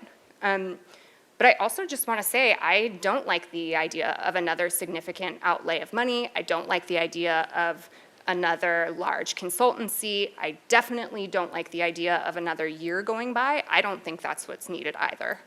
I don't think that we need to overcomplicate the process piece. And I think what we are seeing today is the beginning of an overcomplication. I really want us to stay away from the extremes. I think this draft ordinance moves too fast. A really long, expensive slog of a process, on the other hand, also is not good. So I'm hoping we can get to some middle ground today, and I think that's what I'm hearing there's interest in. So to City Administrator McAdoo, please interrupt and correct me if I'm wrong, but a work plan is already underway that's going to come forward before the end of the year with a timeline. Is that correct? What would be helpful today is to reconfirm from the council. So I just wanted to clarify, so in December of 2024, when the council ad hoc committee recommendations on the housing crisis came forward, there were 3 top recommendations for further action. One was to dedicate a permanent funding source for the local housing trust fund. The second was to create more easily accessible city resources to help build greater understanding of tenant rights and housing provider rights and responsibilities. And the third was to implement a rent stabilization ordinance. We didn't have formal votes on those, but we asked council to identify their 3 top priorities. So the first 2 got more than 3 top priorities, and the implement a rent stabilization had 3 council members that identified it as top priorities. There were 2 other council members that said, I'd be open to talking more about it. I have questions, some concerns, how would it get implemented? How we pay for it? What does that look like? But there was a sort of consensus that the council wanted to explore it further. So we decided at that point we would bring it back as part of the strategic planning process, which got delayed for a number of reasons this spring, which I don't want to get into in detail, but so with the shift and the hiring of the new deputy city administrator and some staff changes in our office, we have the capacity to be able to work on it now. And so I think it would just be helpful and clear if the council gave us that direction today that you would like us to really begin work on that, consideration of a rent stabilization program, and we can definitely come back in the near term, hopefully before the end of the year, with that kind of work plan and timeline and what that would look like. And so I just want to be clear about kind of where I have been operating, which is there was clear, it seemed like consensus that the council wanted us to explore it. There was not direction to start drafting anything, but to start the exploration. We just didn't have the staff capacity until, the last couple of months to be able to do that. Yeah, thank you. That's very helpful. And I fully support whatever the appropriate motion is to start that work and to come back ideally before the end of the year with a timeline. I mean, I think that makes good sense. And to the extent that it's helpful to have some feedback on what the process should look like, I just keep thinking we need something much smaller than a large-scale, long-term project. And I'll just say, I am envisioning something like something that's within your signing authority. So not a $100,000 contract, something really about initial stakeholder engagement and info gathering, like a few focus groups with some landlords, some tenant union folks, some planning commissioners, some city council members, get them in a room, get some basic info, some feedback as to the key decision points, their best creative ideas, and then return to council quickly, not in a year, but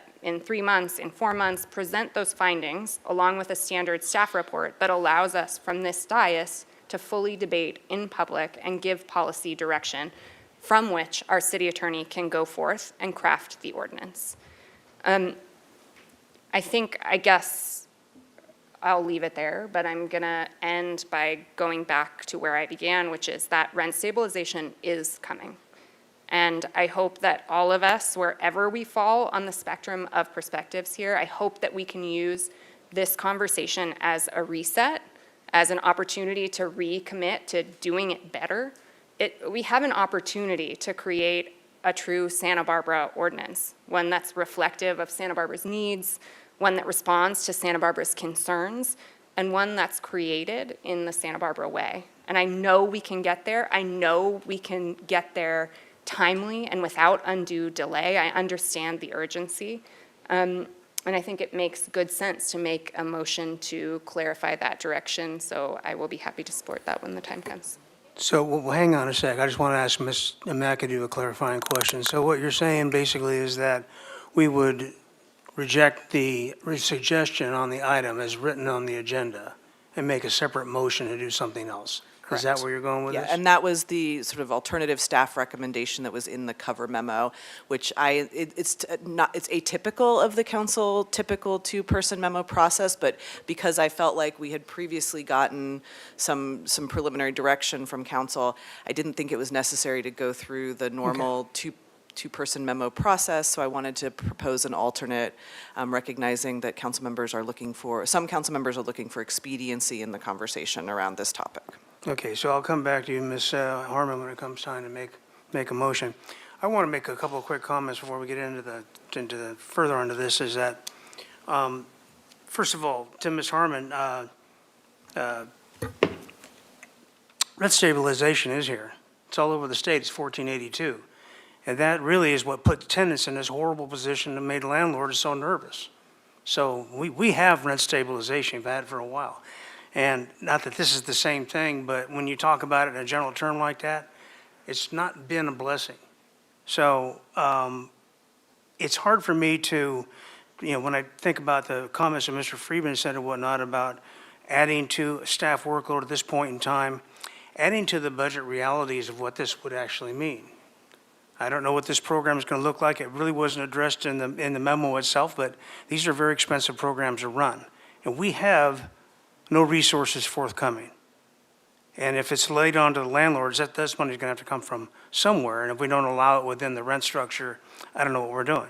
So I'm not willing to go forward with this because this cake got taken out of the oven way too early. And frankly, all due respect to the proposers, this particular sample ordinance was a mistake. This was overly provocative. And I think it played out today in this room. I go, this is not the way to approach this. So I will look forward to how we wind up this conversation and how you want to make another motion towards this. But as it stands per this agenda item, I am definitely not ready to move that forward. So, Ms. Santa Maria. Thank you, Mayor Rouse. Just a few comments. So first of all, AB 1482 is an anti-price gouging law, so that is not rent stabilization. So we need to start there. It's called rent stabilization. We need to make sure that we are giving our city attorney and staff the ability to look at this, and that is all that we're asking for today. Like Ms. Councilmember Stettin, I have no issue with this ordinance being rewritten, thrown away, cut it up, do whatever you need. What we need is clarification and stability for both sides of the issue. And so for us, what's before us today is the discussion of, do we want to offer clarity to our city staff or not? Because I think we can all agree here that our staff is being left in limbo. They don't know how or exactly what to do in order to proceed with this very clear priority by the council that was already set in 2024 and in years past.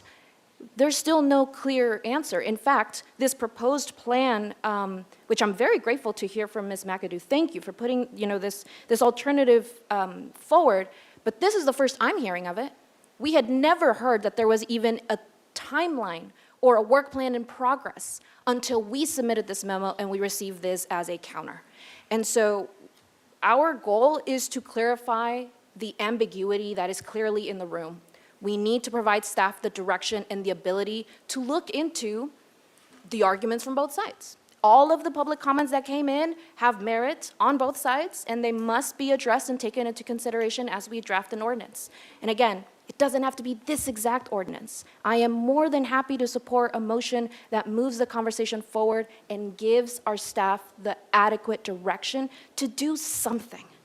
And, no longer delay the conversation. No one here is saying that we have to vote on this ordinance and it's this ordinance or bust. And everybody on this council who has been here longer than me knows that better than I do. That is just not the process that a memo goes through. So to say that submitting a proposal or an ordinance is circumventing the public process is just simply incorrect. Because even if we were to submit an ordinance, it doesn't just come for a vote and then that's it, it's done, it's implemented. It goes to staff. They review it. They'll come back. They'll give a report. Then we'll suggest amendments. And then they'll come back. And through all of those, we are receiving public input. That has been our goal from the beginning. However, there has been much delay and a lot of hiding behind the process and no more doing things behind, no more delays. And no more doing things behind closed doors. I think we can all agree on that, right? So let's make sure that we are giving clear direction, that we are willing to come to the table when invited. and to make sure that we are allowing the staff to even explore this. Because otherwise, this room is going to keep filling up every single day with folks who want this one way or another. And we're going to have to keep staying here, meeting after meeting, until 8, 9 p.m. to hear them out, because these are our constituents, and it's our job to hear them out. On my part, I will not maintain any sort of, what's the word? I'm not married to this ordinance, is what I'm trying to say. We can absolutely take it as a starting point, which is, if you read the memo, that's exactly what it says. Send it to our city attorney's office for review, to review it, amend it, do what you need to it. It doesn't have to be as is. That's never the process, and I think we all know that here. So I think I'm very encouraged to hear that. I think as a council, we are mostly in agreement that the discussion needs to be had and clarification needs to be given to our staff so that we can actually do something and we are no longer in limbo. Thank you. Ms. Sneddon. Thank you, Mayor Rouse. I'm going to try to keep this simple so that it doesn't have too much objectionable in it. And please let me know if this doesn't cover what could be agendized. I think we could make a motion that we would like you to begin the work plan on rent stabilization with a timeline and description for public process and the opportunity for council to give policy direction. And that, would we want to put a timeline on that? That we would hope to see that before the end of the year. Is that simple enough that it would allow the answer to Councilmember Friedman's questions, the concerns raised, and to do this in the Santa Barbara way with public outreach and input specific to this ordinance, possible ordinance program? Or I'm happy to support a motion if you'd like to make it. So timeline-wise, I'd have to refer to Ms. McAdoo. I mean, I think we can aim for that, and we'll try our best to get it back to the council before the end of the year. I mean, I think in terms of, is that agreeable, I think that's a question for your colleagues, not for me. I would just ask, so what's coming back before us, let's say for the sake of conversation before the end of the year, that's I think everyone's hope, is that the timeline for the process? Because I think the process will inform the policy discussion in part. So I don't. I'd be so happy for you to make the motion. The only thing that matters to me is that we vote that we want the work plan on rent stabilization to begin. I think that's great. Okay, let's leave it at that. Okay. With no timeline, just we want it to begin? If you want to consider that, I'll ask Mr. Freeman to speak, and then we'll come back to you, Ms. Harmon. So is that a second?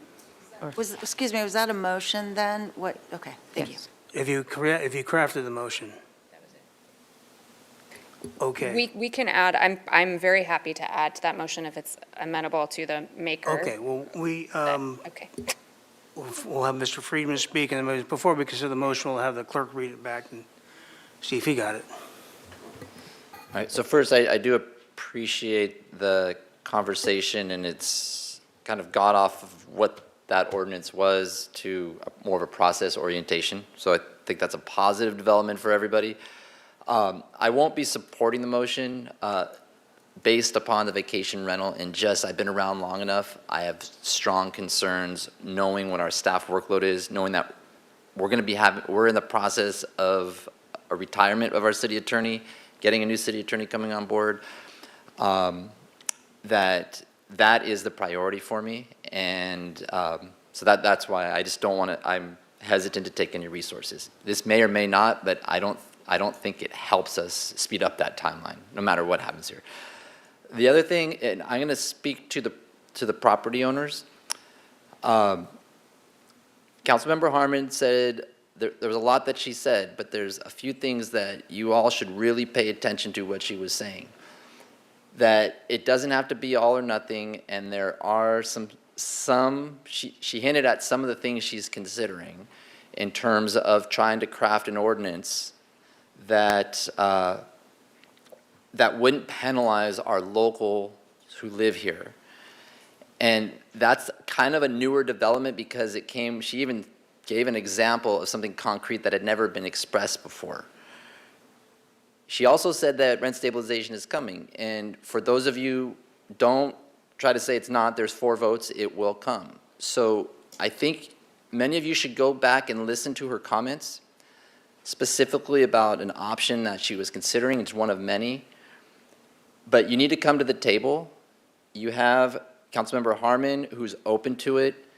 If you all are open to it, it would go a long ways to getting something you might be able to work with, versus something more draconian, which is the fears that you're there. So that's all I'm going to say right now, because that's for the next time. But you really need to pay attention to what she said, because it does change the conversation in a way that could protect the local property owners and the tenants.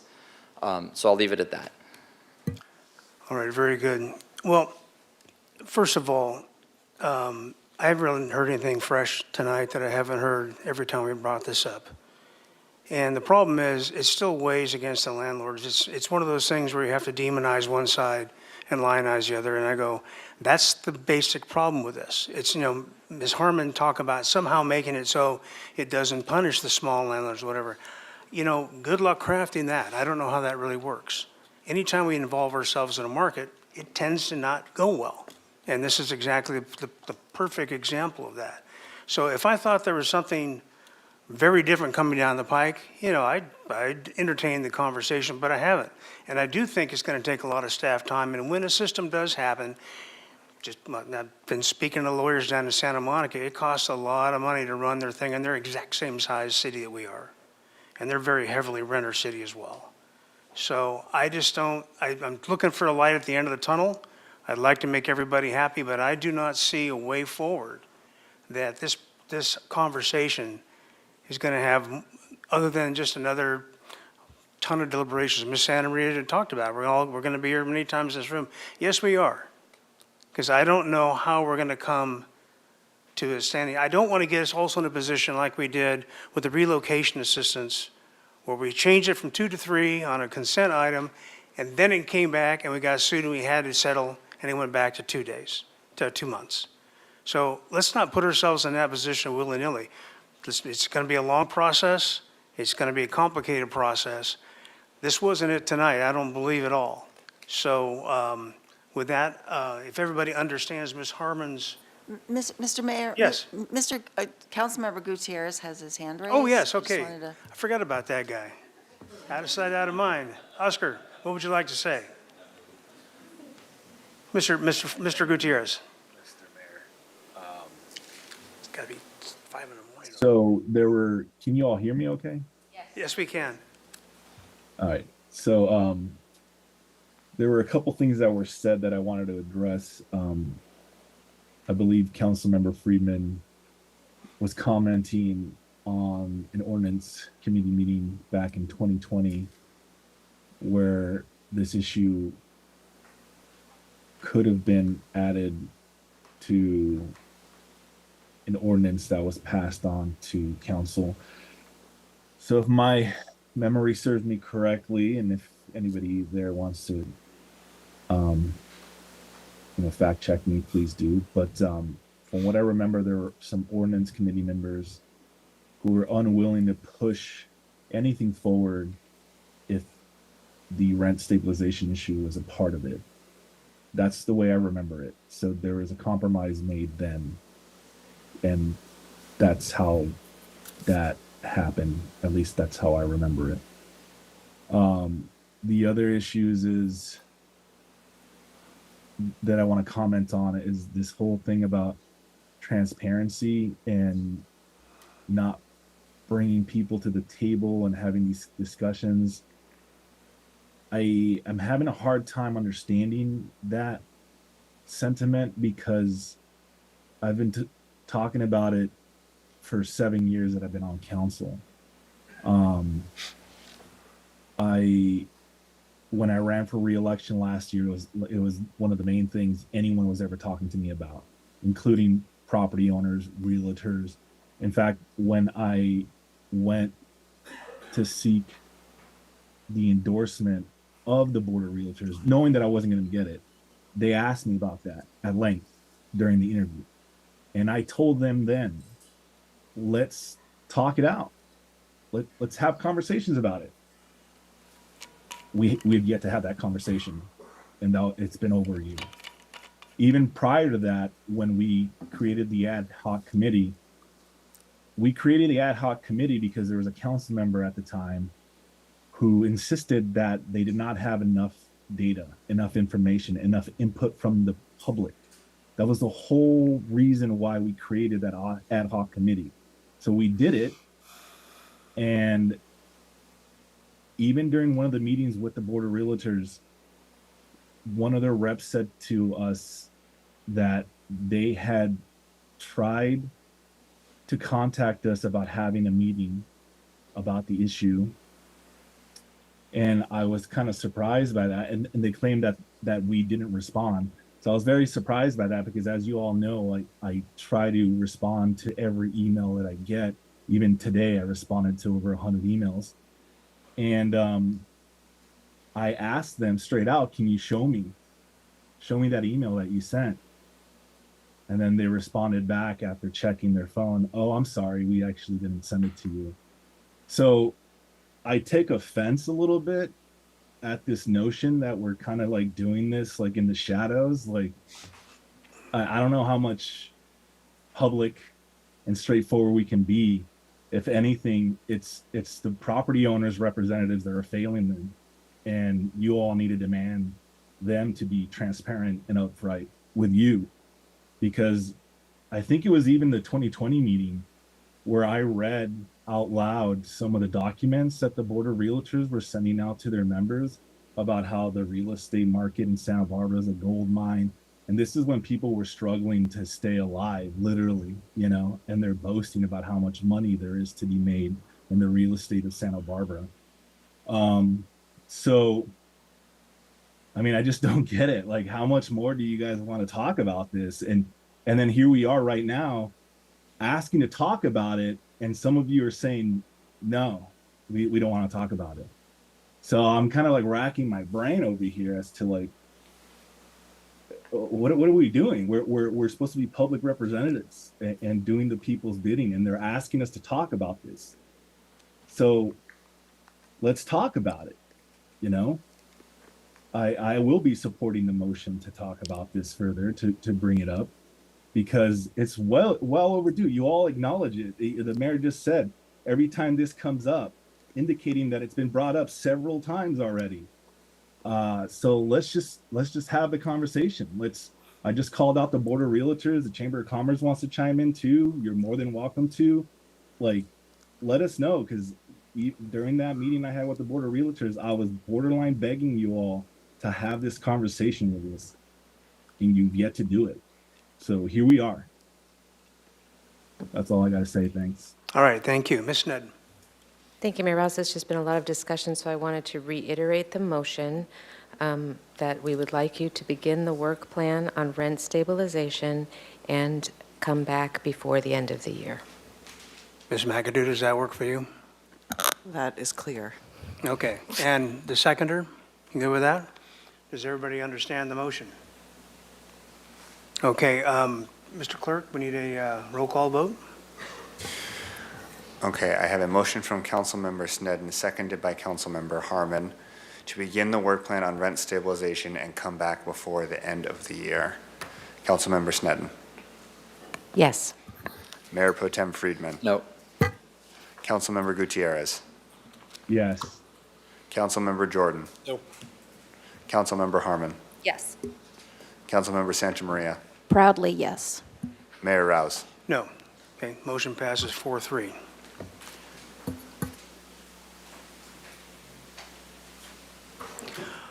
All right, thank you all for your patience in hanging in there.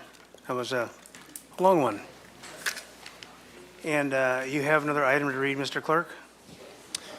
Yes, Mr. Mayor. Item 17, subject reserve policy discussion and direction.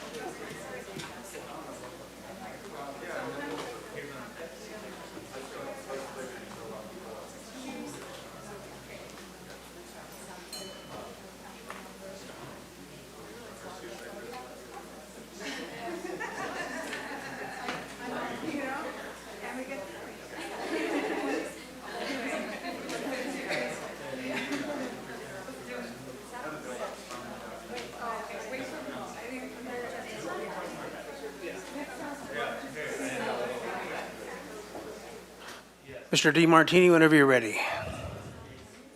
Excellent. Good evening, Mayor Rouse, members of the City Council. My name is Keith DeMartini. I'm the city's finance director. I'm here with Ms. Natalie Lacoli, the city's controller. We're here to provide an update on the city's reserve policy and receive your discussion and direction. The objective of today's item is to receive a report from staff regarding the City Council reserve policy that was last updated by this and adopted by the City Council in October of 2023, and provide direction to staff regarding any changes that you would like to make to the reserve policy. The agenda for today's item is to talk about the components of the policy. We're going to talk mainly today, and really only today, about the general fund reserves, just for the sake of time. And we did do a really deep dive into all of the reserves for the 8 enterprise funds and the internal service funds at a recent finance committee meeting back in June.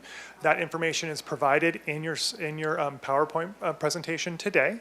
And so we'll skip those reserves for the sake of time. And then we'll have a request to council and take any questions, public comment, and discussion. So let's talk about the city's reserve policy. And let's start by talking about what is its purpose.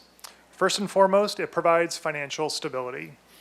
It provides resources to address in times of need when we have disasters or unforeseen events that may occur. We have a track record of dipping into our disaster and contingency reserves when it's needed. It helps us smooth revenue volatility. We saw some of our most volatile revenue sources in transient occupancy tax and sales tax go down during COVID and economic recessions.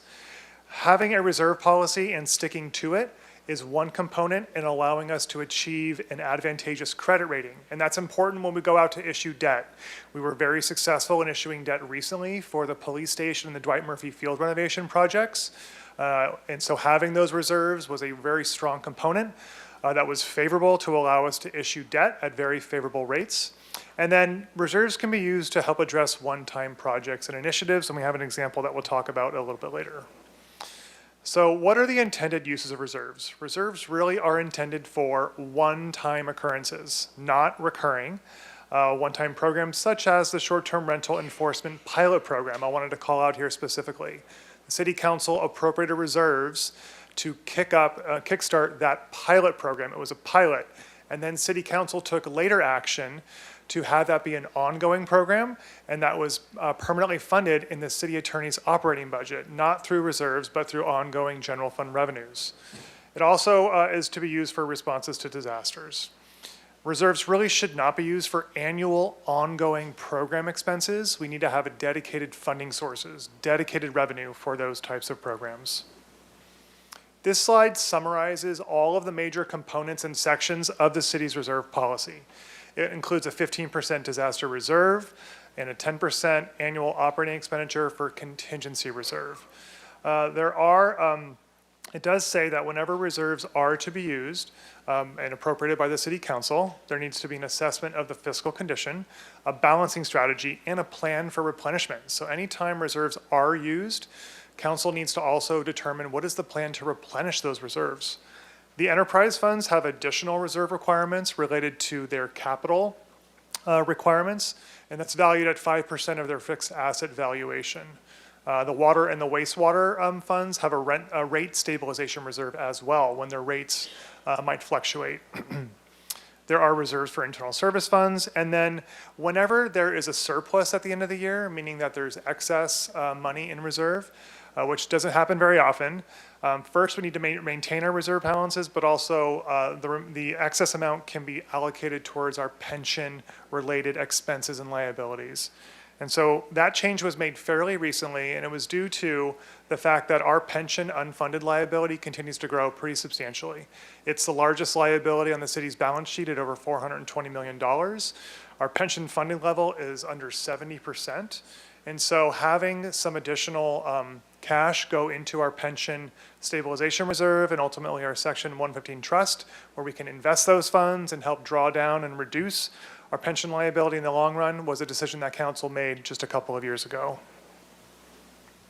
This slide here summarizes all of the recent changes that have occurred to the city's reserve policies really over the last 5 years or so. This is all documented in the council agenda report as well. But in summary, what we've done over the last couple of years is really streamline and consolidate individual fund reserve policies into one citywide comprehensive reserve policy so that it's clear to the public, it's clear to city council. And we've also done some work to try and be creative about ways that we could maybe open up a line of credit as an example, so that we don't have to have all the cash sitting in disaster reserve. So there's some things that we've done to try and be a little creative. When council may want to consider changing any component of the city's reserve policy, it's maybe a good time to think about how we might compare to other cities across California. This graph here summarizes the survey results from a survey that was done back in 2018, so a little bit ago, through the California Society of Municipal Financial Advisors. And it just voluntarily cities filled out the survey, and you can see where Santa Barbara falls in comparison to these cities. We're about in the middle, right there in the average. But this survey wasn't that useful to staff because we wouldn't typically compare ourselves to many of these cities. Many of these cities are not full service cities. They're not in the coastal communities. And so we did our own survey just a couple of years ago to compare against cities that we may more typically compare ourselves to. Cities in the greater geographic area or other full service cities as well. And the results on this one were about the same as the last one. We're about average, right there in the middle. Some cities have higher reserve policy targets, as high as 50%. Some have lower, as low as 12 or 13%. So we're kind of right there in the middle when comparing ourselves to other cities. It's also important to note that there are different categories of reserves, and these are dictated in our annual financial statements and required per generally accepted accounting principles. And these range going left to right, the most restricted to the least restricted. So just very briefly, non-spendable reserves are those that are legally required. We can't actually spend them. An example of this might be a loan. The city gives a loan to another fund, which it has done before. We have to keep money there to cover the loan requirement. Restricted reserves are those that have some legal restrictions, such as appropriation carry forward from a prior year where council took a prior action. A committed reserve is the largest part of our reserves, and that's primarily our contingency and our disaster reserve categories. And then we have assigned reserves, and this is an example as to where council may have directed staff to start working on a program. The conversation that council just had tonight about potential rent stabilization program is an example to where staff would analyze the potential future financial implications, and we may need to assign reserve balances for that until a dedicated revenue source were to be identified. So that's an example of the type of analysis that staff would do to determine if there needs to be an assigned reserve balance for particular direction from council. And then the last and the most unrestricted is called unassigned. So anything left where there is cash sitting in a reserve is completely unassigned and can be used to stay in reserve, or it can be used for other purposes that council deems appropriate.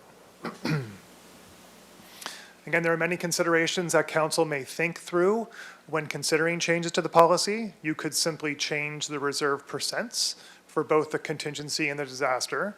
There might be some additional requirements for capital. Again, that primarily is mostly for the enterprise funds.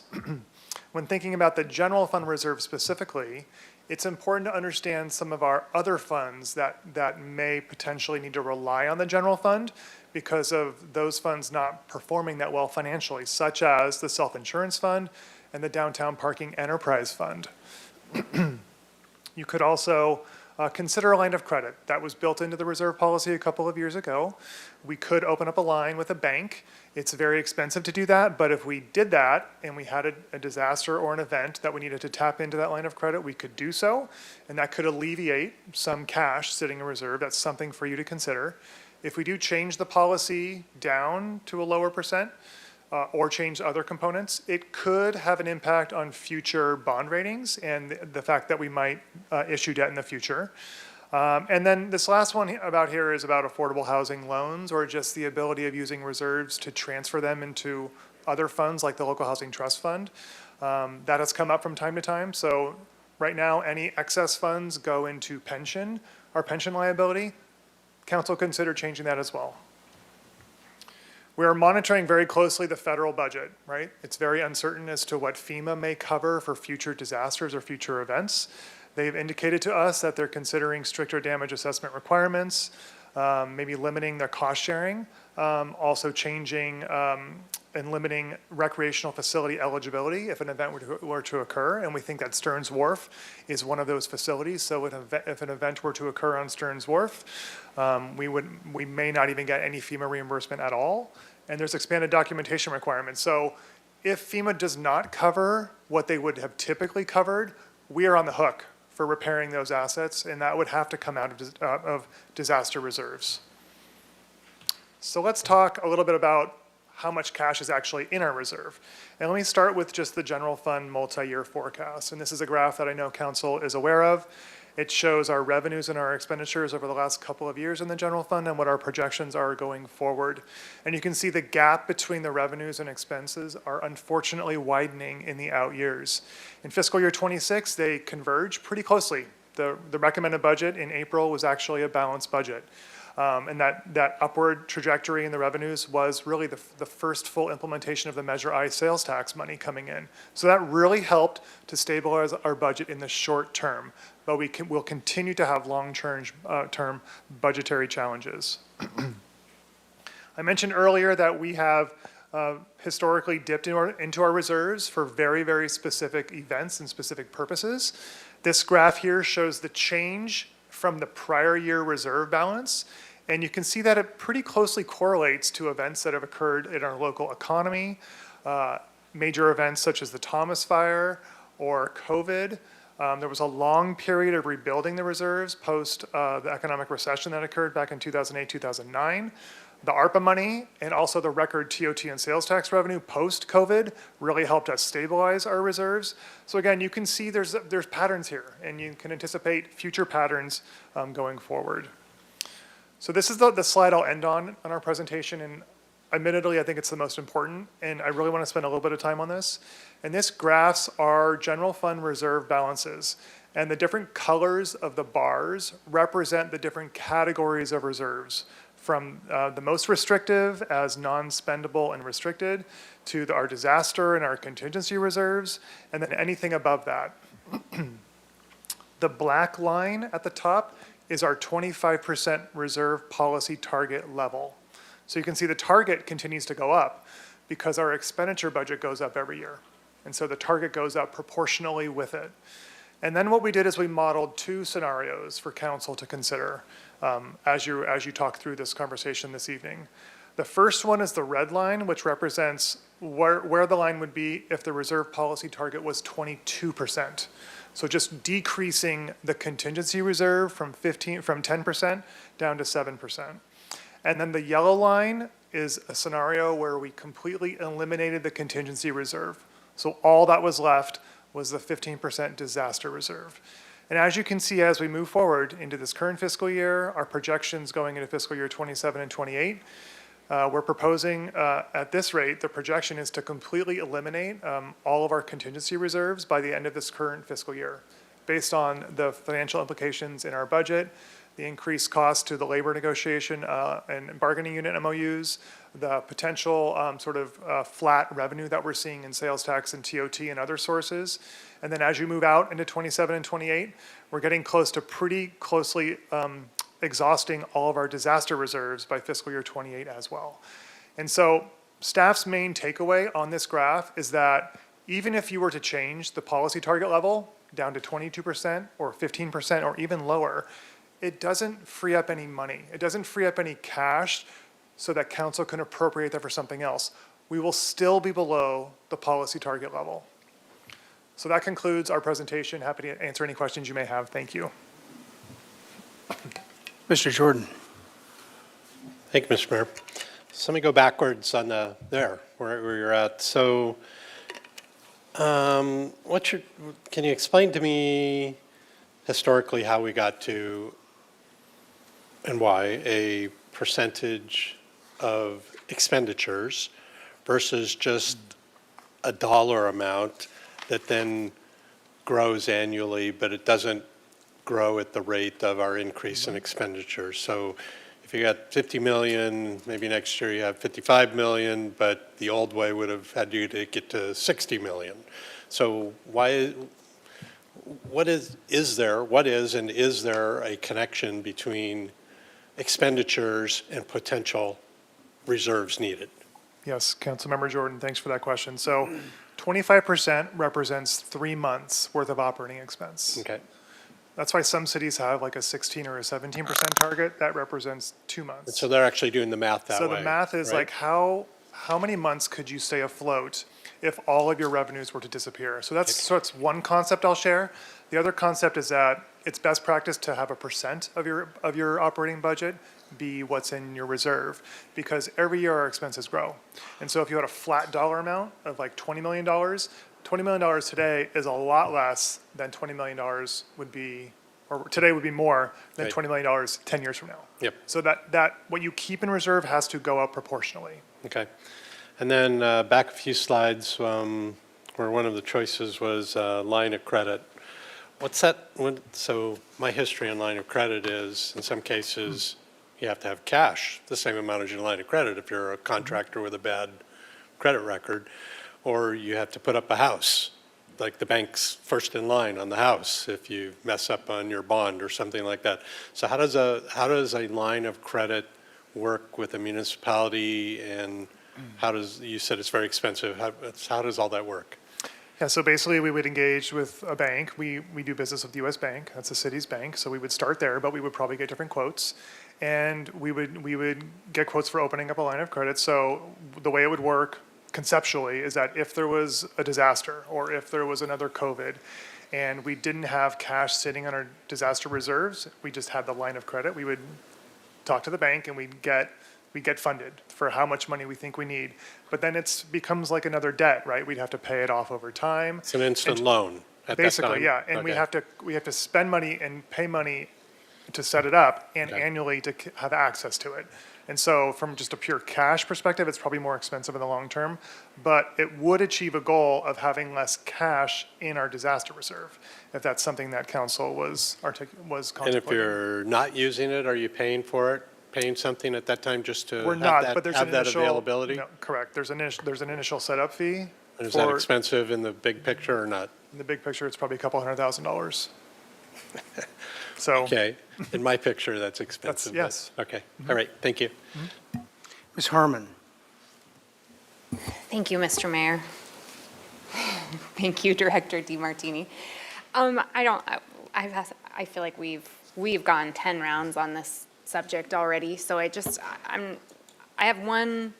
continue to have one, I think, sort of overarching question about the policy considerations as it pertains to our reserve policy. So what I think I'm hearing you say, and what I think I've heard you say very consistently, is that robust reserves are really important when a disaster strikes, right? And you show this chart at every time there's a disaster, we spend our reserves, and okay, so I think that's true. Yet, every budget cycle, we spend down our reserves. So that money's gone. I mean, we say we're just going to go into reserves, and I know theoretically we have a plan to replace it, but it's really very theoretical. I think we can all acknowledge that. So it's not as if that money is sitting there in the event of a disaster. We are spending it, and there is a question here, I promise, but we're spending it every budget cycle. So given that that's the case, is there any value you can see about putting a policy in place that's intellectually honest about how much money we actually have in reserve versus what we currently do, which is say we have X, but spend whatever we want anyway? Sorry, that was a very leading question. I apologize. Councilmember Harmon, you know I appreciate the honesty and I appreciate the question. And my position as serving as the finance director, I have a responsibility to the general fund. That's one of my core responsibilities, is protecting it. And we should not be adopting a budget that has a deficit every year. we should be adopting a budget that has a small surplus every year, because our reserve policy target requires that we carry more in reserve as the years go on. So that is my position, that is staff's position generally and across the organization. I do not think we should move the goalpost. It should stay at 25% in all honesty. Because of where we live in this community, because of the volatility of our revenue sources, because of the history of not being able to balance our budget, I think that just is more cause to hold strong at 25% and really try and achieve that goal.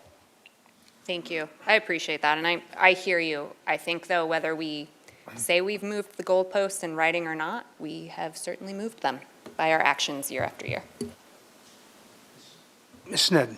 Thank you, Mayor Rouse. So in the rest of the slides in the presentation have to do with, I just like to scroll through them because, you know, all the other enterprise fund reserves are doing swimmingly, like amazingly well. And does that help at all with our bond rating or other issues that other funds, enterprise funds, could help fund those particular departments in case of emergency or anything else, like the Gulf reserves, for instance? They have, like, you know, millions of dollars in reserve. Yeah, no, I appreciate the question, Councilmember Sutton. So each of the enterprises act as their own business. And so if the water and the wastewater funds in particular issue debt fairly regularly, they get their own bond rating, right? So they are their own entity. And many of the enterprise funds, which are very capital intensive, like water and wastewater in the airport, their reserve balances do fluctuate. They oftentimes have amount in reserve above and beyond the minimum requirement because of their capital programs. They have to carry more cash over a longer period of time. So when they go out and let out a large, you know, $50 million, $75 million construction contract, we have to encumber that money all at once. And so it's very typical to see strong reserves and then start depleting and then ramp back up again. Thank you so much for explaining that. And I'll have comments, but I'll leave that for my questions. Mr. Friedman. Just one question. Can you pull up slide 17 real quickly? So on the ARPA funds, can you just explain how much we received from the federal government that in the two tranches? I think it was like 20 million or something. Yes, it was. Thank you so much, Councilmember Friedman, for reminding me, Ms. Glusek. We received just over $20 million in total, and it was two different tranches of about, it was two different tranches. We received just over $10 million the first year and then another $10 million the second year.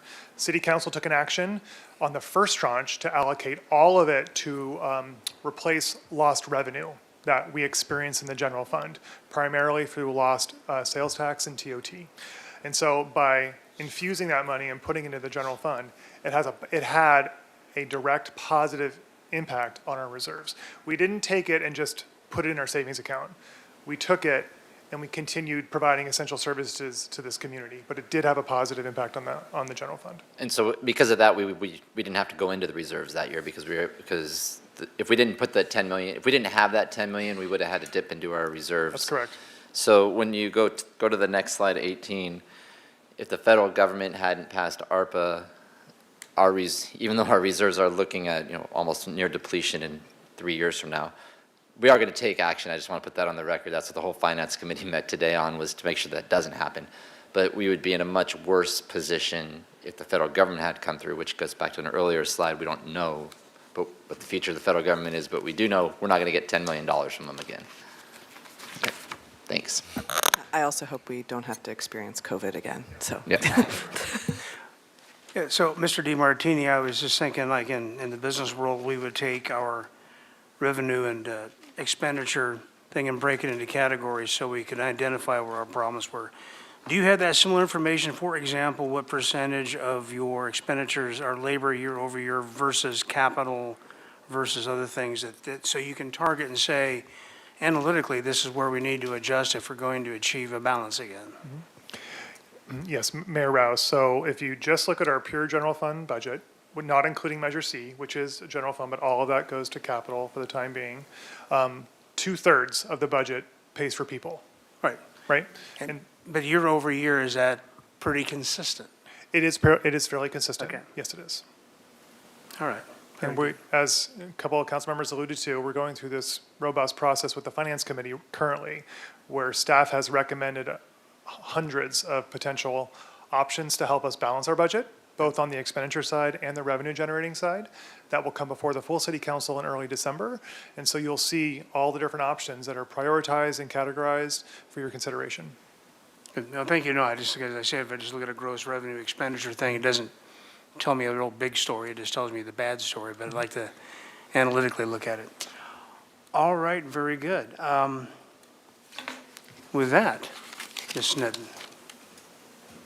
Just like to say, I truly appreciate the conversation. I'm sorry, we have a public speaker though, too. Yeah, I forgot. I think, wait a minute, this has been in front of me all night long. I should probably let her speak.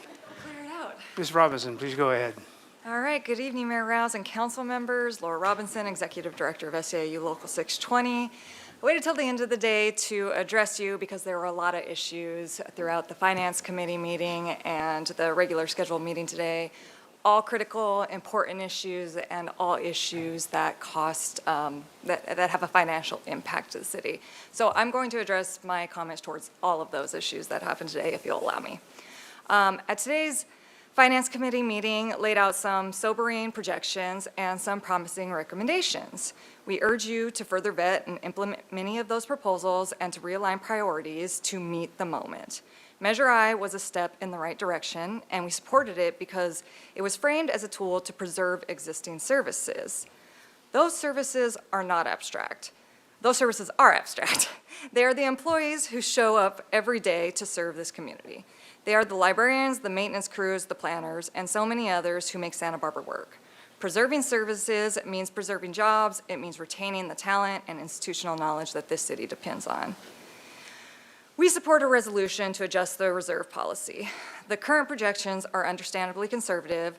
That's the job of our wonderful finance director, is to protect the city. But projections don't always align with reality, and we cannot afford to make decisions based on fear. This adjustment allows for a more realistic reflection of our fiscal landscape while still safeguarding the city's ability to respond to emergencies, which we all know are not a matter of if, but when. It creates essential flexibility within the general fund, giving the city room to maneuver without continually dipping into our reserves. That's not just sound budgeting, that's honest budgeting. This council has made some public promises to the community and to its staff. But with the repeated delays and deepening financial concerns, our members are losing faith that those promises will be kept. Staff are not just the line items in a budget, they are the providers of these essential services. Retention must remain a top priority, and the implementation of the class and comp study is not optional, it's overdue. We understand that this council cares deeply and wants to address every issue. But compassion without prioritization is not sustainable. We're asking you to focus your efforts. We're asking you to lead with clarity and commitment. Let's protect the services of our community that our community relies on and the people who deliver them. Thank you. Thank you, and thanks for your patience for hanging out. Very good. Now, Ms. Sneddon, you were about to talk? Yes, I was, but that gave me pause. I'll start with that the class and comp needs to be implemented, and our entire organization needs to be robust. I don't believe at this time that the way to do that is from the reserves, other than temporarily here and there. I think we need to increase revenue. I mean, any one of us could sprinkle out any number of ideas, and I'm remembering a scatter plot and a weighted graph about which might be more effective or not effective, and you're doing that at finance. And I will say, for me, it is not theoretical when I say come back with a plan to replenish the reserve. That's not theoretical to me at all. And I do think we can get there. We need to increase our revenues. We need to increase our fees, our in lieu fees, or whatever it is that we need to do, and possibly cut some things and do the prioritization. I do agree we need to prioritize better. We have, well, I won't go too far. I mean, I understand we're adding expenditures on and on and on, and I'm up for the conversation of what are maybe entire things that could just go right now as not priorities. But my my concern at this moment about the reserve policy is I think the state of FEMA right now, and us being a full-service city in high fire, flood, earthquake country, I just can't see at this moment changing our reserve policy, but I want to very much increase our revenues and decrease some of our less meaningful expenditures, not the people. The people need to be compensated fairly. Ms. Harmon. Thank you, Mr. Mayor. I'm gonna, well, I really appreciate, again, thank you, this conversation. I think I'm gonna do my best to have it a few more times while I still can. Same result every time. It's like the definition of insanity. When I first started exploring for myself the idea of revising downward our reserve policy, I was absolutely thinking, let's invest the money that we currently sit in a bank account back into the community in a tangible way. I mean, I think I said that is what was driving my consideration. That still is at the core of why I believe in changing this policy. But as I look at this slide 18, we have such a false sense of security around a 25% reserve policy. We don't have 25% reserves. We're not going to have 25% reserves. And I so appreciate the commitment to increasing revenues. I share that, but I think that the idea that we are going to get ourselves there by increasing, I think that that's, I don't think that that is possible. And so for me, I think that we set ourselves up for, we set our employees up, we set the community members who have expectations around the kinds of services that we can provide. We set everyone up for disappointment when we act under the guise of a 25% reserve policy, and we aren't there. We're not getting there. I mean, it's not even a matter for me now of accessible money that we would find if we change this policy. It's that this policy simply does not reflect reality. And I bear 1/7 of the blame for that, frankly. And I see that very much now looking back at the budgets that I have supported over the years that were not balanced, that did not have a surplus. And I think that it's important that I acknowledge that. I think that part of getting ourselves out of that hole is being intellectually honest about our behaviors and the impacts and what we are seeing. I just don't think that continuing to operate under the assumption and belief that we actually have a 25% reserve policy does anyone any favors. We don't. And it's not looking like we will. So either we make massive changes, far more than just, and I don't mean to imply that was all that you suggested doing, but I think that's what a lot of people suggest to me, just increase revenues. It's not going to get us there. I think we do have to, personally, I would like to take a good long look at reducing this policy. I know I'm alone on it. I appreciate everyone's continued indulgence in this topic, and I think any opportunity to communicate with our residents about the state of our financial situation and the reserves is helpful, because we are going to have to make hard decisions, and I appreciate you continuing to bang that drum so that it's really starting to click. Thanks. Mr. Friedman. First, to Councilmember Harmon, you mentioned earlier that you feel like you're in the 10th round of a fight, and just so you know, championship fights do go 12 rounds, so you got 2 more to go. Yeah, you got 2 more. You got 2 more rounds, and either you or Keith is going to get the TKO. And I bet all the reserves on one of you. But exactly. I just really wanted to. It was a good discussion, especially in light of what took place in finance earlier, and I think this is a good starting point for the discussions that are going to continue next week. And then for the rest of the council, we're going to give the recommendations next week. We made it a two-part hearing. And then those will come up to council in December 2nd, I think, is the date where we're going to look at all those.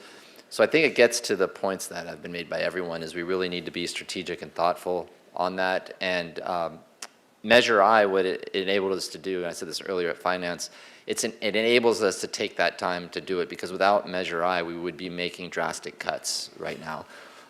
So I wanted to make sure that the public understands that we are taking it seriously on the expenditure, the organizational efficiency side, and the revenue side. So, and this is just one part of it, and we're trying to preempt, and we are working to preempt, so we don't actually see what's on this slide become the reality. And so I just wanted to say that, and there will be more discussion on this overall next Tuesday at Finance Committee for those who are interested. Ms. Sneddon, you had a question? Thank you, Mayor Rouse. Just a follow-up question. So looking at this slide, and I'm not sure I'm interpreting it right, but when I look at it, it looks like we, through a variety of ways, but that we actually met our target every year. I mean, 2020 is a little bit lower than the actual, but is that not what that's saying? We're projected to go down if we don't make any changes or other things, but so far, if you look at the track record, we are at or even exceeding our target. In fiscal years 21, 22, 23, and 24. So we had 4 years in a row where we met the policy target and even exceeded a little bit. That gray amount on top, that's the unassigned version. So that's the least restrictive. So it's on top of. Those were fun years. So absolutely, right? Those are the years post-COVID. We received the ARPA money that I indicated earlier, and we had record TOT and sales tax money. And one thing I didn't say on the graph earlier was that our vacancy rate was really high at the time also. We had a high vacancy rate in police and fire in particular. And so that's all expenditure savings, right? So when you add that all up together, all that had a positive impact on our reserves. But we ended fiscal year 25 in a deficit, eating into our reserves, as you can see here, and we're projected deficits going forward. So that's really what impacts the reserves. And I will say that we do not want to be in a constant state of having a lot of vacancies. That's not healthy for the organization. So while it saved money, it was not a good state for the organization or the community. I don't want that either. And in the scatter plot of things that would be acceptable to me, that's not one of them. But I'm just looking at this and just sort of the idea that we've just never or don't have reserves. I mean, it's difficult, and how we've gotten there is difficult. And but when you look at the track record, it's like, oh, okay, we've really handled our reserves. Okay. I agree. So, Mr. DiMartini, would you go back to slide 17 for a moment, please? So this is kind of a response to Ms. Harmon and our history and whatnot and what we're really doing, because right there, 2010 is when I came on board. They had a kind of a free-for-all with contracts and whatnot going up into, and the economy was good, but then a great recession hit. I got in office and we were given a task of being just, it wasn't a whole lot of fun talking to the bargain units at that point in time, but I will say that the bargain units really stepped up and were team players, and we did furloughs. It also, I mean, they made some sacrifices too. But the economy was good, and we, with a lot of discipline, moved it back up a little bit. We didn't go crazy up, but we did go up. My point is this.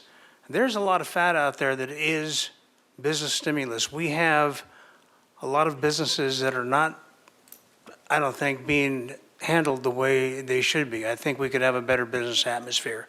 I think as we look at different programs and all that, how can we raise revenue? Revenue comes from the businesses generating sales tax, TOT, and property tax. So I think it's important that we look to our business community first and just say, what is it we can do to move this bad boy along, and listen to them and implement programs maybe that we may or may not like up here. But I think that's how we get back up into the green in these out years. So that's what I'm looking forward to doing. I'm not looking at the next revenue measure or whatever. I'm sure there's something out there. I did the two of them. I did Measure C and Measure I, so I'm kind of done. But we do need to embrace our business community, because they're the ones that put the funds in the bank. And that's how we do programming. And that's how we pay employees. So I think we need to look at that really hard. So with all that, do we have an actual action item, or do we just, because, I mean, the direction would be to provide staff about reserve policy changes. Yeah, Mayor Rouse, it's up to council. If someone wants to make a motion to change any component of the reserve policy, that's up to you, and we will, if there's a majority, we will take direction and go from there. Okay, I have an opinion, but I'll let my colleagues weigh in on a motion. I can read the room. I won't. Yeah, I was going to say, it's a great idea. Sorry, Oh, Mr. Mayor. There is an online public commenter. Oh, and okay, forgot about I know you that. had in-person public comment, but not online. So if you could just take that public comment. Okay, yes, please, thank you for reminding me. Zach Smith, if you would unmute yourself and speak, please. Zach Smith. Hello, I'll make a motion to reduce the reserve. Sorry, I know it's been a long day for you all. I knew he was going to say that. And thank you for taking the time. I do want to, having observed this over the past 7 or so years, I do see that there is kind of a tendency to, we'll get money from reserves and, replenish them somehow. And that tendency ends up, basically, the reserve policy is real to staff. The reserve policy is real to management. And the way that those reserves are replenished is often by maybe leaving a higher level position open and redistributing the work downwards to someone who's paid less. I think when we did the class and comp presentation in February, I heard, the lowest paid should go first. We should take care of our employees. And what we've seen is the reserves are being impacted by recent MOU changes that weren't the lowest paid.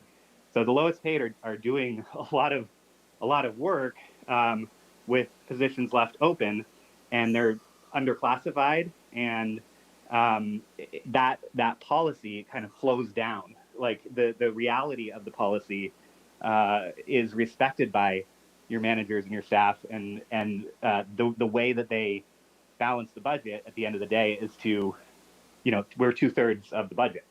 So, and even if you cut hearing the word cut really kind of makes me recoil, but even if you cut something, there's people behind that. So I just want you to really keep that in mind. My thinking is that we are in the contingency right now. Like, this is we are in an affordability crisis, housing crisis, homelessness crisis. People are getting kidnapped. Like, we're in the contingency. And so I think that is kind of the thought a lot of the time, is like, well, this is a crisis, so let's use these funds. But that ends up coming down to our staff. So I agree with Councilmember Harmon just on accepting the reality of these reserves, like really as disaster reserves. It would make it a lot clearer to everyone that, like, this is a line. And right now that line is really, really blurry, and it's hard for a staff member to hear a word like cuts and hear some of the things that were discussed today, knowing how that's going to impact people and how it already is impacting people. Sorry if I went a little bit long, but thank you for your time. Thank you. With that, Mr. Jordan. Thank you, Mr. Mayor. Zach would have kept his small child here while we were working on this. I might have. So, you're a sucker. So thank you for reading the room. But I get your point. Like, there are no reserves here according to any one of the lines in a couple of years or a year. So, but what strikes me as the irony, just to kind of give my take on the mayor's point, was, earlier today, while we talked about an adaptive reuse ordinance for the second time for a couple hours, there were probably 10 more vacation rentals on the Mesa or in the city. I make that up, but you get my point. We've struggled along with that for a year for those small little numbers you saw on that project list, while there have been more vacation rentals dragging single-family homes off of the housing stock while that's been going on. And these are stepping stones to me of things that we've done the last year or two that come back in the subsequent years to bite you at it's not just a $5 this year and $5 next year. It's a $5 this year, and it's a $7.50% the next year, and it's $12 the next year. And so I think that, like in the conversation today, those are things that we really need to wake up to. And when we're talking about driving economic development in this town, whether it's linked to housing, whether it's linked to easier way for businesses to function, get in business, change type of businesses or things, that's key to me to trying to offset what the unintended sort of consequences are of decisions you make one year that are worse the next year and worse the year after that, just by nature of government and increases and pension costs going up, that type of thing. So,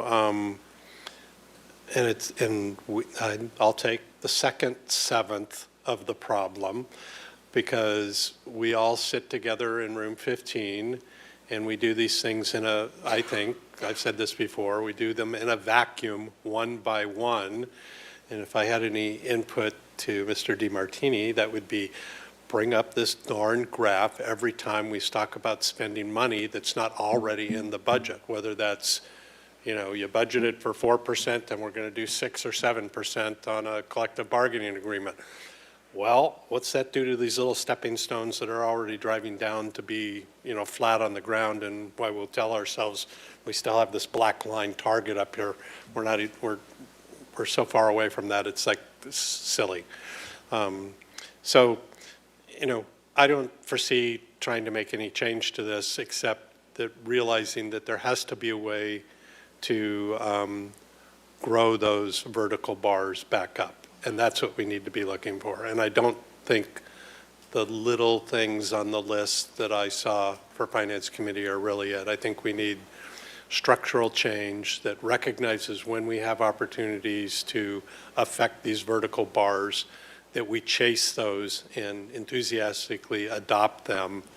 And those allow us then the opportunity to make decisions on an ongoing basis that don't just lead to this widening gap. So whatever you take away from that, but it's just, I agree with Councilmember Harmon that it's kind of like, it's not even a discussion on reserves right now. It's more of a discussion on where does that go at 29 and at fiscal year 29 and fiscal year 30.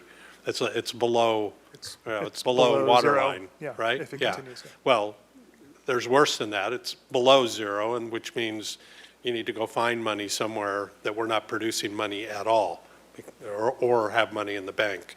So I think that's the problem that we should be focused on, rather than the amount of money in the reserve. I think we should retain as much as we can that we have now in the reserves, and we should be hyper-focused on getting those vertical bars to grow back up. Ms. Sneddon. Thank you, Mayor Rouse. Last comment, I promise, but Zach's comments make me want to really emphasize that when I'm saying cut, I don't ever mean employees or holding positions open. And if there's any, I just don't want the meeting to end with that lingering that's what I'm talking about. I'm talking about capital things or things that could be delayed, but not people, not positions, and not salaries. All right, very good. So, Ms. Knecht, do we need a motion to wrap this up, or do we give tacit direction to? If staff has a direction that they're looking for, I don't think that you need a motion. You feeling directed there, staff? Yes, we do, Mayor Rouse. All right, very good. Okay, I think we can, that's with everybody's indulgence, we'll close that item. Go on to council member committee assignments. Mr. Friedman. Thank you. Last week, attended the League of Cities annual conference. Very informative conference this year. Attended, among other things, the Coastal Cities annual meeting, the Channel Counties division meeting, and then some plenary sessions on finance is telling the story of cities, learning what other cities have done to address financial issues, development agreements to achieve community benefits, and others out there. And just want to give a recognition to our colleague in Goleta, James Kiriako, who received an award from the league president during the Channel Counties Division meeting for his service this past year as chair of the Community Services Policy Committee. So that was, we surprised him with the award, so he was really surprised and appreciate and thank him for all his work he does for housing, childcare, libraries, and at the statewide level through the League of Cities. Ms. Sneddon. Thank you. I attended the Ceylon International Film Festival, the 4th annual, and it was very well attended. The Sri Lankan film was shown, and we missed you, Mayor Rouse. All right, very good. And I attended the Riviera Association meeting, and a lot of folks are very concerned about the potential projects along the mission and whatnot, which I really can't talk that much about. So, but it is a passionate group, really well attended. So those guys get together with, pack that place every time. It's a great neighborhood group. All right, and with that, I believe we're adjourned.